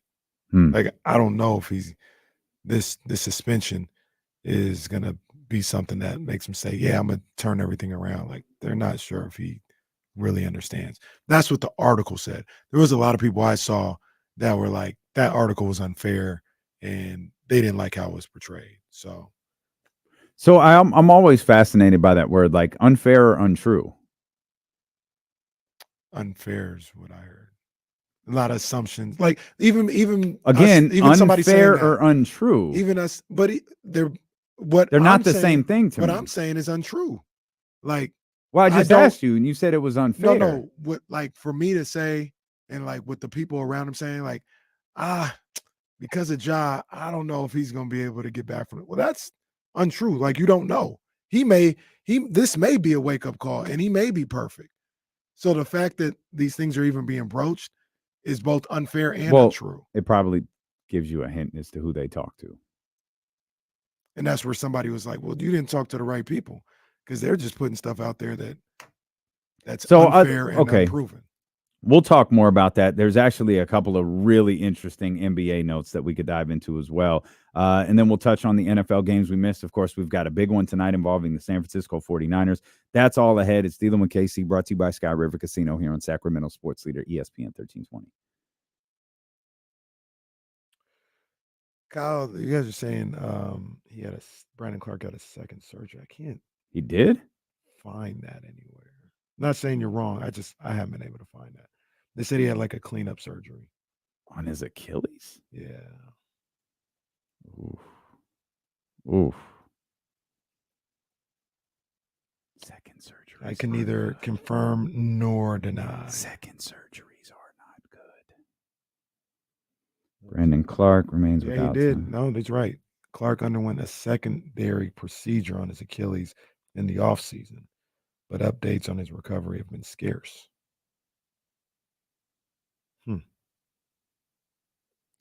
That's terrible. I don't Doesn't even offer. I feel like I've never even heard that before. I absolutely never heard it. And no, you were right, Kyle. You were right. He did have a secondary procedure. I can't find when it happened. It was what I saw on CBS Sports. Is what they said about that. They didn't have a time on it. They just said in the offseason. Yeah. Yeah. Once again, I've never even heard of somebody tearing their Achilles and having another surgery. Secondary surgeries where they try to keep it quiet are never good. Yep. That's terrible. That's a good young ball player, man. And yeah, that's all bad. I'm sorry. Is baseball on already? It comes on at 2.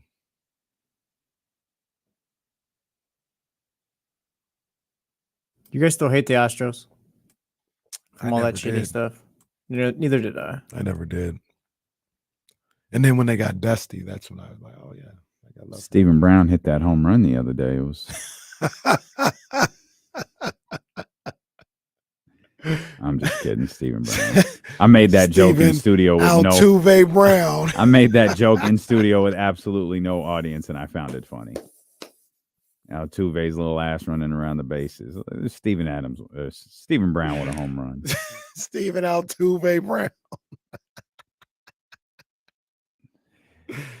Yeah, that's big time. That's big time.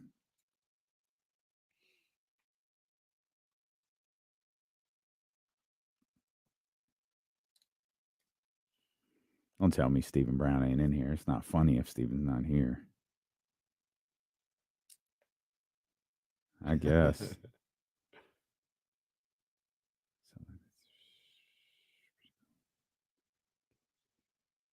Man, this Minnesota stadium looks fantastic.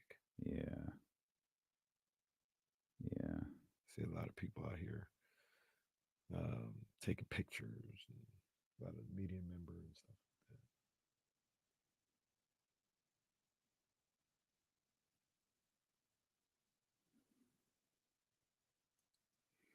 No, I think Monday's a day most of them don't come in. That will be, but yeah, winter break vibes will be strong very soon. Yeah.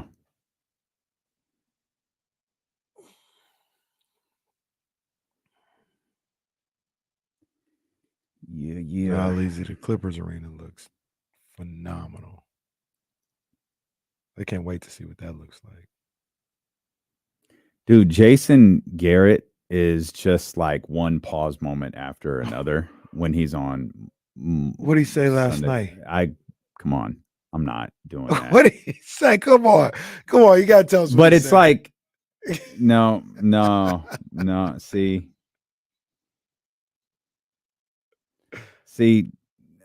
Jason Garrett was so bad on Sunday Night Football yesterday with pause-worthy moments that give me one. I thought he was doing it on purpose. Well, one of Jason Garrett's favorite things to say is hit the hole, right? So he would say things like, so-and-so would hit the hole and get bigger. Oh, and it's like, I was like, how did, like, what's that even? What does that have to do with football? Like, what are you talking about? Like, Jason Garrett at times on Sunday Night Football sounds like he's reading like a really erotic novel. But his favorite phrase to use is the hole. Watch this Sunday. Watch Sunday. You won't hear anything else except Jason Garrett talking very provocatively on Sunday Night Football. Oh, well, now. And it's only Jason Garrett. No one else does it, which leads me to believe he's doing it on purpose. He's a big hole guy. See? That's it right there. Speaking of, my people in the media, shout out to my man, Dante Whitner. Dante Hittner. Okay. He had a tweet at 1:18 yesterday where he said, "Last week was their Super Bowl. Take that L." Pretty sure he was talking about the Browns. Oh. Let the game in, sir. Let the game in. Now, credit to him for not deleting the tweet. Could have deleted it. No. Yeah, what a bizarre game. Deshaun Watson starts, hits his head on the turf, and I guess got the spotter, got pulled out of the game, went to the tent, got cleared. And then I actually do understand this line of thinking from Kevin Stefanski because he had missed a run. He hadn't played, and you already had a Walker out there, and it was like, hey, let's just let PJ play. Like, he's already in the flow of the game. You haven't been playing. Let's get you through today.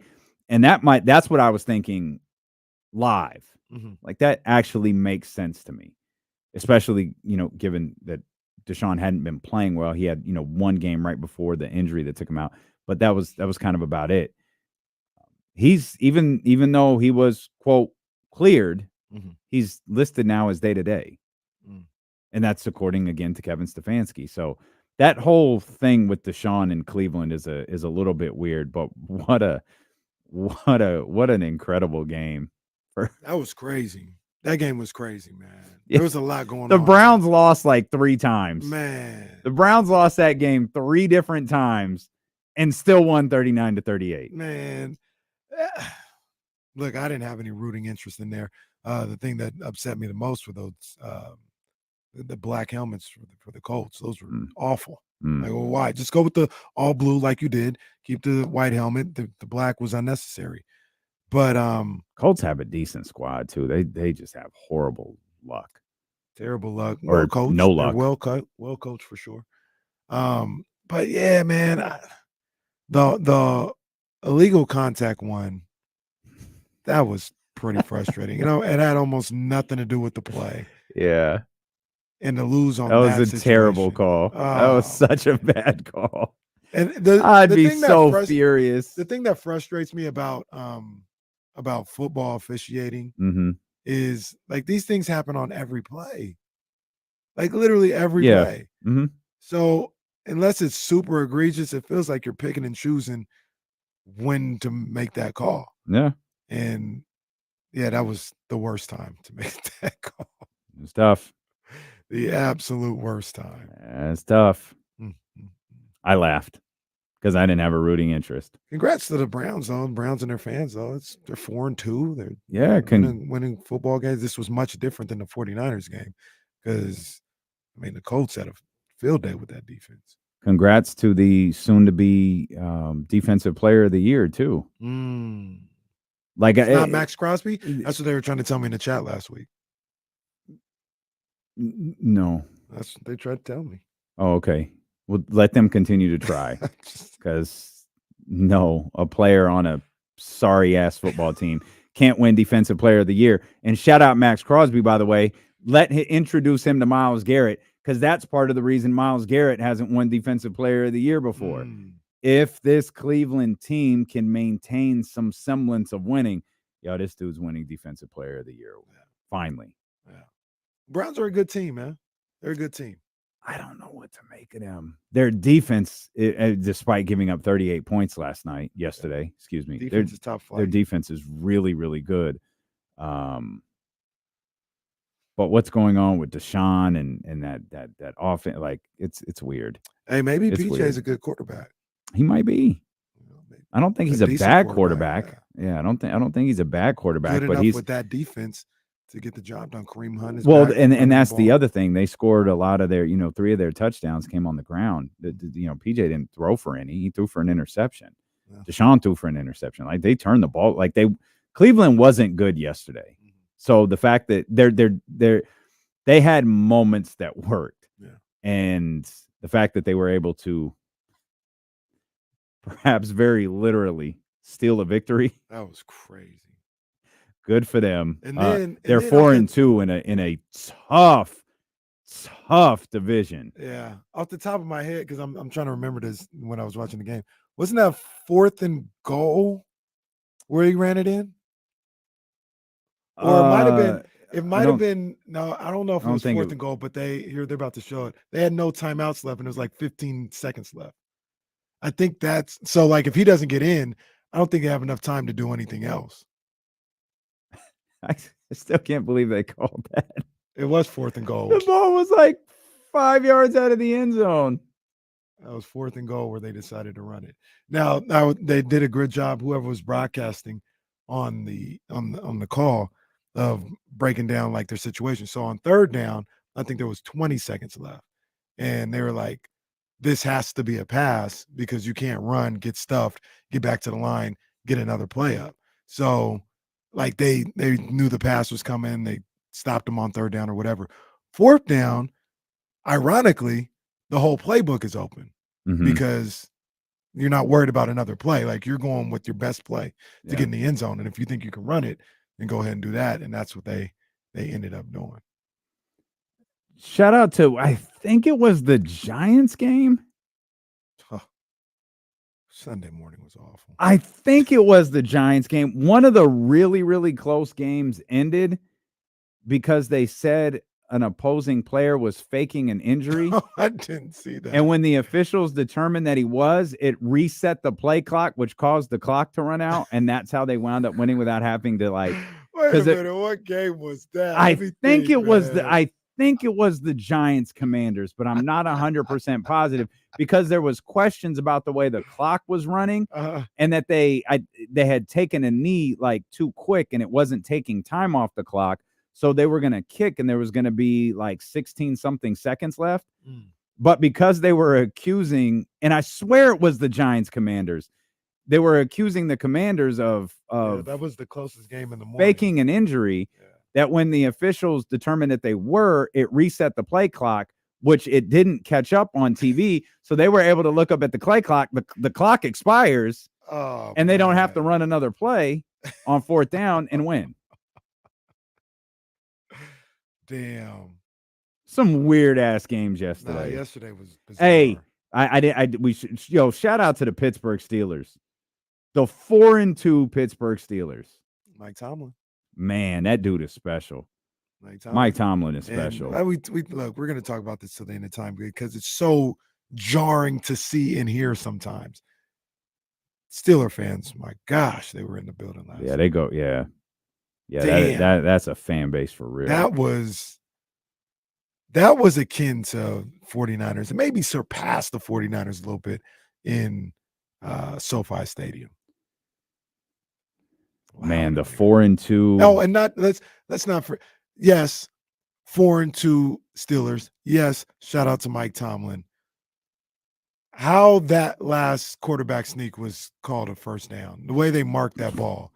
I mean, that's embarrassing. He might have lost the yard on that play, and they gave him the first down. Yeah. That was ridiculous. Yeah, that was pretty bad. That was pretty bad. It was a rough day for officials yesterday. That's the third straight week we've said that. As Jesse's well aware of. Philly played the cleanest game in the history of the NFL yesterday. Yeah, no penalty. Not a Philly, right? single penalty for the Philadelphia Eagles. Cleanest yesterday. game, one of the cleanest games in the history of the NFL. Shout out to them.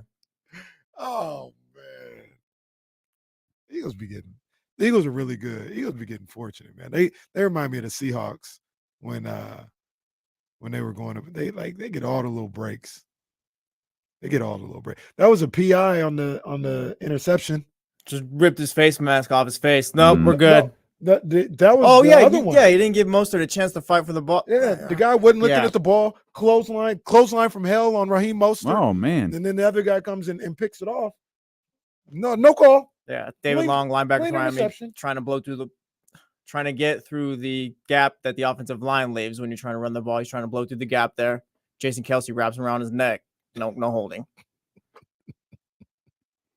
I wasn't paying attention. Did they still have the situation where the guy's always offsides or false start? Who's like the right tackle? Was he always on a false start? Oh no, that wasn't an issue yesterday. No. Okay, because they're notorious for that one. The Dolphins were called for 10 penalties yesterday, 70 yards. The Eagles were just called for none. They didn't do a single thing wrong yesterday, according to that officiating crew. I don't think I've ever seen that before. Well, dude, it was the one where the Eagles DB grabs Cedric Wilson's face mask. It was right before Miami got the pick six on the next play or whatever. They grabbed Cedric Wilson's face mask, and it's like no DPI or whatever, no pass interference. Like, okay, I guess that's just what we're doing today. Like, it was clear as day. Grabs his face mask, but no, we're just not doing that. It's not why they lost the game, but it was bad. Eagles dominated the time of possession. In reality, it was a one-score game in the fourth quarter. Just acknowledge your tribal chief as he walks by. Yeah, that's what we're gonna do every time Aaron walks by. Just acknowledge the tribal chief. It was a one-score game for like the entire fourth quarter. Like 4 minutes left, they scored the kind of put it away touchdown. Yeah. I thought the Dolphins were solid. I have no grand takeaway from this game at all. We asked the question all week, what would this mean? What would this mean? What would this mean? This is kind of an outcome to the game where Philadelphia won. Philadelphia is better this week, and that's it. I have no grand takeaway on the Eagles. I have no grand takeaway on the Dolphins after that. Philly did what they were supposed to. I mean, that defensive line, once Connor Williams was ruled inactive for this game, that's Miami's center. Once he was ruled inactive, I had a bad feeling about the game. I thought Philly's defensive line specifically was going to push over that offensive line. They did. Miami couldn't run the ball at all. So Philly did what they were supposed to. Miami needs their injured players back. Philly is still, I'm always impressed with the way they run the football. DeAndre Swift, man, this guy one of the best backs in the league, especially in that scheme. He does a phenomenal job with that. The tush push, I hate it. I absolutely hate it, but it's not illegal. Why do you hate it? It's just I don't like that you can push somebody like that. That's the only thing that really bothers me. I think that should be illegal, like it used to be in football. That in that situation, they can get three guys to push Jalen Hurts forward. That's what I don't like. But the whole formation of it and everything and the big offensive line, that's whatever. I don't like the push aspect of it. But I mean, and they've got it perfect, down to a science. Better figure out a way to stop it. Try not to let them get in 4th and 1. That's because it's unstoppable otherwise. Like you ain't stopping it. But the Dolphins, I look at the Dolphins, man, and Jesse brought up a good point. They got some guys that going to be coming back and helping that defense. I just don't think they have the defense to get to a Super Bowl. I don't think so. I think the defense is just a little too hot knife through butter when need be. I think about it like this. If they had to go, it could be anywhere, but let's just, for argument's sake, if they had to go in the Arrowhead, could I see them stopping Patrick Mahomes enough times? I don't see that right now. Jalen Ramsey's supposed to be coming back. Howard's supposed to be coming back. That definitely will help. I want to see them when those guys are back. But as they are right now, I just don't know if they got it on defense. Stick with him a few more weeks. Let's see, because it's looking like Ramsey might be back this week too. He's going to go through practice, team drills, and all that this week. They've been playing with their third and fourth cornerbacks a few times this year. Eli Apple is one of the worst cornerbacks in the NFL right now. Like it's the Miami's defense. They're near the top of the league in sacks, near the top of the league in quarterback pressures. Run defense is getting better. I think the defense will get a lot sharper once Howard and Ramsey are back. Eli Apple's horrible. I can't stand that guy. Wow, tell us. He's bad. He's really bad. No, tell us more. KC can get 8 catches, 100 yards on Eli Apple. Like, no worries at all. I could. Like, you don't even need McVay to scheme you up either. I could do it. KC could do that easily. He could do that with the Rams. Well, I mean, I can, like I said, I can catch. I don't know what the yak is going to look like, but I can catch the rock. Yeah. Who got a couple of nice little receptions last night where I was like, yeah, I can't do that. Just a couple, huh? Puka just had a couple last night. I can't do that one. I can do that one. Oh, he beat coverage. Can't do that one. He beat coverage. Other ones, he ain't beating coverage. What else do we got in the NFL? How about Lamar Jackson dismantling the Detroit Lions? He looked like MVP Lamar Jackson yesterday. He had 3 touchdowns in the air. He had 1 on the ground, 357 yards, 13th game with a rushing and passing touchdown.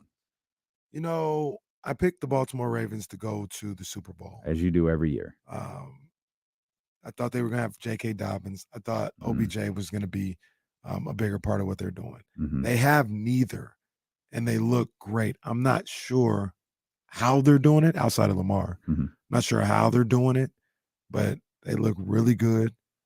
And that was a beatdown yesterday of a team that people were saying they were real. How are you going to stop this offense?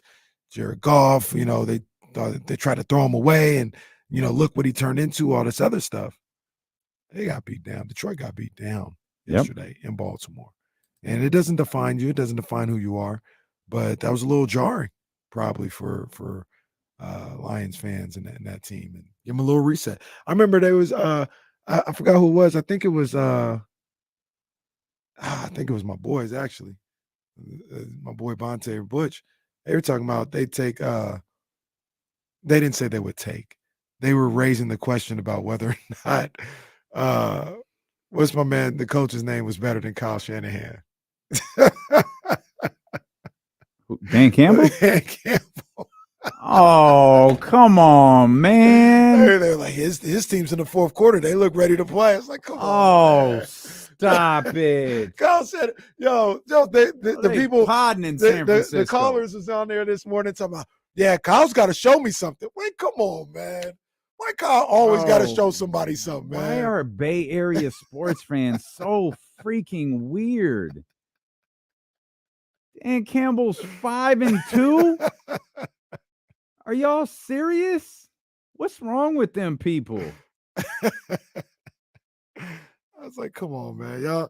Y'all let Kyle be Kyle. You let no wonder TC got 95.7 on speed dial. Oh yeah, I always hear TC, man. Right, let me get in here and agree with my other two brothers. As long as he stop calling down south. Well, he can call wherever he wants to, but ain't nobody to call down there. Man, Lamar was so impressive yesterday. Lamar was impressive. Lamar, he's having a MVP type season. Yep. He's put that team on his back. Yep. And that division is the truth. 5-2. Yeah. They're 5-2. Yeah, that division is the truth with them and Pittsburgh and Cleveland. Y'all love you some Bengals, so I ain't gonna put them there. But Bengals are what, 3-2? 3-3? 3-3. 3-3? Yeah. Shout out to the teams. Shout out to the teams this offseason who were too good to give up 2 first-round picks for Lamar Jackson. Well, they weren't too good. They were just collusion going on. That's all. Still the Atlanta Falcons are not interested in Lamar Jackson. First place Atlanta Falcons. They are first place. Yeah, good for them. They man, dang, this just remind me. Niners got to play the Bengals next week. They're coming off a bye just like Cleveland was. Well, it's all right. It's always, man. It's fine. Always stacked it. I think we're gonna play everybody the rest of the week coming off a bye. Well, that's fine. Cincinnati's not very good, so you're fine. I got respect for Jamar Chase. Got respect for Joe Burrow. Yeah, a week to heal up that calf. We're doing that. We're doing that even before the Vikings. Well, I got game, respect for Kirk Cousins. You know what I mean? And Adam Thielen ain't there no more. What's the safety's name? Smith. Harrison Smith. Yeah. You got respect for Harrison Smith. Danielle Hunter. Yeah. You know what I mean? Gotta be ready to play. Well, I'm Skull. U.S. Bank Skull Stadium. Nation. Is that what it's called? I don't know. I don't know. I think it is Skull Nation, like SKOL. Wow. You gotta stop with this nation business. That little synchronized clap though they do is pretty legit. It's the first is. time I've ever seen it. Oh man. Did you see the video of Usher and Doja Cat? I did. So naturally, like I said what I said. like most people watching the video, you're watching Usher and Doja Cat. Mhm. Now, with that in mind, I want you to pull up the video again, and I want you to watch the white girl next to Doja Cat. She is desperately trying to get on rhythm, and it's not going well. In fact, this is probably solid enough content. I'm gonna just wait till you. Yeah, I was like, can we watch this one with the class? Yeah, let me see if I can find it quick enough. Because normally I don't see this stuff on Twitter. I see it on IG. So give me a minute. Talk amongst yourselves. Share your weekend with the class. Let me see. Okay, I think I got it. Young I got Sav. it. Young Sav. I don't remember talking to you, Young Sav. You said you saw me at FanFest, but Ryan was asleep. So, man, if you did say what's up, I don't know. I was trying to get her to the car. So there's Doja Cat. Mm-hmm. This video actually caused me to look up, is Doja Cat white? But look at her friend. Watch her friend. She's mixed. Well, I know. But watch her friend. Look, she just can't find it. Like she's just desperately, she's snapping her fingers and she wants to be a part of this so bad. And she just can't. She just can't find the rhythm. She did the Mary Tyler Moore. Just oh move my head back man, and forth it's like just it is. Doja was all in on this.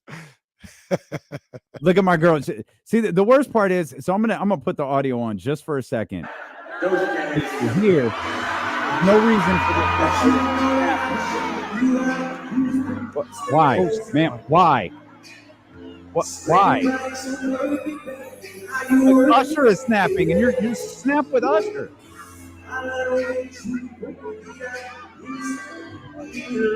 Her friend had a tough night. I think she knows she's off too, and that's the worst. Yeah, part. it's like, bad. You know, like you feel It's that so awkwardness. bad. Like this isn't working right now. It's so bad. It's tough. It's tough. So all of that to say, them folks at US Bank Stadium be on point.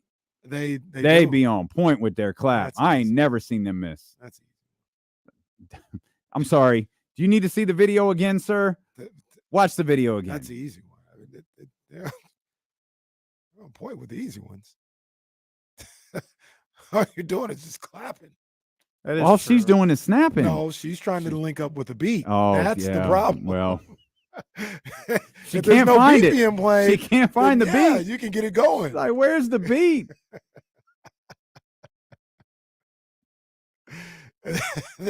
This video made with no video or this- no sound, they're good. This video low key made me love Doja Cat. Can't stand the dude sitting next to her, but love Doja Cat. Doja Cat, she was I was out on Doja Cat about a month ago, but she's starting to bring me back in a little bit. If you skip the first 6 songs on the album, it's all right. She stops trying to be the devil all the time, then, Well, that helps. then maybe I can just enjoy her music. Well, there's that. She is certainly a unique personality in the world of music right now. Oh, look, Ramsey knows exactly where that's at. That was almost the place he lost Katrina. That's definitely Dobie. Yeah, Ramsey, it's the only place he performs, bro. Like, yes, it is. Ramsey, like he's dropping something. Like, no, Ramsey, it's literally the only place he performs. Oh, okay, I'll save it. But bro, what was your take on the Bills before the season started? Because I got some questions. Oh, man. We'll come back. We'll get back into basketball. We'll talk Kings basketball. And, of course, 49ers football. 49ers and Vikings tonight on Monday Night Football. Gotta go get that dub, baby. Brought to you by Sky River Casino here on Sacramento Sports Leader, ESPN 1320. Oh, Steven Altuve's in the building. Steven.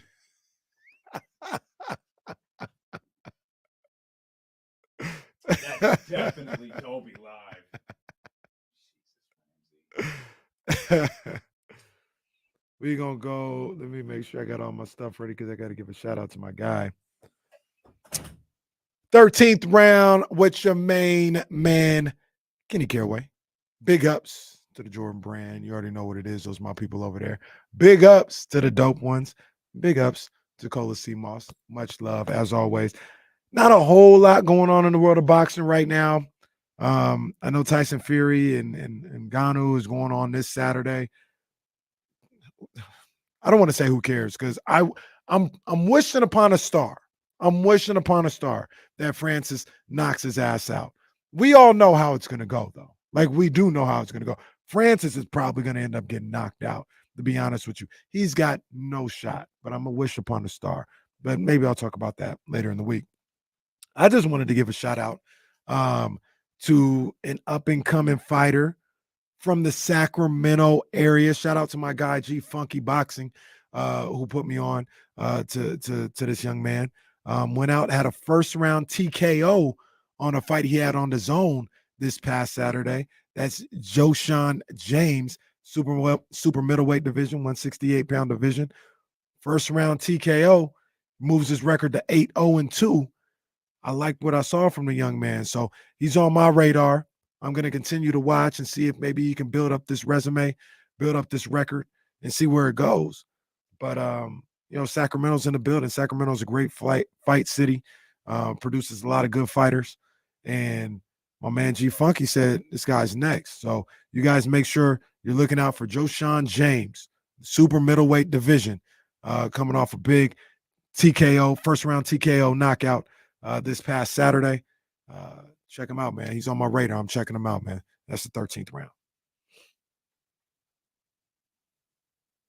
I see my man Aceberg Slim in the building. Aceberg in here. I don't know if he's still looking. There he is. Yep.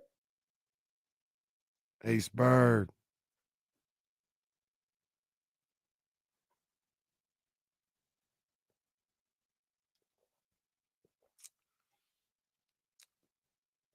Hey, shout out to Cousin Faith.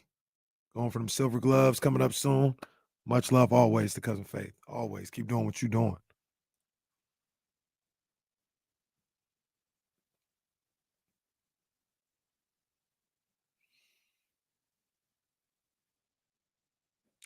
Wouldn't change this feeling for nothing.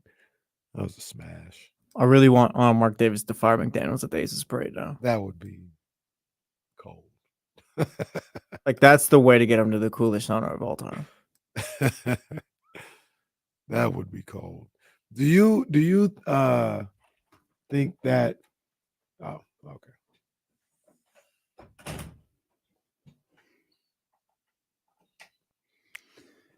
All right, 916-909-1320. Hey, man.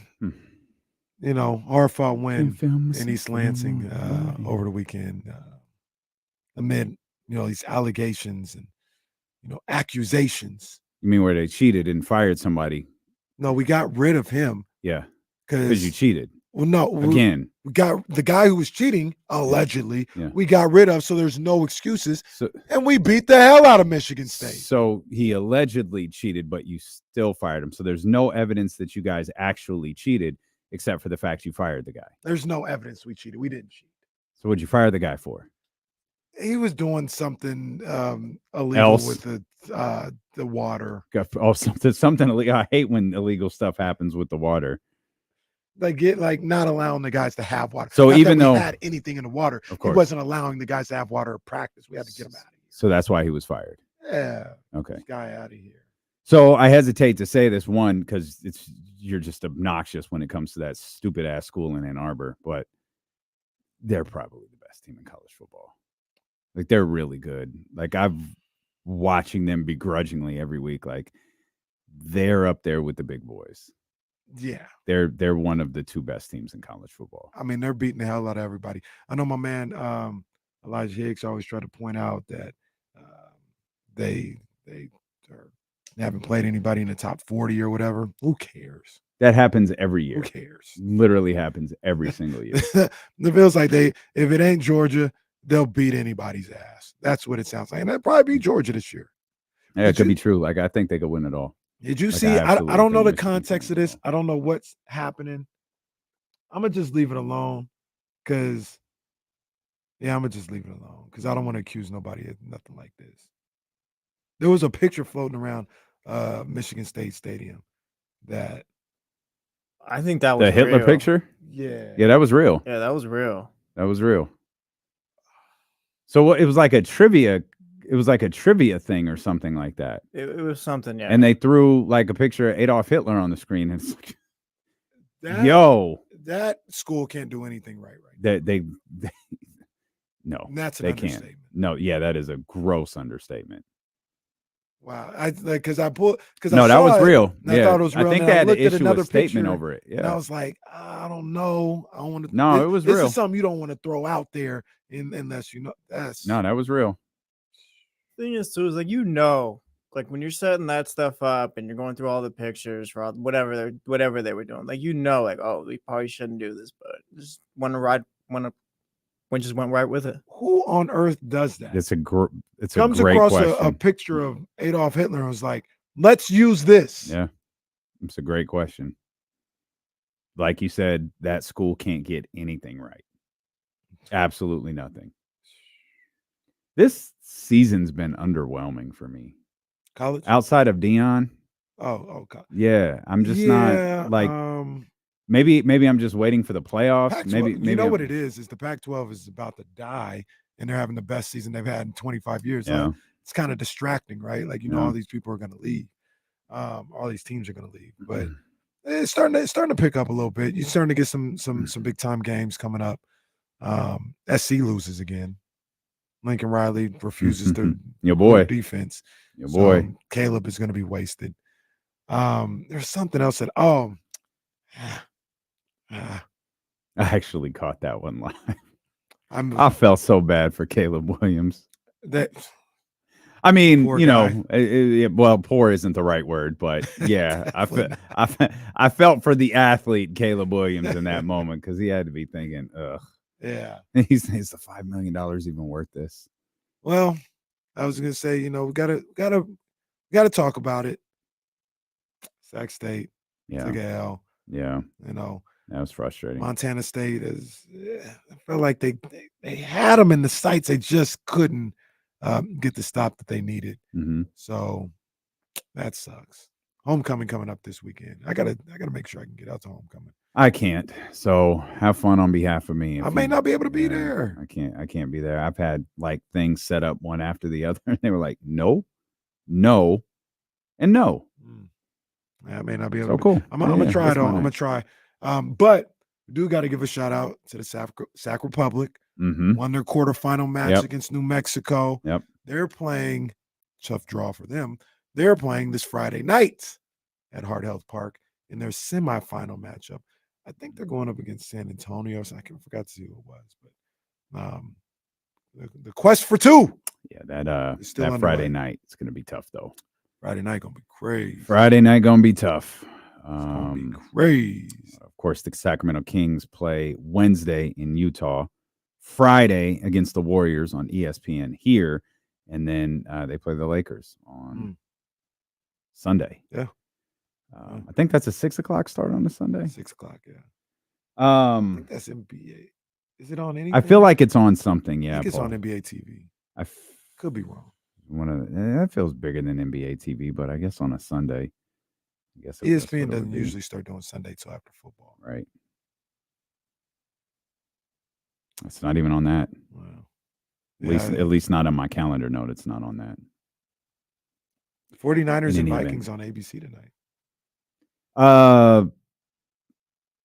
Anybody got anything on the Bills? Patriots got him. Mac Jones. Patriots got him. Wait, Mac Jones. We knew it was only a matter of time. Or Mac Jones got his groove back. And wasn't that a topic on like First Take? Like, oh, did we underrate Mac Jones? Like, no, stop. You guys just, we're crapping on him for the past 4 weeks. First of all, he is who he is. Second of all, don't even bring up this question. I love the very chill report from Ian Rappaport over the weekend about Bill Belichick. I don't know if you saw that. He's just, Bill Belichick signed a lucrative multi-year extension this offseason. So if you're expecting something to happen, you can stop. Nobody knew about that, or was it reported or something like that? Yeah, because I guess people wouldn't be speculating on whether or not he was going to be if the Patriots don't report it, then if the Patriots don't disclose it, there's nothing to report. You can, I'm learning you can sign contract extensions and not tell anybody. So that's what Bill Belichick did. Yeah, that's a tough loss for the Bills. I thought the Bills, I didn't think they were going to, I thought they were going to fall back a little bit this year. Things didn't seem right. They lost the first game of the season. Then they start cooking. I was like, well, damn, I guess I was wrong. Now it seems like something's off again. Now, to be fair to them, I think they've lost 2 or 3 defensive starters, in the last 2 or 3 weeks. And those things start to pile up after a little while. So that plays a role in it as well. I got one for you. Oh, by the way, I started thinking about this yesterday. I can't wait. Oh, there's going to be some movement. There's going to be some changes. More likely to regroup. Buffalo or Cincinnati? Cincinnati. They're not dealing with injuries. Well, Joe Burrow, but aside from that. So we're just throwing Buffalo in that group though with them, because Buffalo's 4-3, they're not bad. Well, Cincinnati's 3-3, aren't they? But yeah, Cincinnati's more so coming from the dead. Buffalo, I don't think they haven't been Buffalo. I don't know what to call Buffalo. Why are you analyzing this so much? They're two teams. I don't think Buffalo's with 3 losses. I don't think Buffalo's coming back from anything. Jesse, go to hell. Wait a minute. My answer is the Bengals, I guess, but Buffalo is somewhere now. Can they bounce back? Well, wait a minute. No. I'm not accepting that Buffalo is somewhere.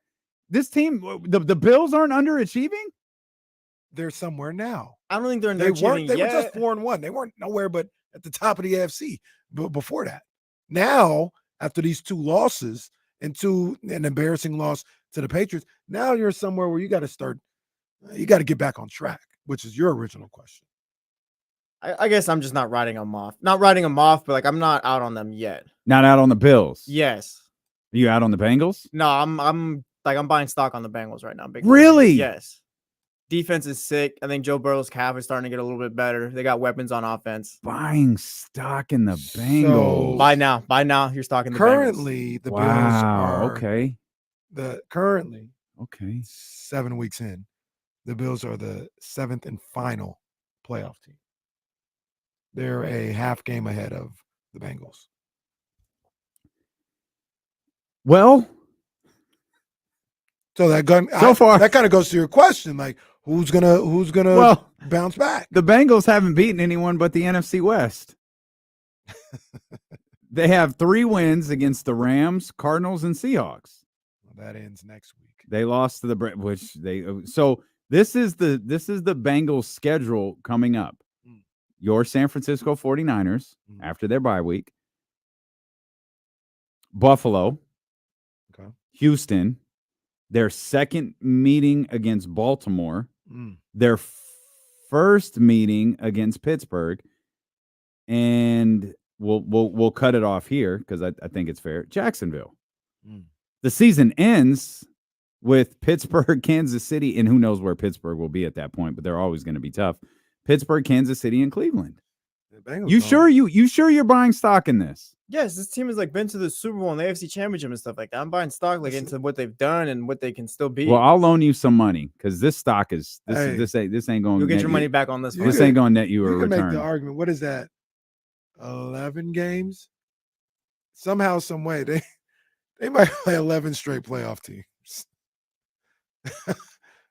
Yeah, I mean Houston. Houston's Houston's like tied for second or first in the South.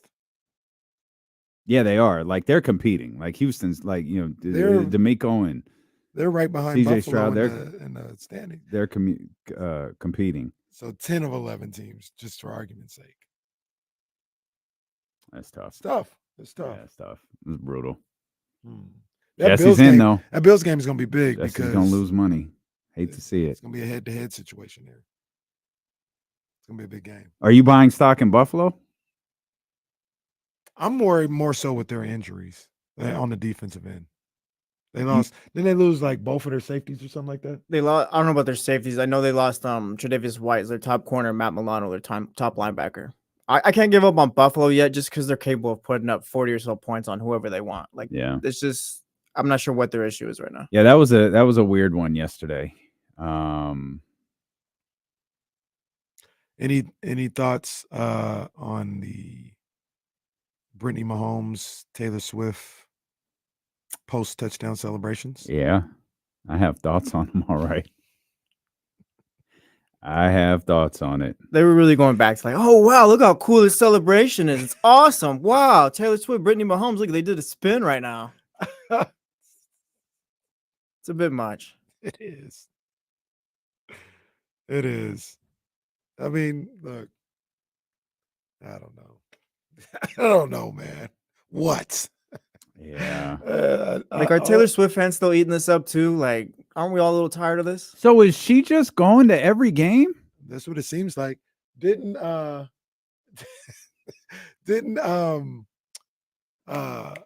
video of somebody calling him Taylor's boyfriend. And I didn't see what his reaction is. She waiting this is more distracting. Hey, come here. This is more So I apologize to everybody. Are you trying to get our attention? Oh, because we're on the air, and that was like I wasn't sure if you were trying to get our attention. Are you okay? What is that? That wine? Uh-huh. Why are you packed up like you're leaving? It's 2:30. Who leaves work at 2:30? With all your stuff, you're packed up like you're not coming back. Wow, everybody's got a coworker. You see this? Are you kidding me? Everyone's got. You see this? Bro, it's 2:30. Yeah. Wow. Don't start with me. Ooh. See there, she this is why we're always nice to her because she bust your ass quick. See? Okay, no, you were out there fake drinking your bottle. I was like, I'm pretty sure Kim's trying to get our attention. Do you have a take on the Bengals or Bills? Because that's what we're talking about. Look, Okay. Wow. Okay, we got a correspondent. 49ers on my birthday. on your birthday. Yeah. Wow, we'll be celebrating your birthday. You got any thoughts about the game tonight? I do because Devo's out. Okay. Well, what's your thoughts? So let's do the show since she's off mic and just get back to it. Do you want to be on mic? Do you want to? No, I'm just kidding. Did she say Trey Young? I said She said turn me on. Oh, well, wrong group. Yeah, wrong group to. Real quick, Niners gonna win tonight? Yes. Okay, thank you, Kimberly. She got 2 backpacks and a purse at 2:30, and a bottle of wine just out the door. I think everyone's leaving right now. Charlie just took off, said bye. He's gone now. Jesus, what the hell? What's going on here? Is there a bomb threat in this building? I'm telling you. What the hell is going on in here? On Friday, I think it was just us three in the left in the building. Everyone else left. Oh yeah, Friday was. Yeah, once they realized the tribal chief and Stacy weren't here, they were like, "Yeah, we're out of here." Friday was nasty work. See, our office is just like yours. Our coworkers cutting out in the middle. It's just I don't even think the janitors came on Friday. It's us three in Complex. I don't think they did either, based on the way this building looked. I don't think they did. Yeah. I don't know what we were talking talking about, about but she Taylor was standing Swift. directly outside our window, and I swear she was trying to get our attention. Taylor Swift, Brittany Mahomes. Yeah, that's that. What do you think about the Chiefs as a team though? Like, are they? You know what is impressive though? The Taylor Swift stat, like the Taylor Swift Travis how he Kelce goes to stat. work when Taylor's there. Yeah, those stats are real, by the way. Like, I believe like he's playing a little bit better because he knows she's out there watching and stuff like that. That stuff is real. How does he always get open? Well, he's like Kenny Caraway. Just runs the route and he catches the ball. He does run into open space a lot. See, that's all he does. These sorry ass wide receivers. That's all they do. Run into open space. Sorry ass Puka Nakua, huh, Kenny? He does run into open Let's space. be real. All Jerry Rice did was run into open space and catch the ball. Jerry Rice had a defender right in front of him, and he'd hit a little, get by him, get the angle, and boom. That was nasty what Tyreek Hill did to old boy last night. Tyreek is. That was nasty. Tyreek is. I don't know how you guard that. How you guard that? Tyreek is one of the most unique players, and he might be the most unique player in all of the NFL. Like, his skill set is so, like, as an opposing coach, if he gets the ball, oh well. You're honestly just there's trying to force him nothing out we of bounds there's at nothing that we can point. do. There's absolutely nothing we can fast, do. Man. He's too fast. Hold on, peep this. Watch this coming around this corner right here. The tribal chief is leaving with his backpack. The tribal chief is leaving with his backpack. I think he's finally walking back to the studio. Give him your mic. He's Casey. finally coming in. Oh, my tribal chief. Ladies Here's and the gentlemen, microphone, my tribal chief. Here, get on the mic, my tribal chief. Do you want to explain to everyone what happened last Thursday night? Last Thursday night. Yep, at a speakeasy in the Folsom district. Well, there was a private event that Yep. we were having. Yep. Which Kim and others put together. Yeah. Karosh. Mm-hmm. I told you he had a tremendous radio voice. Yep. It was a nice event. There were Mhm. what? 20 of us, 30 of us, 40 of us. Very nice. To the after party. And it was winding down, I believe. Yep. And there were just a couple of guys that walked in briskly through the group. Certainly looked like they may have been there before, but certainly not the most talkative pair of guys. And just stood at the bar, which I happened to be at, waiting on my scotch. And then, get to the part where you tell him what the hell are you doing. Go ahead. Tell him that part. Well, it was just a bit confusing as to, obviously they weren't on the list. And so we confirmed that was not the case. And so they were ushered out the way they came in. So just to be clear, Tribal Chief, you are the man, Tribal Chief. At what point did you realize the guys that you ushered out could end your existence like that quickly? Like, at what point did that? They didn't really seem like they were that into doing that. That's good. That's good for everybody. Now- It's good for now- everybody. Now here's where it takes a whole nother level. You ended up befriending said person and having a Why are we? drink or It's two Nate with him. Diaz. You round up sitting at the bar drinking with Nate Diaz, and you guys are Nate like Diaz BFFs recognized now. he was a tribal chief and had a drink with him. Yeah, that's how it ended up. Yes. So you bullied Nate Diaz so bad that he just came back and said, "Hey, tribal chief, I don't want any smoke. Let's have some brown alcohol Yes, together." we did clear up the confusion that they created. All right. Hey man, And that you was it. boosted Odyssey's morale. Yep. 145%. Well, I because mean, they we went- know we got the tribal chief over here. That's right. I mean, we did go out. I mean, we spent a couple of days making that reservation. Right? Not just gonna let Not just Nate gonna Diaz and his buddy walk in here. I mean, there was a phone call and probably an email. Do you have any idea what went on this show on Friday? Like, any idea at all? No, not really. Oh man. If you, I'll find out in 3 weeks. yeah, I go listen to the first hour of Friday's show. You might get a kick out of it. All right, I will do. That's our we fear. thank you, our tribal chief. Yes, That's right. We I'm thank doing you. my part. I told y'all he had a tremendous radio voice. That's Oh our that's the tribal chief. Thank you. Oh, by the way, they're just trying to distract us from the fact they're leaving. Yeah, I was gonna say, It's no, 2:37 and you leaving the guys are building leaving. right now. Oh man. It's literally just us and Complex in this entire building. I'm gonna go do a lap. See who's still here. There's Seth right there walking by. Shout out to the engineers. And the engineers stay working. It's the backbone of this operation. Drew down, talking about Casey acting like a schoolgirl. You show respect for our tribal chief here at Odyssey, okay? You get that? You show respect when he's on the mic. Johnny G says, they say Aaron's tears cure cancer. Too bad he's never cried. Oh, man. That's so true. That Nate Diaz story is like one where you just got to add something on top of it every time you tell it. Like, oh, yeah, I threw out Nate Diaz this one time. Next time you tell, oh, yeah, Nate Diaz. Me and him got into it. I asked him if he was on the list. I got into it. I slipped the punch that he threw at the bar. And then once I slipped it, he was just like, all right. He respected that. He respected that move right there. Respected that. Oh, man. 49ers and Vikings tonight, as Aaron said before he's leaving. Go Vikings. So Debo is out for the next 2 weeks. Looks like Christian McCaffrey is going to go. You know, people are upset that he's playing. Christian McCaffrey? 49er fans, yeah, they're upset he's playing because they say he should be resting. And Kyle, blaming it on Kyle again.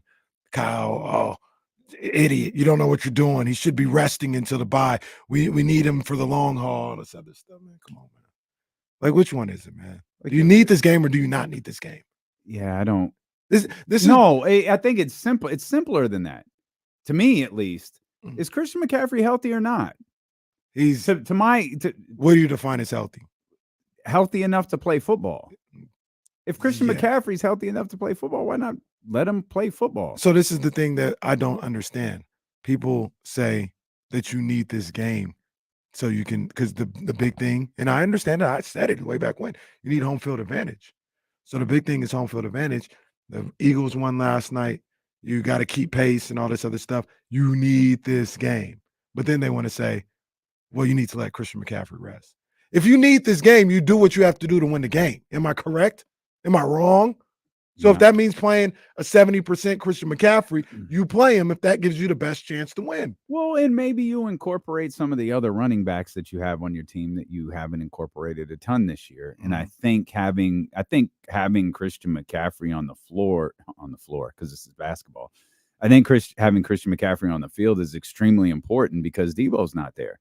If Debo was completely healthy and you were in the same situation with Christian McCaffrey, okay. Like I wouldn't be against maybe you shorten, his snaps a little bit or rest him or not play him altogether.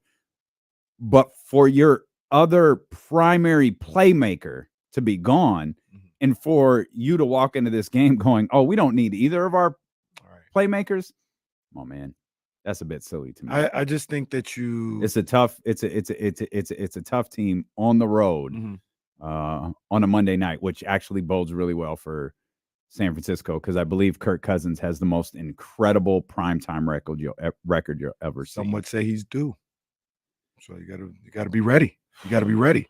I suppose. So, man. but I suppose I just look at it like this: like the guy, like you mentioned, the guy can play. He should play.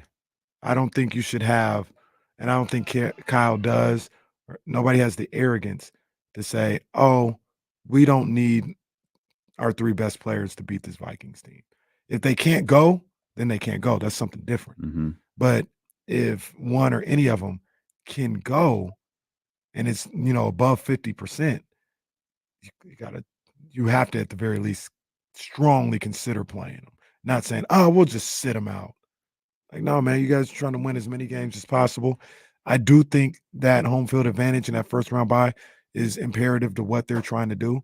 And you don't take any game. This is part of not taking any game for granted. Well, with Detroit going down and Philadelphia not, this long play wise, this is a big game for San Francisco. This is an incredibly competitive conference. Yeah. And you get one bye now. Yeah. That's it. And the thing about that is it's a conference game. Yeah. It's one of the tiebreakers. So, when you talk about one of those top seeds, last week didn't really affect either the 49ers or the Eagles because they went up against AFC opponents.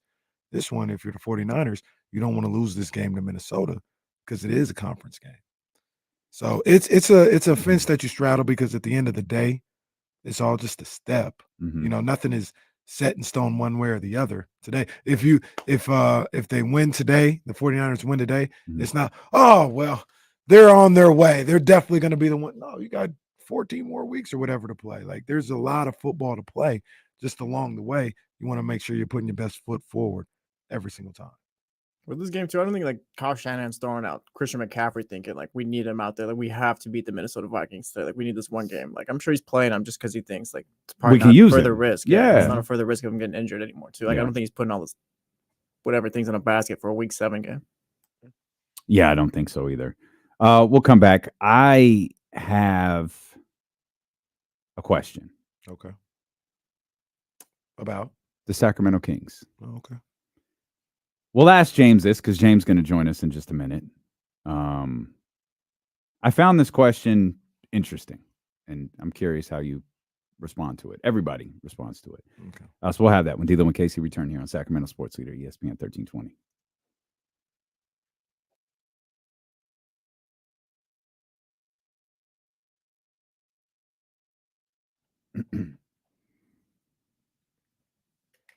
This is the most Friday and Monday shows Yes, ever felt. yeah, for real.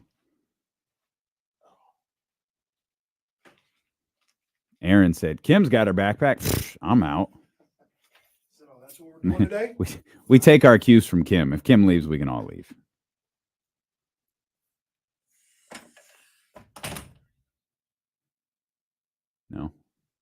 No, not over here or over there. They gone. They didn't even like fix the tables in the cafeteria area. Nope. We could probably run ESPN right now and no one would notice.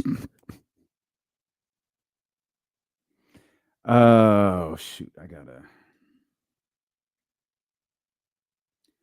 So for volume 3,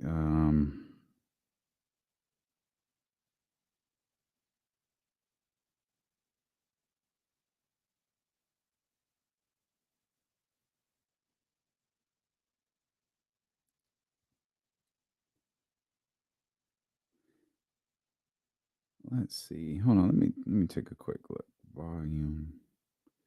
The Life and Times of Sean Carter.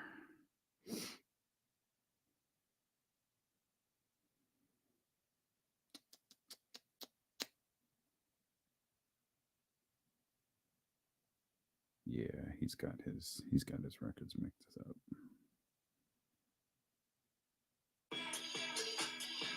We'll do that. Sorry, guys. The closer it gets to 3, the more I have to start kind of looking at stuff that has to do with KSFM. I try not to let it distract me too much, but every once in a while.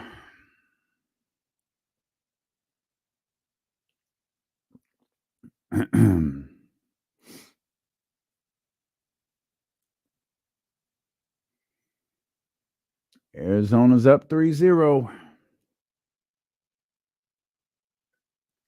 I hate this. This game isn't going to end.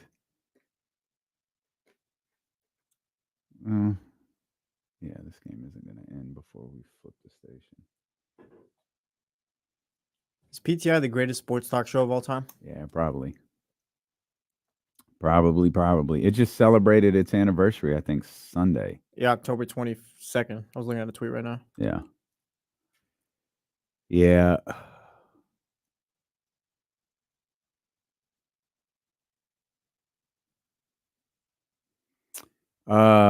Impact 316. It's the bottom. It's headed to the bottom of the second right now. Nah, Lazy, the 420 hit. We're doing Backstreet Freestyle from Kendrick because it's the anniversary of Good Kid, Mad City. Yesterday was. So we're doing that today.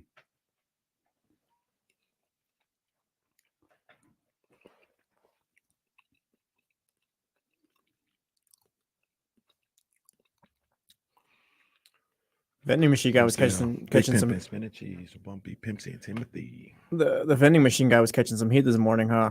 Oh yeah, yeah. Kim was gonna bust his ass. Still got that tuna and crackers in there. Bring the fruit snacks back. There goes Sam. Look, there goes Sam right there. There goes Sam. Sam and Snoop. Those waves were crashing too over there. Like Sam had it nice.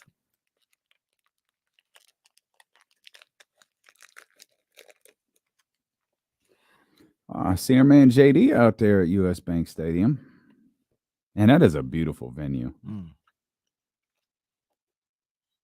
Can I give a happy birthday shout out to my Auntie Trish? Happy birthday, Auntie Trish. Happy birthday, Auntie Trish. No doubt. No doubt. No doubt. 49ers and Vikings tonight, US Bank Stadium, Monday Night Football. So we'll have a great day tomorrow breaking down that game. James Ham's going to join us coming up at the top of the hour. Of course, the NBA season tips off tomorrow. The Sacramento Kings season tips off on Wednesday in Utah, and then the home portion gets underway in dramatic fashion against the Golden State Warriors on Friday night. Friday night, ESPN, prime time. Which has the biggest impact on the Sacramento Kings this season? I'm gonna give you some options. You can say none of the above. All right. The best of Kevin Huerter, the best of Sasha Vezenkov, the best of Chris Duarte, or the best of Davion Mitchell. Or you pick something completely different. Which one of those players at their best has the biggest impact on the Sacramento Kings season? It's a good question. My first thought is the best of Kevin Huerter. If you're getting the best of Kevin Huerter, this team's unguardable. And that means he's probably playing some type of defense. It's probably playing big minutes too. Because I was thinking, like, what would the best of Davion Mitchell mean for this team? He'd probably get, he'd probably be like the best of Davion will probably still be in the range of like 20 to 25 minutes. The best of Kevin Huerter is probably in the range of 35. Right. The best of Davion is probably what you saw in game 2 against the Warriors, which I think was about 30 minutes, right? Mm-hmm. The best. You're talking about game 2 of the playoffs. You're not talking about playoffs. Yeah.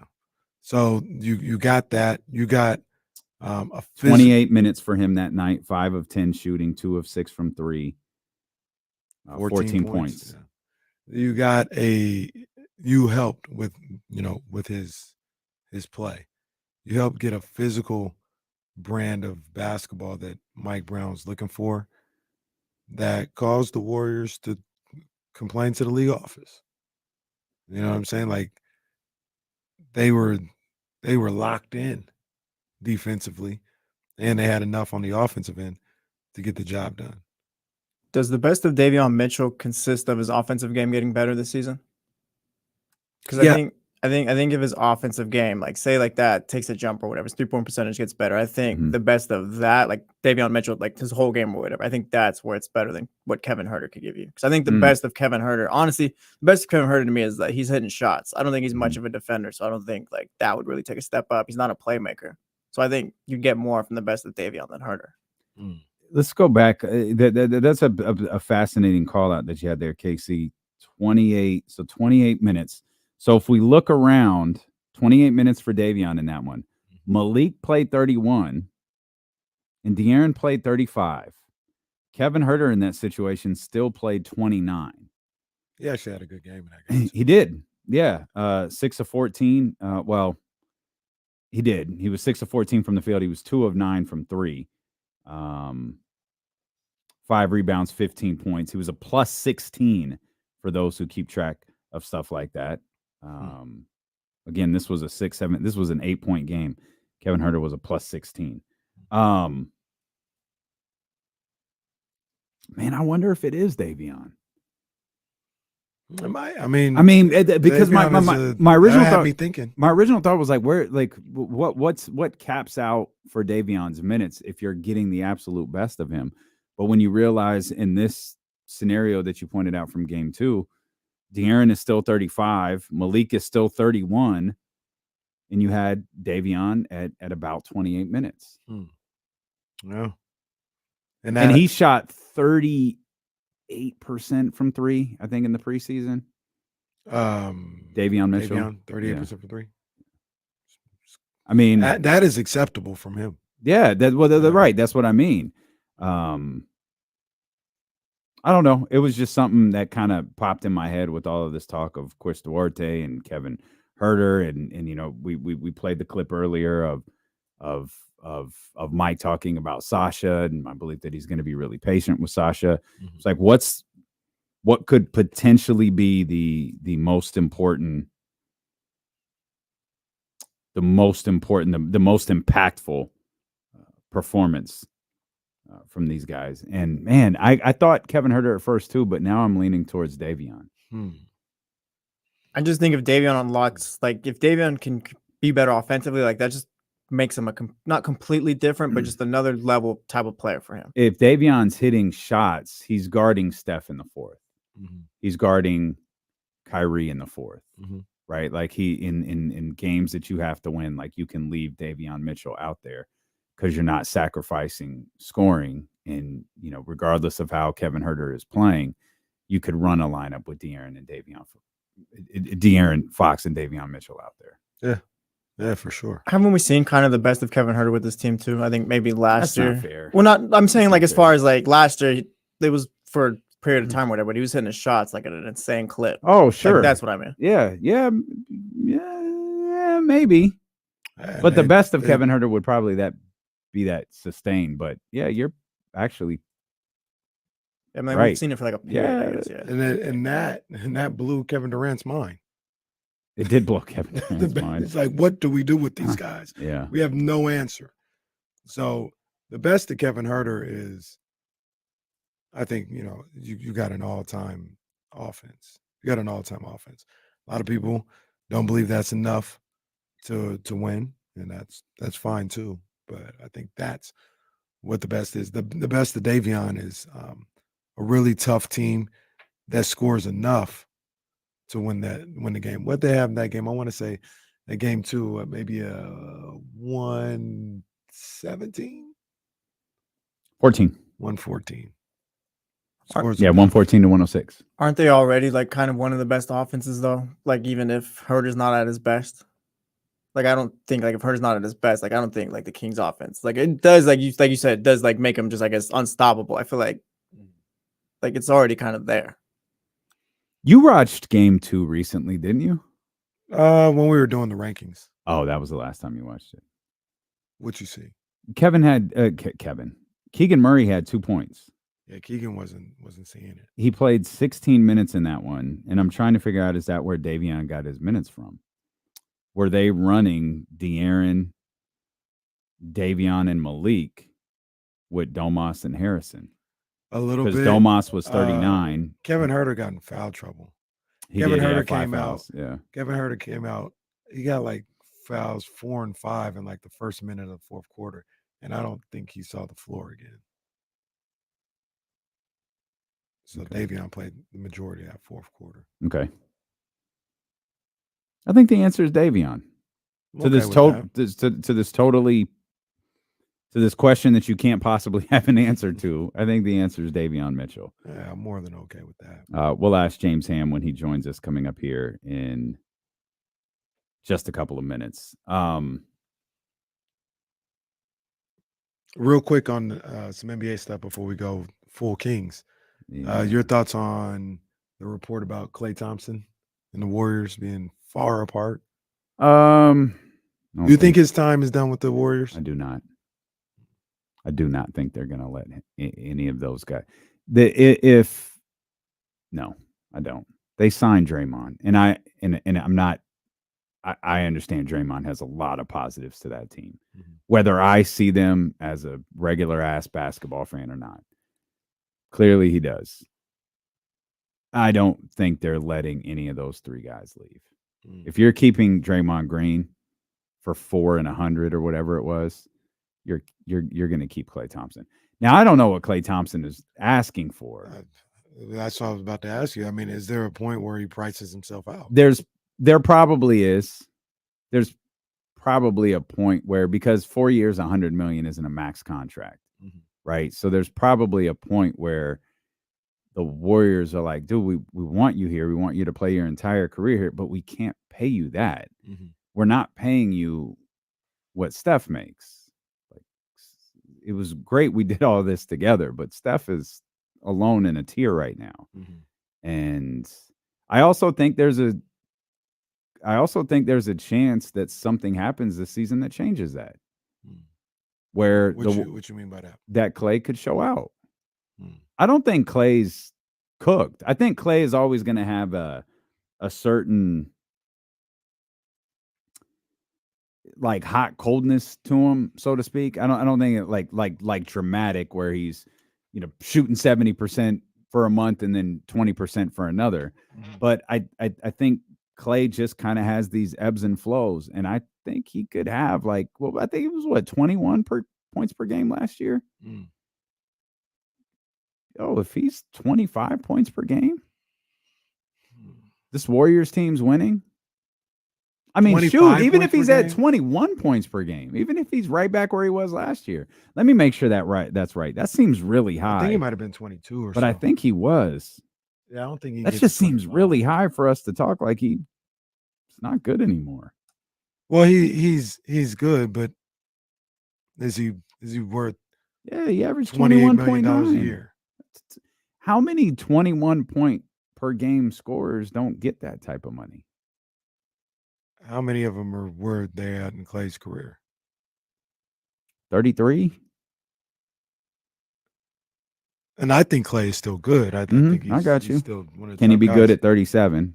Can he be good at 36 with guaranteed money? On the. Ultimately, your question is we're not talking money. I think a deal gets done.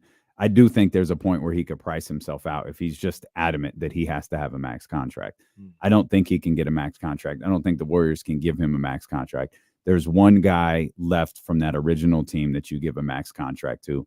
If he has one leg and never plays again, you still give Steph Curry a max contract every time he wants to sign one. Yeah. But that's probably not true for Klay. The Warriors got a super talented team. I was watching that game on Friday night. They got a lot of talent on that squad. Quiet as kept, though. They don't play any defense. Their defense is everything that people say the Kings' defense. That was a big issue with them last year. Yeah. Defense and not taking care of the basketball. And I think what people do, and that was the other. Those are two carryovers from last year. I think where they get stalled out is people ignore the defensive thing because they've seen them play defense. They haven't seen Sacramento play defense, so they'll harp on it, and it'll be in every write-up. Whereas, post-trade deadline, that Warriors defense is gonna turn up. Yeah. Did you watch any of that game on Friday with the Spurs and the Warriors? Yeah, a little bit. Yama was crazy in that game. I admittedly chuckled at the jump ball. I thought it was funny. I appreciate Steph and his showmanship. But yeah, Wemby's as the kids would say, Wemby's a problem. Wemby's a problem. Like, that dude is unique. He is very, very unique. He might be the most unique player we've ever seen in our lifetime. Special. The Thunder got the Slam magazine cover. The Thunder, did they? Oh, that's right. Kings already had that. Next. Right, next. Everybody take notice. I was like, oh, all right. Yeah, they all in on the Thunder. You're listening to D-Lo and Casey on KIFM West Sacramento 98.5 FM. KRX QHD2 Sacramento, ESPN 1320. Always live on the free Odyssey app. As we welcome in James Ham, host of The Insiders, brought to you by Jiffy Lube, 10 to 12, Monday through Friday with Kyle Madsen here on ESPN 1320 and ESPN TV. Hammer, I got a question for you. Can't wait to hear your answer. Which has the biggest impact on the Sacramento Kings this year? The best you can get of Kevin Huerter, the best of Sasha, the best of Chris Duarte, or the best of Davion Mitchell? Oh, that's interesting. Thank you. That's a great question. Come on, man. There I'm it gonna is. take my backpack like Kim and Aaron, and I'm out of here. I did it. originally said the best of Kevin Huerter. They started talking about the best of Davion, and I can see that one too. Okay, what if I told you this? What if I told you that all of those matter, but none nearly as much as the best of Keegan Murray? Oh, I like it. I like it. Explain. So I have this feeling that, and I chase this a little bit with Mike Brown on Sunday. I just have this feeling that if Keegan Murray is the offensive weapon they think he is and the player they think he is, then it allows them to do a lot more with this team. And I don't just mean like their ceiling goes way up for sure. But if Keegan Murray is averaging 18 points a game, then you can easily take Kevin Huerter and his 15 points a game and swap him out for Chris Duarte at 12 points a game and get better defensively. And this isn't a knock on Kevin Huerter. It's just he's a better offensive player and Chris Duarte is a better defensive player. And I just feel like so much of what the Kings are trying to do, it really does hinge upon Keegan Murray becoming not just the third best player, but a big three. So, like, if they have a big three and it's Sabonis and Fox and Keegan, then the pieces around them fall into place very simply and are interchangeable. And so I do think that, like, while all of those players matter, they matter for different reasons and they're part of a piece of a much larger puzzle. But it's almost like they don't matter, if that makes sense. Like, you can exchange any one of those four names for players that aren't on the team right now. It really does come down to whether Keegan Murray can make this leap that opens everything up for the rest of the roster. So the thing about that is, and I hear it a lot, it's like that first thing I think of, that's a lot to ask from the second year. We're asking this guy to go from 12 to 18 in an off season. That's a lot. That's a lot. Will he eventually get to 18, 19 points per game? Yeah, I could see that by the time he's in his third, fourth year in the league. Like, I could see that. But second year, 12 to 18, that's what they're asking or hoping for. That's a lot to me. I don't know. I mean, no one specifically said 18. So, but I mean, if we look at the way that this team is built, I think 16 points per game is like very simple for Keegan. He shoots 2 more threes and he gets to the free throw line once or twice more per game. And boom, he's at 16 points a game. So to me, that's where, like, the big jump isn't going to be so much like, does he become a 20 point per game guy this year? It's really, does he become that third piece?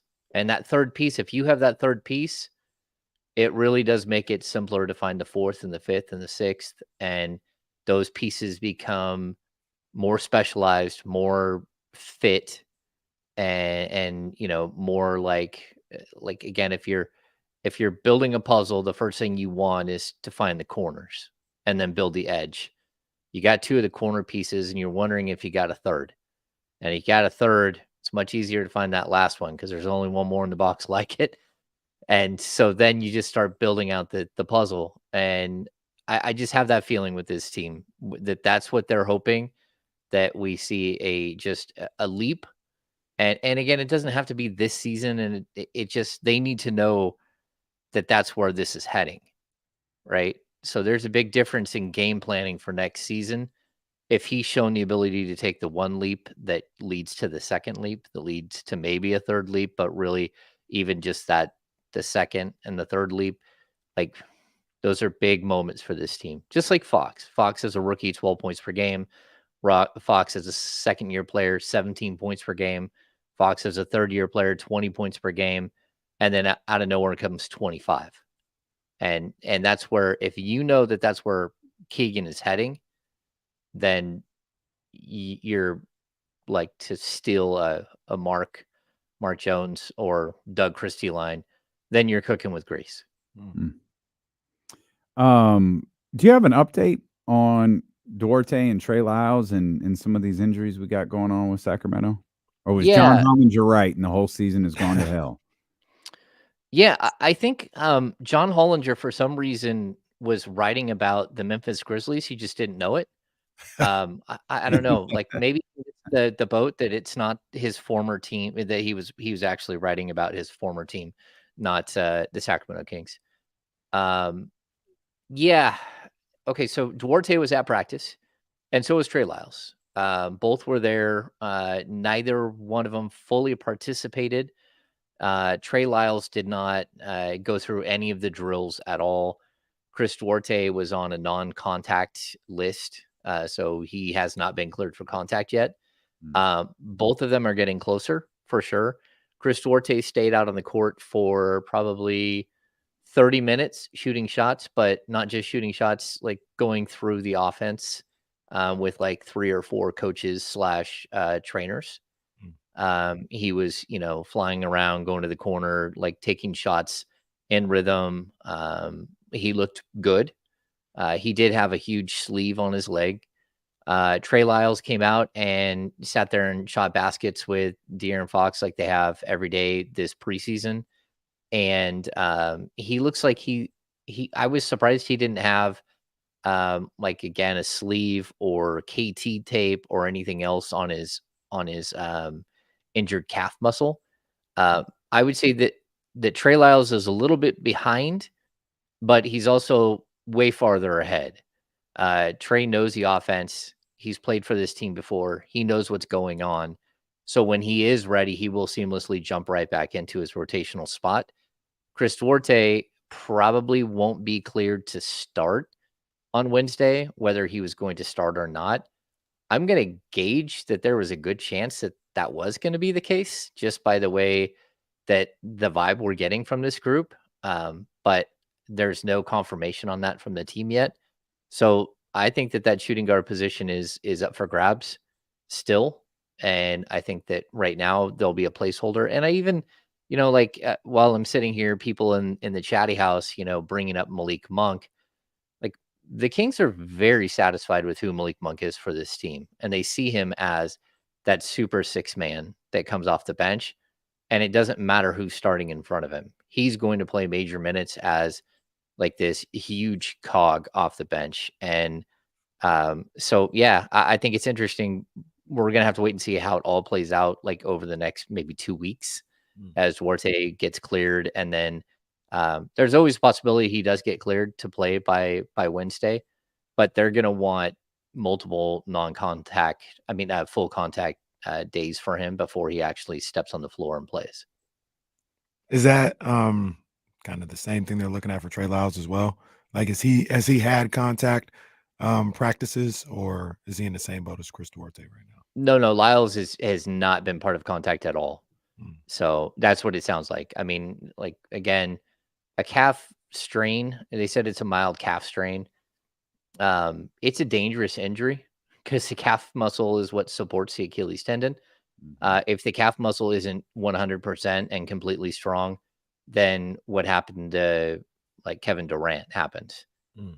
Remember, like in the playoffs, they said, oh, well, he can't hurt himself anymore. And I had people telling me right away, like, what in the world are the Warriors saying? That, like, if he's going out there with a calf strain, that's dangerous. And sure enough, Kevin popped his Achilles. It doesn't get told. I think it happened with Richard Sherman, didn't it? Yeah. Didn't Richard Sherman have a calf strain before he popped his Achilles? Yes and no. He was having Achilles. He was having Achilles. Yeah. Oh, okay. I remember he had something leading into the Achilles pop. Yeah. And I always remember him walking off the field. Knew right away. Yeah. Yeah, I mean, it's one of the true like signifier injuries that we know of, right? Mhm.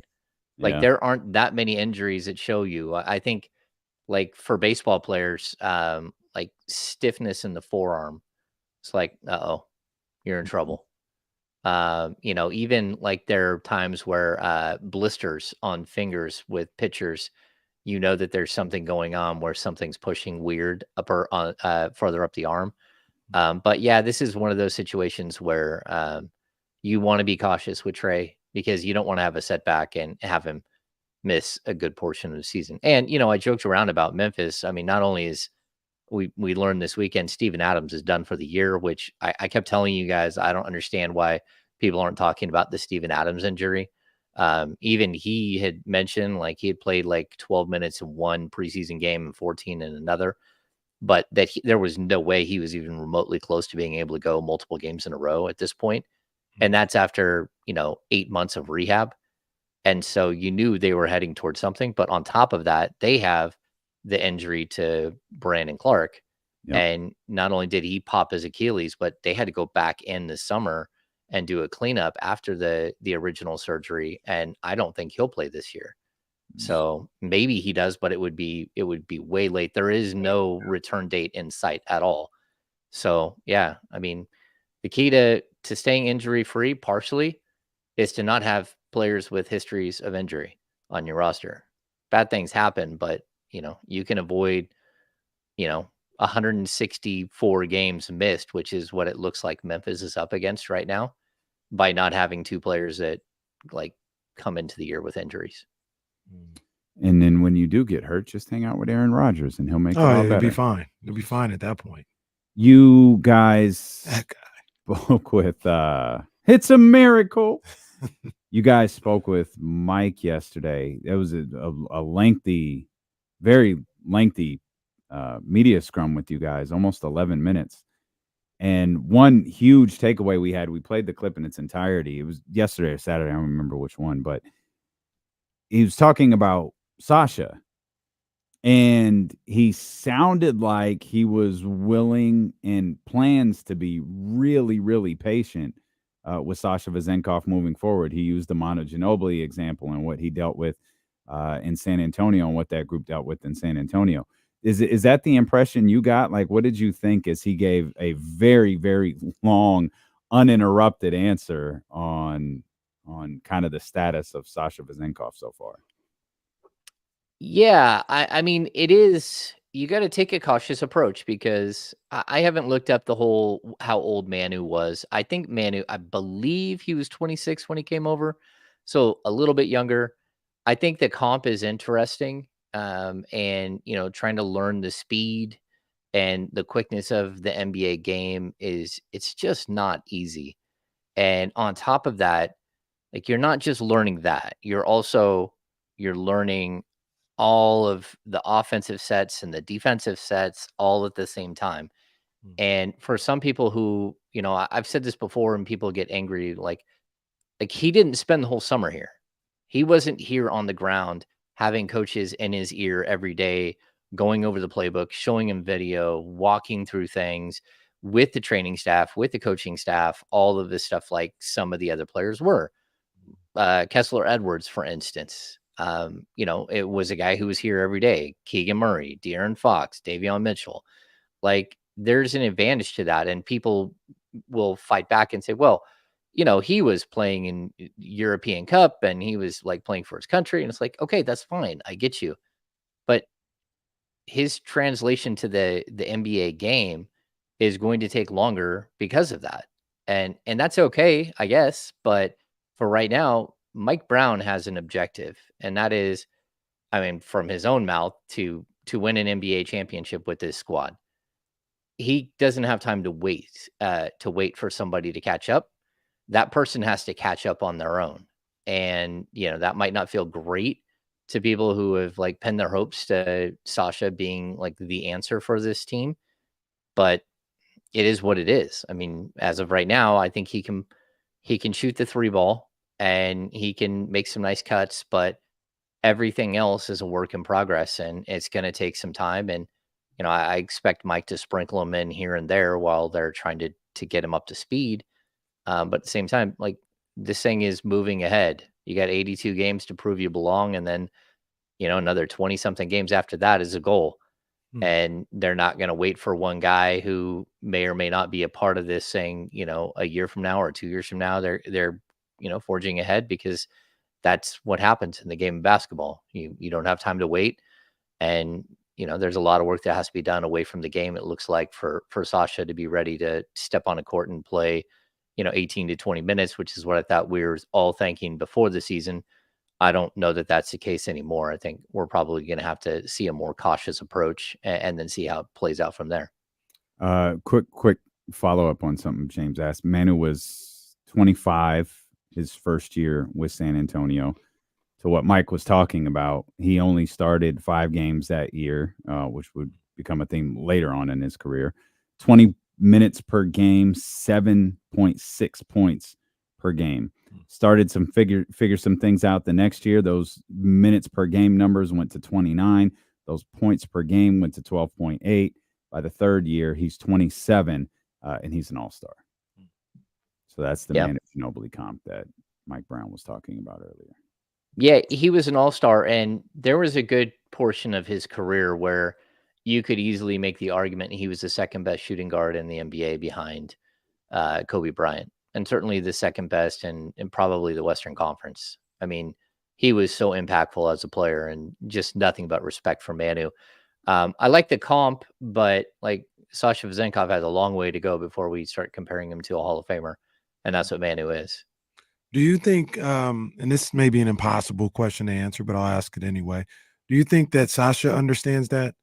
Do you think that, and what I mean by that is, like, if he doesn't play a couple of games or the minutes are, sparse, does he understand, like, hey, Coach Brown is trying to ease me into this thing? Or is he looking at it like, man, why'd I even come over here, and getting upset, that he's not getting the opportunity to play? No, I think there's something in between there. Like, I think he probably looks at himself honestly, because that's what I've noticed from him. Like, he's a bright guy. He probably understands that he's got some work to do to get there. And that it doesn't have anything to do with, I don't think there's any anger on why he came over. And I don't think there's any anger at Mike Brown. I think, he's a smart enough player to know that the last thing he wants to be is a liability. He wants to be a player that steps on the court and helps the team win. It's one of the biggest things of why he came over, was because of the winning. He watched from afar and watched the excitement and watched everything going crazy in Sacramento, watched them play. He loved the style of play. He loved the fact that they were good. And that was one of the huge deciding factors in whether or not he came over. The last thing he wants to do is come over and then be the reason why they're not as good. So he's got to get up to speed. And I think he's a mature enough player and mature enough person that he understands that, that could take a little while. Where do you stand on Sasha not dancing on Saturday? I like the question. Like, this is twice you've hit me with like a random question, but something that I think that I can answer. I had people on NBC that wanted me to dance. Like, I call it like your Rod Tidwell moment, right? From Jerry Maguire. Everyone wants Rod Tidwell to dance, and he's like, that's not me. That's not who I am. And then he goes out and he gets knocked out, and he gets up and he starts dancing, and he has this glorious moment, right? Well, like, the things that some producers would make Jerry Reynolds do was like embarrassing to me. And as a journalist, I have a different role. And so I would look at them and say, yeah, I'm not doing that. I once had somebody record me saying something and then wanted to use the talking pig emoji on the new iPhone to put out a social media thing with me saying something with a pig talking. And I said to him very clearly, if you ever put that video out, I will never work with you ever again. I won't help you. I won't be anywhere near you. If you want to put that video out there, I will not work with you again. And it's not like trying to be a buzzkill. It's that I have a different reputation that is long past what I started there at NBC. When I started there at NBC, like I hold my journalistic integrity high and what I do as a job. And so for Sasha, I think he probably looked at it like, okay, I'm not 21 years old. And I'm Bulgarian. I don't even know this music. I live in Greece. Like, this isn't who I am. That's not what I'm here to do. And so I understand it, because it's if you asked him to do that as a 17-year-old or an 18-year-old, he probably would have done it. But that's not who he is. He's been a professional for 13 seasons coming into this year, since he was 15 years old. And so, like, I don't have any problems with him saying, no, that's not me. Like, if they wanted him to wear a pink backpack every day, I'm sure he would do it, because that's like part of the ribbing. And they're not having him do that either. That, like, he's already out of rookie duties, and they know that. So the team looks at him in a different light, and his teammates do. They look at him as a veteran. And that's how I think he probably thought of himself as well. It's not a big deal. I would have liked for him to dance. I mean, can you imagine the pop he would have gotten? Like, if he fights it off, no, crowd gets behind him, and then he gets up. Can you imagine the roar from the Golden? Sasha got to learn to work the crowd. You got to learn to be a politician. Got to learn to work the crowd. Man. That would have been the biggest pop of the night if Sasha had gotten off that bench and just he didn't have to do nothing. Feet. He didn't have to do nothing. Just go out there and he could have popped or something and then sat back down. That's all you got to do. I think if Sasha hits 4 3-pointers in a row, the crowd will be behind him. No, I'm going to remember he didn't dance. Well, look, and that's who he is. Hey, look, he hadn't done that. he hadn't done that so far, so you better do something. I think he hit 3 in the last game. He hit 3 straight. You can't not dance and not hit your threes. One or the other, buddy. Yeah. Sasha and I we talked about this earlier. Like, Sasha has been a very, like, this is business. Like, he's not impressed with the NBA. He's not moved by any of this. And I compared him to David Blatt. Like, when David Blatt came over and won his first, game as a head coach, and they gave him the game ball, he was like, I've won 700 games in my life. What do I want this for? And he looked at it as like, I feel like in dating back to the times you guys talked to him at the introductory press conference, he strikes me as a guy like, I've done this for 10 years. I'm not impressed with any of this. You keep asking me these questions about how I'm moved to be in the NBA. I want to play basketball. That's what this boils down to. And I feel like all Sasha wants to do is play basketball and not have fun and not drink stupid wine with Domantas Sabonis and not get his picture taken at the drip walk. And he doesn't want any part of any of that stuff. Yeah, I think a little bit of it, especially the dancing, again, like, to relate it to something, it's like going to Thanksgiving and because he's new, has to sit at the kids' table. Like, this is a grown-ass man. Like, he's there to do a job. He's not there to have, like, he wants to fit in and all that stuff. But he wants to be good, and he wants to help this team win more games. And it's not that the younger guys don't want to do that. It's that there's a certain level of respect that I think that he's earned as, like, a EuroLeague MVP. And, like, I don't remember if Bogdanovic did the rookie dance in Sacramento. Maybe he did, but even still, you got to remember he's younger, a younger man than what Sasha is now. And so I don't have any problems with Sasha. And that's why I don't go to FanFest, because to me, it is strictly for the fans and for television. Well, the other thing about that, to move that analogy further, if you're going to meet the parents and the parents are having a good time, and they're like, hey, man, go sit over there with little Jimmy and them over there, man. That's what they said. You can have two choices. You can either be a jackass about it and be too serious, or you can laugh them off and have a good time. Which one do you think is going to endear you to the family more? Hitting 3-pointers. Once again, you ain't done that. So bring in the best green bean casserole anyone's ever had. Then they don't ask you where you're sitting. He didn't bring no cash. He came empty-handed. He didn't come empty-handed so far. So you better smile and do something. once again, I don't have a problem with it. Like, I would have liked for him to dance, but it's not a big deal. I agree with you, James. If he plays well, nobody's going to care. But yeah, he just he doesn't know how to be a politician in that respect. I was trying to find a video to see if Bogey did in fact dance his rookie year, and I stumbled across the Kyle Guy video. Uh-oh. Oh man. Oh man. That's a good one. The Jimmer. What did he do? The Dougie? Is that what he to teach me how to Jimmer? Yeah. Oh my. Okay. Yeah. He's the same age as Sasha.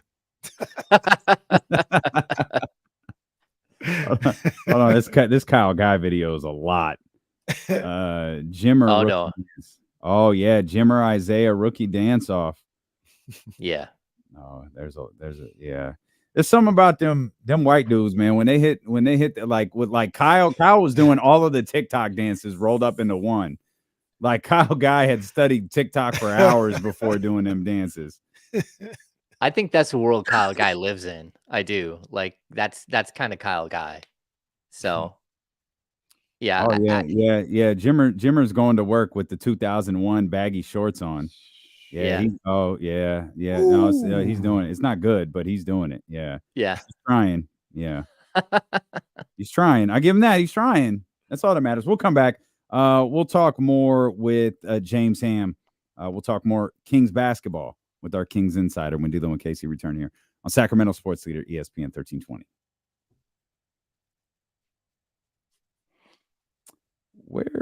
Where was this fan fest at?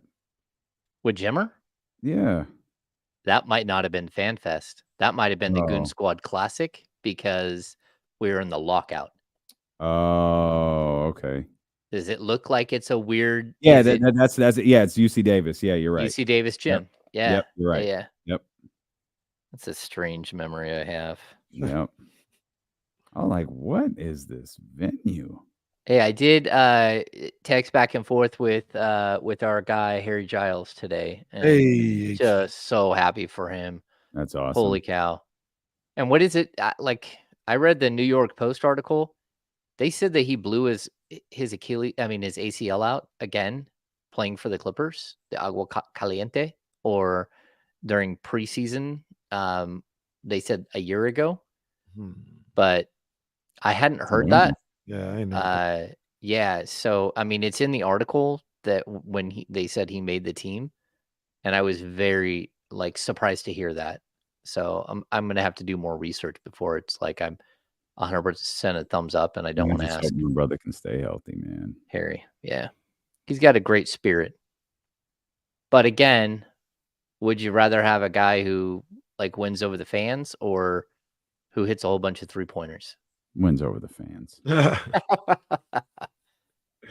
Yeah, Brian, he did. Harry Giles did earn a final roster spot with the Brooklyn Nets. Sean Marks came in, I think, over the weekend and told him. They said he was lifting weights.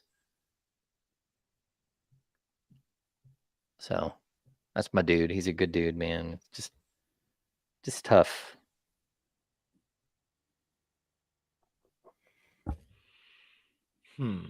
The Seth Rollins catapult off of Randy Orton's back into the RKO is one of the greatest spots in history. That is an all-timer. I think it was Seth tell the story that Randy got so excited he forgot to cover him.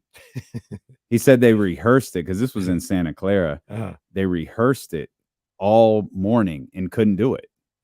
Like they couldn't get the timing right. And they were just like, forget it.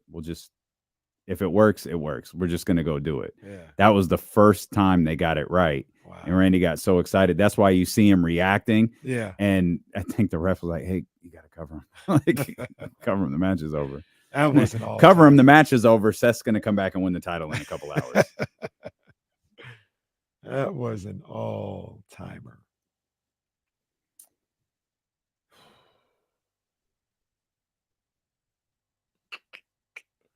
Manual quickly to hit restricted free agency. Yeah, I think I've been to that UC Davis gym for a Raw. I think I actually heard them tell a story that they hated that gym because it was really hard to get stuff in. Mm. I saw Randy Orton in one of his first matches at UC Davis. He was with that. What was the guy who was with Billy and Chuck? What was that dude's name? He was an American Gladiator. Rico. Remember Rico? He was with Rico. Like Crazy ass sideburns. Yeah, he had some wild sideburns. He used to be a American Gladiator. But yeah, he was working with him. It was one of his first matches at UC Davis. Rico Constantine, that's what it was. Yeah. Billy and Chuck, low key, one of the best tag teams ever. Man, so many players got paid today. This is a crazy day. Oh yeah. Was there a deadline? Yeah, rookie extensions. Well, rookie extensions, I think it's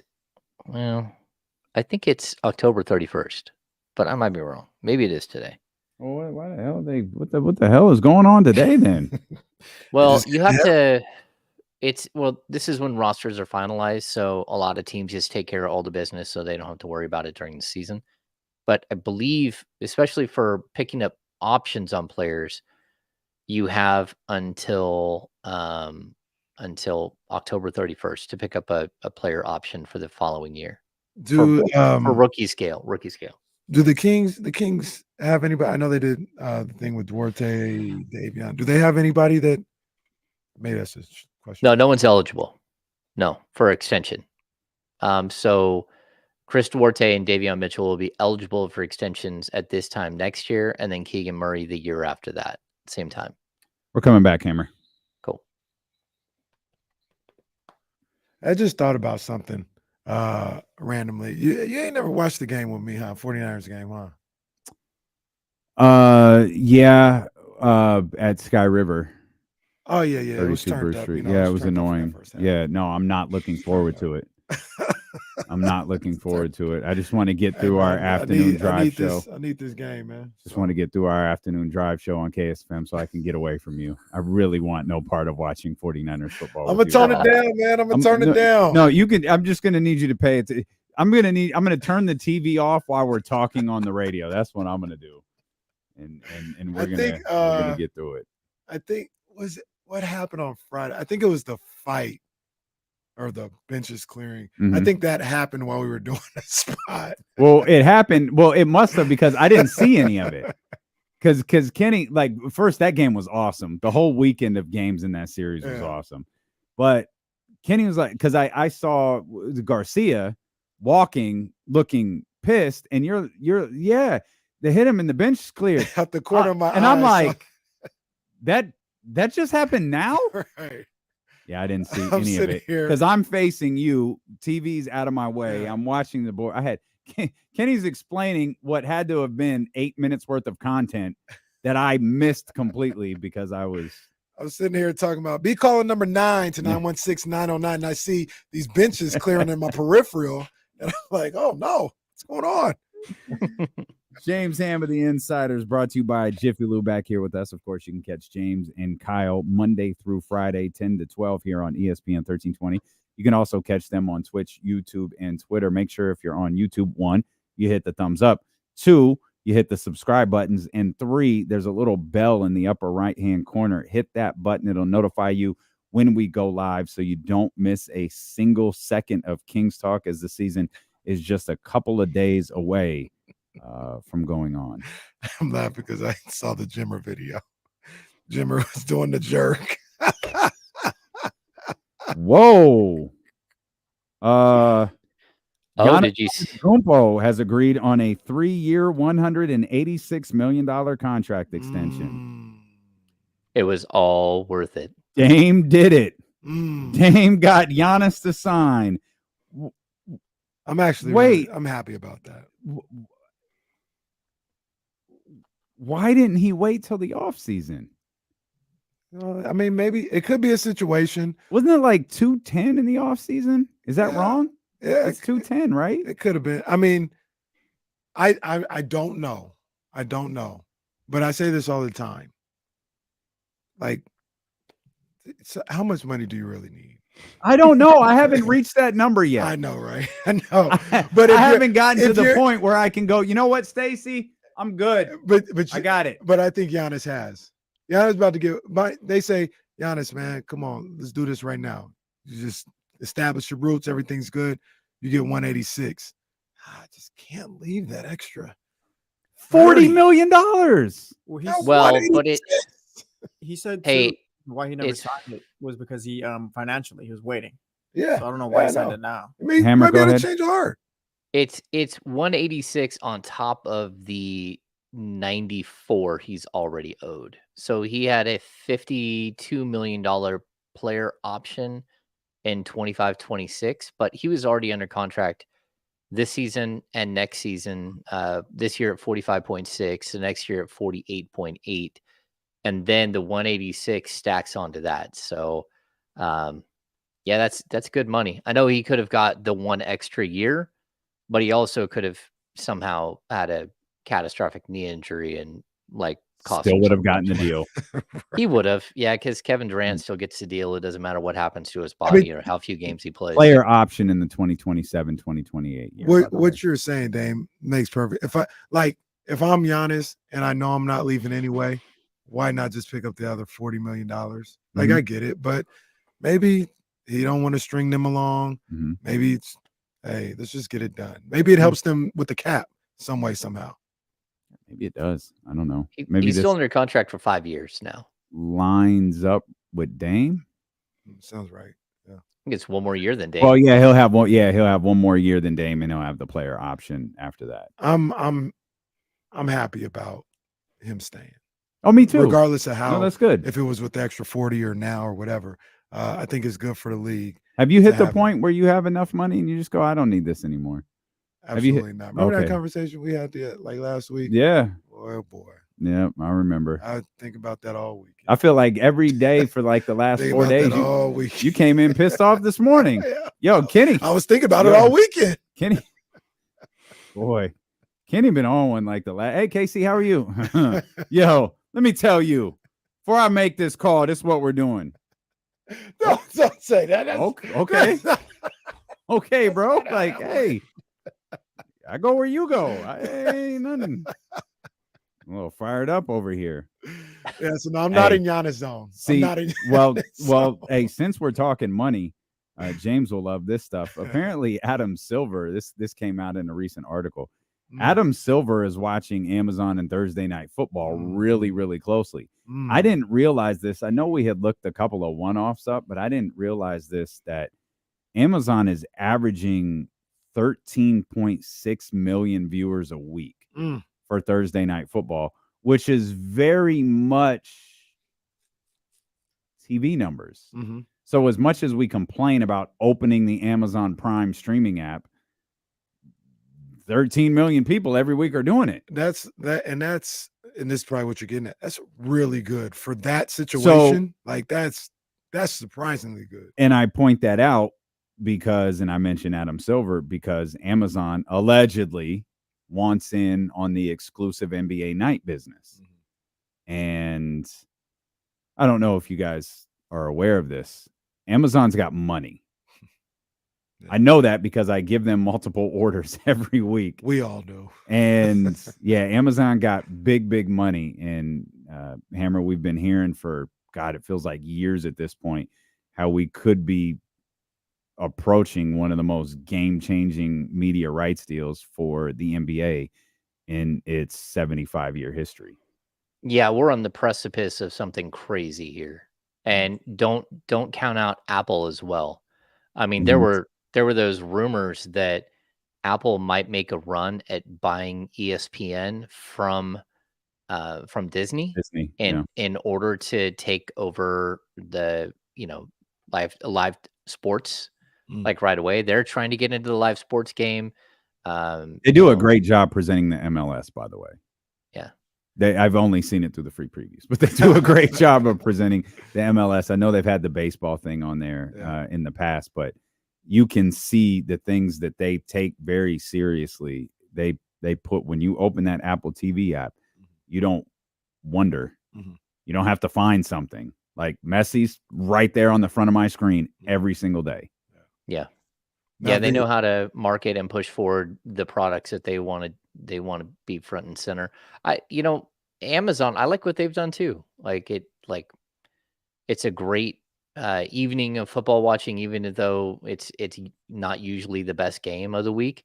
I also know there's a lot of confusion out and about, because when you have like a sports bar, you get charged for every screen that you have, for every seat that you have in the room, right? So whatever your max capacity is, you get charged per seat when it comes to what you can put on the TV.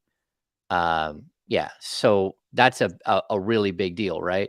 So with Amazon, I don't think anyone knows what the rules are, because that's not standard television. It doesn't fall under your everyday average television rights, because you have to go through a secondary device. You have to do all this other stuff.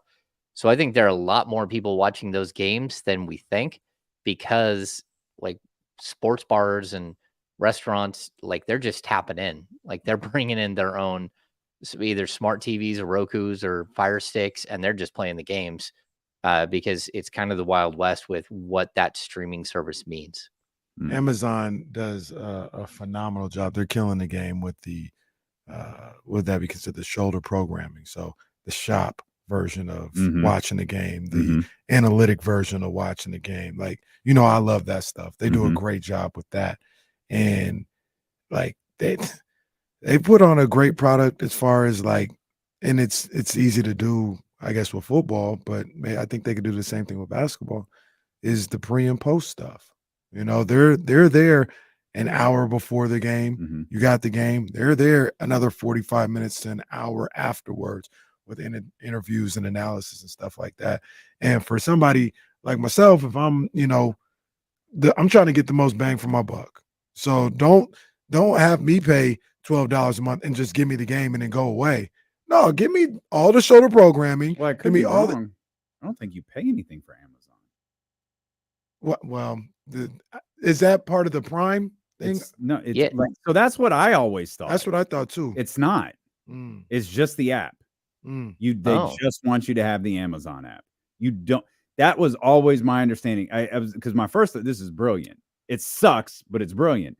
It has nothing to do with Amazon Prime. I think. Well, yeah, you got Prime Video. You download right. That's different. Yeah. That, you have Prime Amazon Music or something too. Yeah.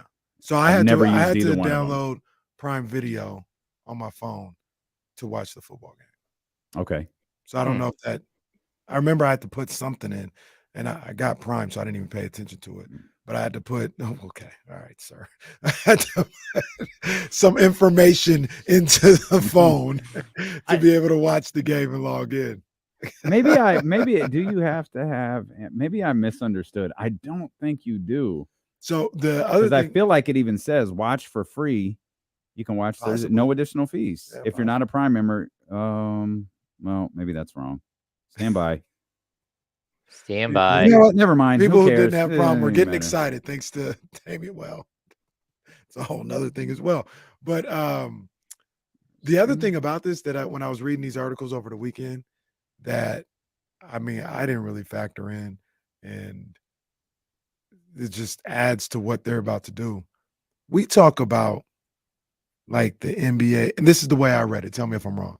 But we talk about the NBA's media rights deal being $50 billion to $75 billion. That's not for an exclusive TV rights. That's like Amazon saying, I'm paying you $50 billion for a limited amount of games. Yes. For a Tuesday night. You're going to get another $75 billion from NBC or ESPN, Turner. That was the time. That was that's crazy. Didn't Twitter or Yahoo pay $1 billion to air one game? One NFL game? Yeah. I remember Twitter was brought. Yeah. Well, and take into consideration the current television deal for the NBA, I'm pretty sure was $9 billion, and it was $9 billion over 10 years. So there was $900 million per year, split 30 ways, basically. So every team gets 30 million for the nationally televised deal per season. And then you work your local television. And for the Kings, that's 35 million. So all of a sudden you're up to 65 million before you've even opened the doors. And then you have your marketing, you have all your other stuff. So yeah, there's a lot of these teams they're making good money. And just think about this. If the Kings are valued at, I think it's close to 3 billion now. If they're at that right now, what does it look like with the new television deal coming in? This franchise is going to be worth 5 billion in the next 5 years, most likely, maybe 6.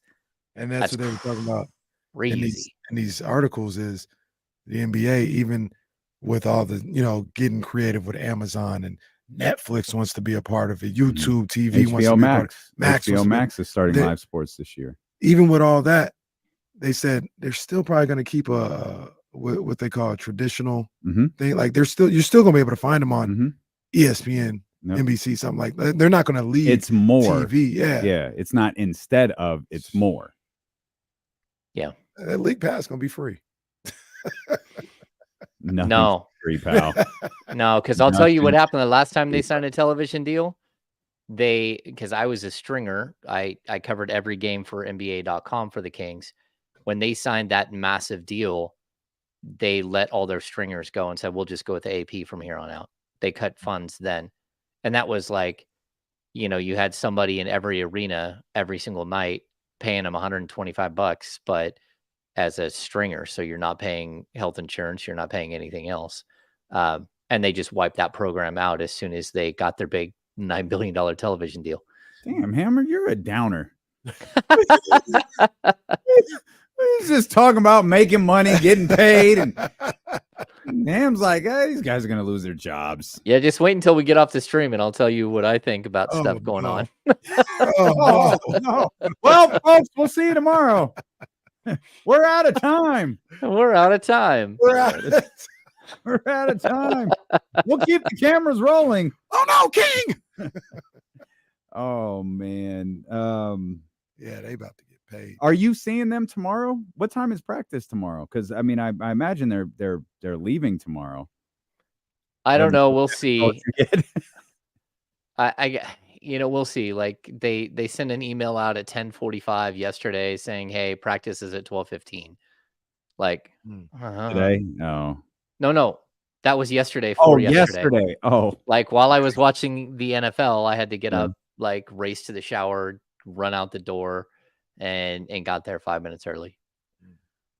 Yeah, that's pretty amazing. If they text you at 10:45, because that's a long ass drive from your house. So it's an hour. That is efficient use of your time, Hammer. Well done. Well done. That's why we get fast cars. That's why we buy fast cars. That's what we do here at ESPN 1320. I'm just trying to get along. That's all. Okay. Okay. You think Kevin Huerter starts Wednesday? Because I think one thing we know, Chris Duarte isn't. Mike said as much. You confident that Kevin Huerter starts versus Utah, Golden State, and LA? Yes. Okay. No. Yes, against Utah. I'm not sure. Golden State, LA. I don't know. Okay. I think that there might be a different plan in place here, but again, we don't know. I'm going to leave the door open for speculation. I feel like Mike left it open for speculation. Like Mike could have just kind of let it die and see what happens. He did not. He's just, I don't know if he's going to start. Well, no matter who we start, he threw that out there. Mike keep playing unsolicited. Mike keep playing. It was like, hey, Mike, how was your weekend? Well, I don't know if Kevin Huerter's going to start.